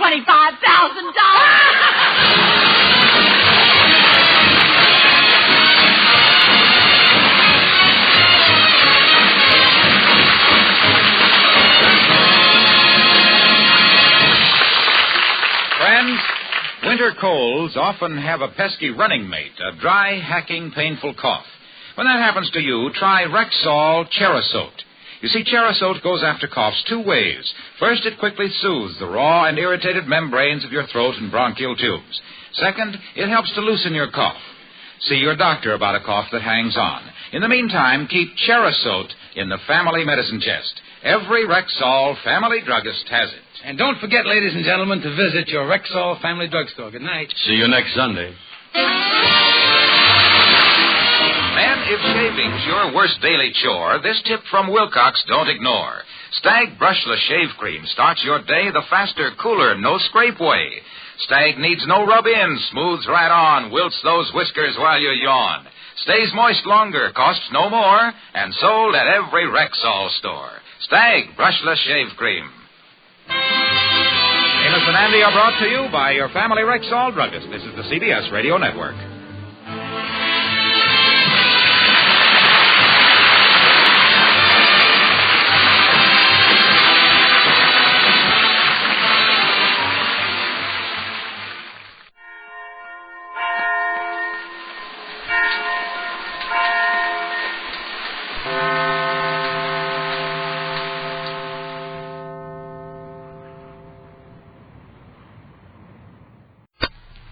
Another cup of Maxwell House coffee, George? Sure. Pour me a cup, Gracie. You know Maxwell House is always good to the last drop. And that drop's good, too. Yes, it's Maxwell House Coffee Time, starring George Burns and Gracie Allen.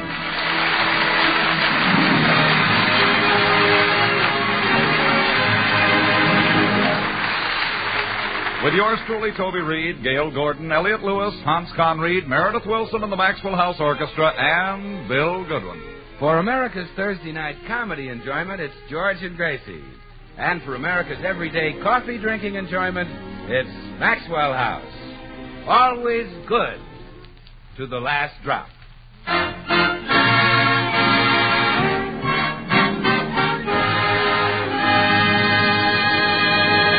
Well, as we look in at the Burns home today, we find George glancing through the afternoon newspaper. Say, look at this. Meat prices are still dropping. Pork is down, beef is down. Oh, yeah, but you don't have to worry, darling. You're married to a pretty smart little girl. What do you mean? Well, I saw this thing coming 10 days ago, so I stocked up before it happened.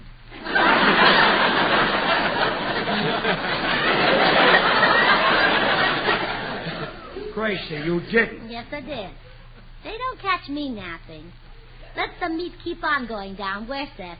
I've got enough in our icebox to last us a month. Now, I got it right at the peak. Oh, no. Oh, yes, sir. You gotta get up early in the morning to stop little Gracie. Now she tells me. Look, Gracie. And you know something What? I found out, George? Businessmen respect a shrewd buyer. Now, this morning, Mr. Jones, the butcher, took me aside and he said, look, Mrs. Burns, steak is still dropping, but any time you want it at the old price, it's okay.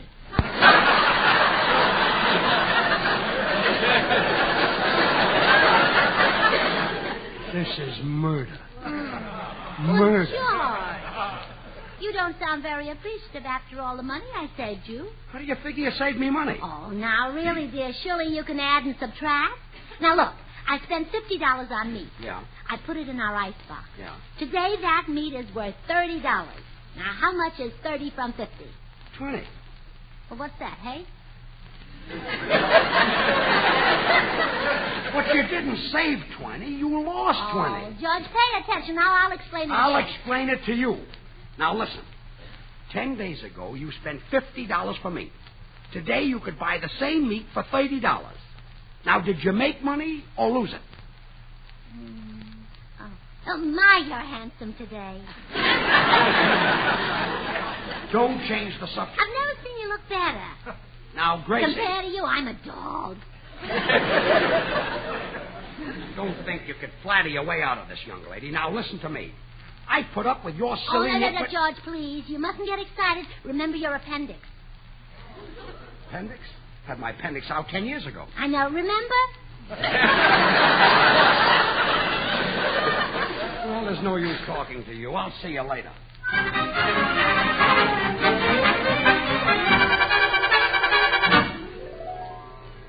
Can't you do something for her, Dr. Miller? She'll drive me crazy. Well, George, I started to psychoanalyze Gracie, but she called it off. Said she was afraid people might think there was something wrong with her. I see. Too bad, too. She told me some absolutely fascinating stories about her childhood. Did you know that at the age of 4, she played Haydn and Chopin? Haydn and Chopin? That's amazing. That's what I said until she explained it. That's a game where if you caught Haydn and show your pan, you're it.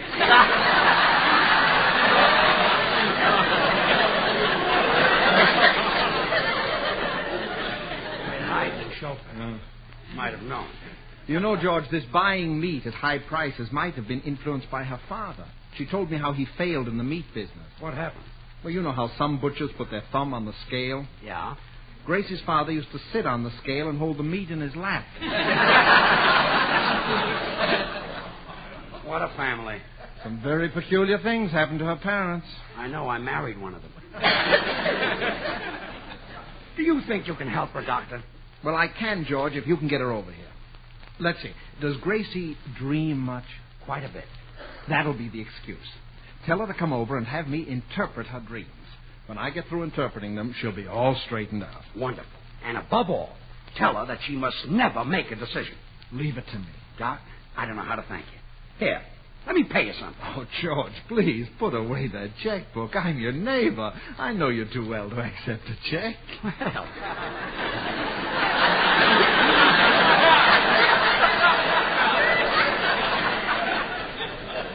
Well, thanks, Doc. Pay me in cash. I thought...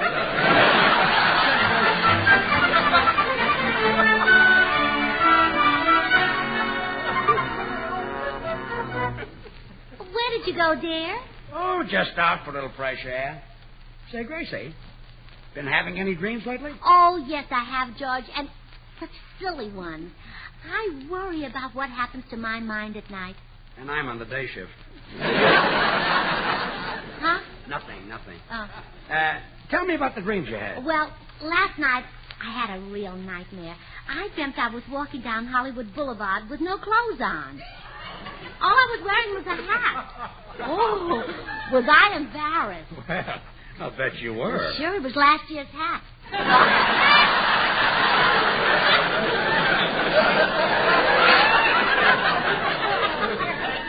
Why don't you run over and tell your dream to Dr. Miller? Oh, George. That man will interpret it for you. I wouldn't tell him a dream like that. Well, you don't have to tell him you had it. Tell him it was someone else's. Oh, but it's such a silly dream. We all have silly dreams. Look at me. Last night I dreamt that I won a golf match with a one-legged kangaroo. Oh, that is silly. Oh, sure. Oh, imagine you winning a golf match.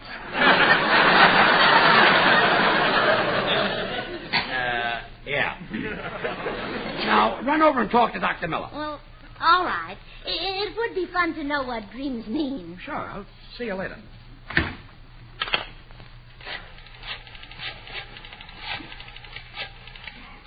Hello, Doctor. This is George. It worked. Gracie is on her way over to tell you her dreams. Yeah.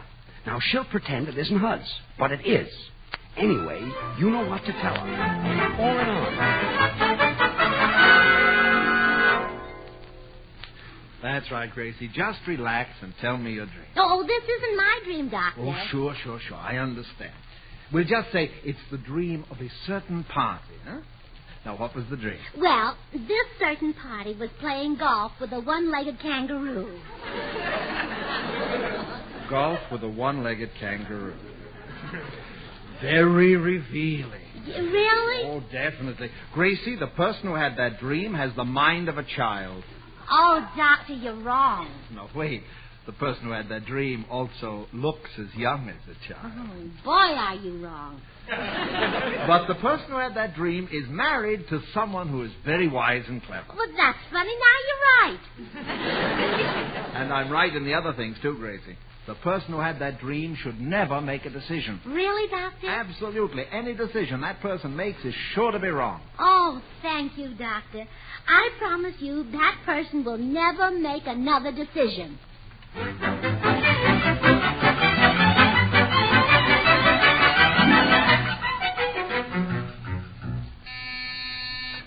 Come in.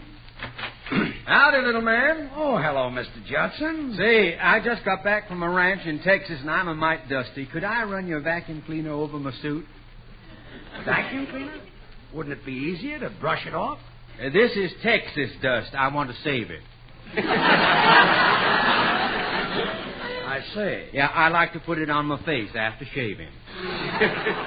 Like talcum powder? Yeah, only this is softer. Oh, sure. Yeah, it smells better. It smells too. better, Yeah. Okay, I'll get out the Hoover. Wait a minute. Your vacuum cleaner is a Hoover? Yeah. Then let it go. Texas is a Democratic state. Suit yourself, Mr. Judson. Yeah. Now, the reason I hurried over here direct from the train was to give you a chance to make some money. How? Well, I got a few cattle down home, and right now they're selling at bottom price, $50 a head. Now, you buy them today, and tomorrow you'll double your money. Well, I said... Well, naturally, I couldn't sell you my whole herd, but I could let you have a couple of million head. Well, I might take 100 head. How do I buy the cattle? Well, you just pick up the telephone and call Dallas, Texas. The number is Ecstasy 2400. That's my office. Yes. If it don't answer, call my ranch, Paradise 2400. Tell them who you are, and I said to let you have 100 head at bottom price. Well, thanks a million. Yeah, well, now you do it right away. Tomorrow, them steers will be put on the train for Chicago. To the slaughterhouse, huh? Yeah. They don't slaughter Texas cattle, though. They don't have to. Why not? Well, when them steers step off the train and see they ain't in Texas, they die of a broken heart. Well, so long, little man. Thanks again, Mr. Johnson, and goodbye. Mr. Judson. Mr. Judson. Yeah? Why, little lady, what you doing hiding here behind this bush? Well, I have to keep an eye on my husband. At his age? Oh, absolutely. He's got the mind of a child. Tell me, while you were talking to him, did he make any decisions? What? Yeah. As a matter of fact, he did. He decided to call Dallas and buy 100 head of steers at $50 a head. $50 for one head? Oh, that's ridiculous. What? But, ma'am, that's the bottom price. Well, it's all right for a bottom price. That's the end with the meat on it.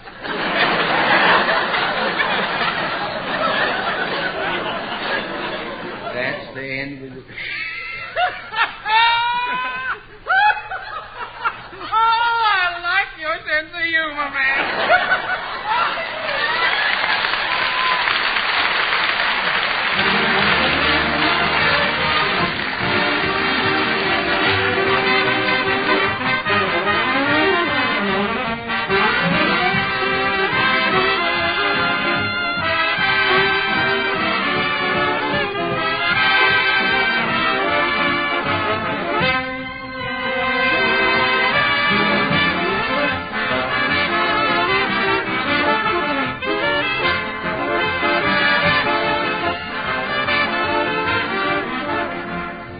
You know, Meredith, those grand songs carry me back to my high school proms. Well, Toby, they first hit the music racks 20 years ago. Today, they're still going strong. And what do you think explains this great popularity year after year? It hangs on many things all combined, not just one.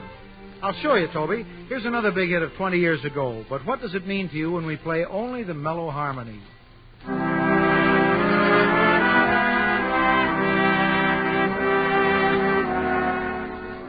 Or now, when we add a rich counter melody.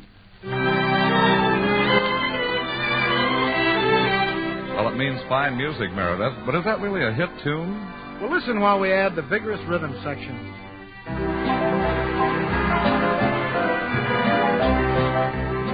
Okay, and now we'll round out this number with the melody, and you'll recognize one of the most popular American songs ever written.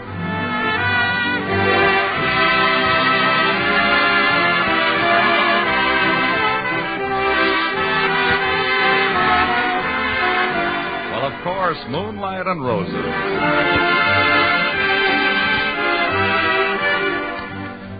And friends, just as America's favorite songs require the careful blending of many orchestral parts, so too with the creation of America's favorite brand of coffee, Maxwell House. The satisfying, good-to-the-last-drop flavor of Maxwell House demands the blending of not one, but many varieties of choice Highland-grown Latin American coffees. With great care and skill, our Maxwell House experts examine, test, and select Manizales for mellowness. For richness, they add Medellins. For vigor, they select other choice coffees.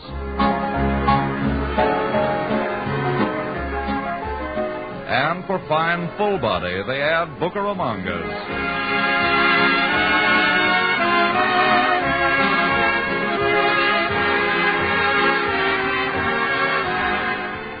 All blended in one great coffee, radiant roasted to flavor perfection, and brought to you roaster fresh 2 ways, either in the familiar blue tin or in the brand new ultra vacuum glass jar. So, friends, are you now enjoying America's favorite coffee? You can for just a fraction of a penny more per cup than the cheapest coffee sold. Insist on Maxwell House, always good to the last drop.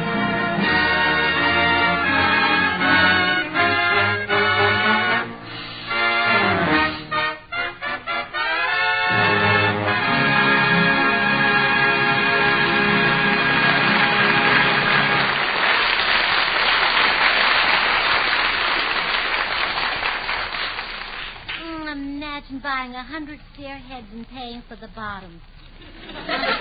Well, Dr. Miller was right. Poor George doesn't know which end is which. Well, I've got to stop him. It may take drastic measures, but I've got to stop him. Hi, Gracie. Hey, I'm going to make $5,000. All I have to do is call Dallas. Put down that telephone, you philanderer. Huh? How dare you call another woman? What other woman? Stella Dallas. I'm calling Dallas, No, Texas. no, George, please, don't use that phone. Why not? Why not? Well, it must be left open for emergency calls, like calling the doctor. But no one is sick.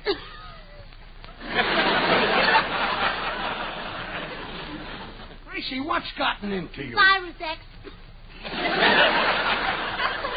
Then call the doctor. Oh, stop. Then call the fire department. The house isn't on fire. Hand me those matches. Gracie, cut that out. I'm going to place my call. Oh, you can't, George. The phone's out of order. Phone's out of order? Yes. What do you mean? Hello? I can't talk to you now, Meredith. The phone's out of order. That silly Meredith Wilson's calling up on a broken telephone. Gracie, let go of the phone. No. I don't like to use my superior strength against a woman, but you force me to tear that telephone out of your hands. Now, give me that phone. Please, Gracie, give me the phone. No. I said give it here, and I mean it. Oh. Now, you see, I dropped it. I just hope nothing happened to it. Oh, holy smoke. The phone is dead. Oh, you murderer. You killed it. This is too much. I'm going to take a cold shower. Then I'll go across the street to Jack Benny's and use his phone. Well, I'll fix him so he can't use Jack Benny's phone. While he's in the shower, I'll take all the change out of his pocket.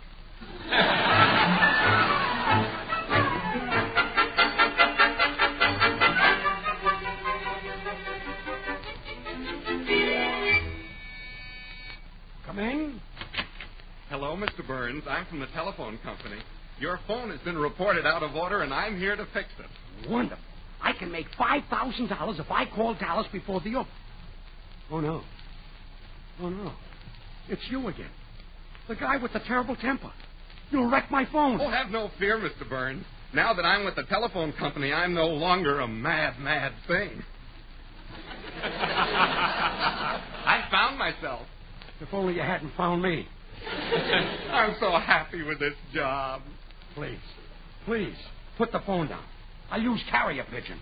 Why, this isn't serious. I'll have it fixed in a jiffy. Don't bother. I'll wigwag. I'll send smoke signals.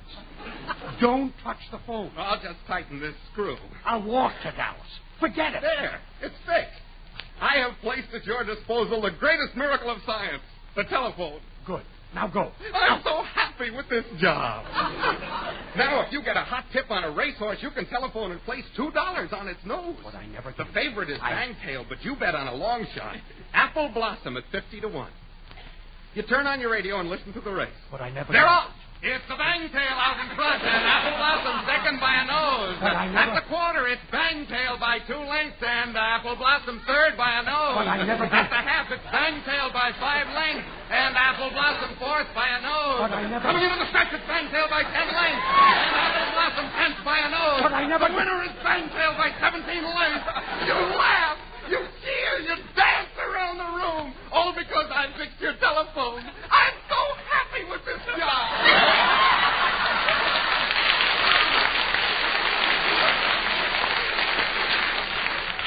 All right, now go. You count your money. Yes. You're so...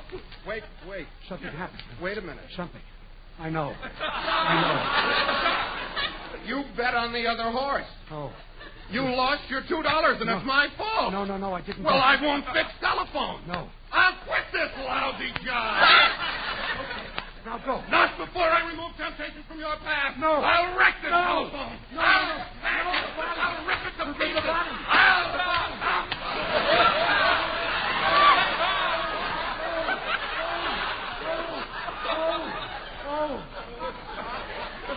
There. I saved you $2.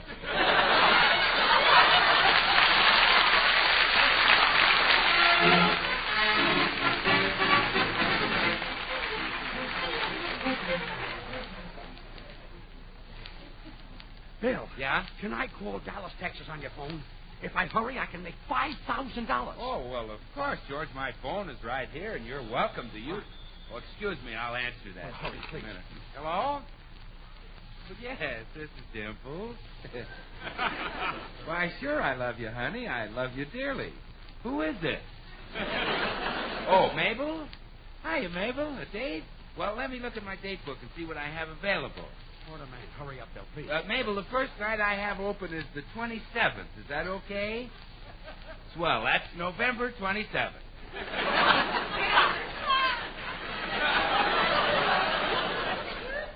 I'll see you then, honey.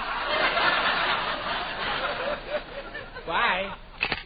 Now, George, I'll get that Dallas number for you right away. Oh, excuse me. Well, It's hurry, ringing hurry. again. Hello? Yes, this is Dimple. Oh, hello, Gladys. A date? Well, I'm booked up till November 28th, but you can have that. Okay, it's a date. Oh, no, honey, that's November 28th, 1949.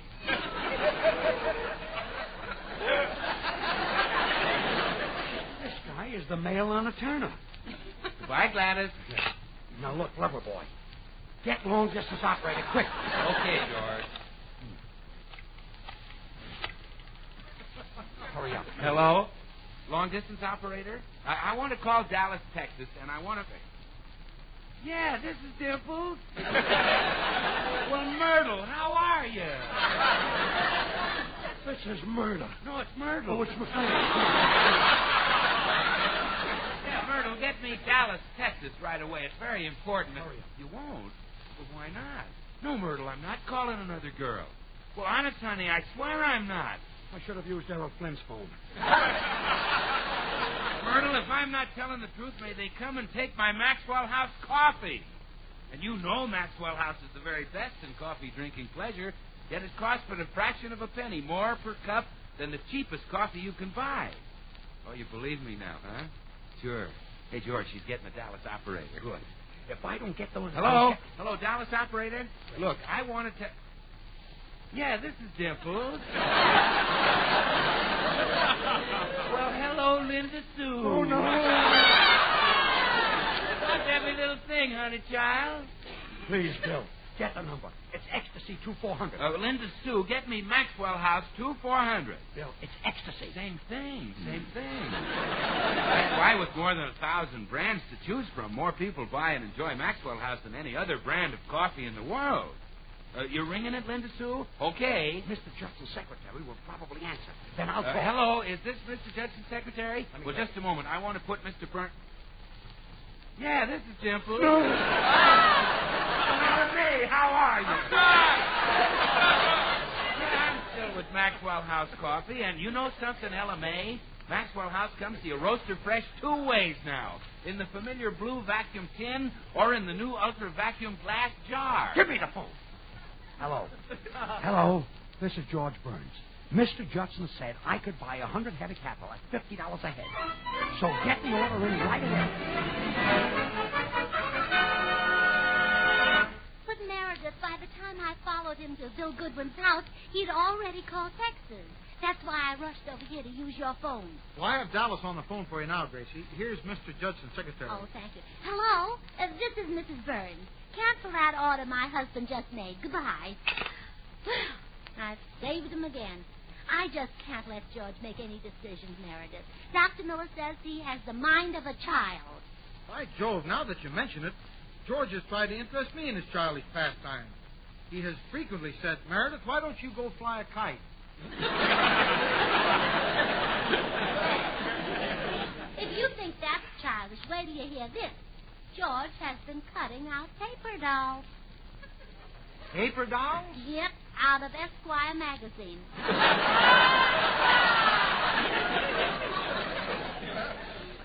Gracie, I've seen those dolls in Esquire, but the publishers made quite a mistake. They didn't print any paper dresses to put on them. Oh, well, I guess George is too dumb to realize that. But that's nothing compared to the decision about Mr. Judson's cattle. All he wanted to buy was the head. No. Yes.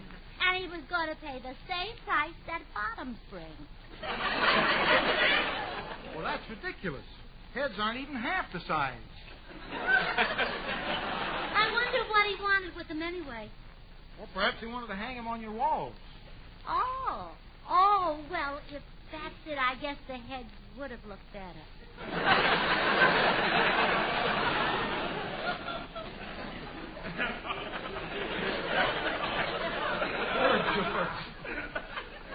Yeah, we must be kind to him and try to make his second childhood a happy one.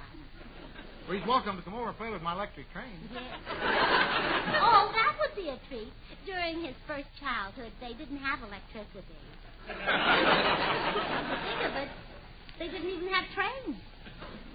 Say, here comes George up the walk now. Uh-oh. Now, Meredith, don't tell him I canceled his order for those cattle heads. It would break his childish heart. Have no fear, Gracie. My lips are sealed. Enter. Meredith, have you seen... Oh. Well, there you are, Gracie. What are you doing here? Just visiting, dear. That's right. Just visiting, dear. You both sound awfully guilty. I've got a hunch you're hiding something from me. Now, what is it? That threatening tone will avail you nothing, George. My lips are sealed. Yes. Don't let him scare you, Meredith. No form of torture will persuade me to betray our secret. Stout heart, Meredith. You may boil me in oil, but I'll never reveal that Gracie called Dallas and canceled your order. Attaboy, Meredith. So that's it, huh? What's it? Gracie canceled my order. Oh, you were eavesdropping outside, eh? Yeah, I'm sneaky. Gracie, why did you do such a thing? I did it to protect you, George. You see, you have the mind of a child and the body of a man. I have not. Well, it's practically the body of a man. I didn't mean that. Well, anyway, I told Dr. Miller your dream, and he said you should never make a decision. You told him my dream? Holy smoke, I see it all now. Gracie, you're the one with the mind of a child and the body of a man. George, you need new glasses. Gracie, what? Hey, excuse me for busting in like this, but I've been looking all over for you. Did you buy them cattle, little man? No, I didn't, Mr. Judson. You see, Gracie... Well, let me shake your hand. You're a smarter man than I am. Huh? Cattle prices has went down again. You saved yourself a passel of money. I did? Yeah. How come you were so shrewd? Well, I merely anticipated the market fluctuation. Say, you're a financial genius. Well, I wouldn't limit it to finances. I have an intelligent grasp of all complex situations. Woo! Woo! Wait. Boy, you got a smart husband, little lady. Thanks to him, you ain't stuck with all that beef. Well, I may not have any beef, but look at the ham I'm stuck with.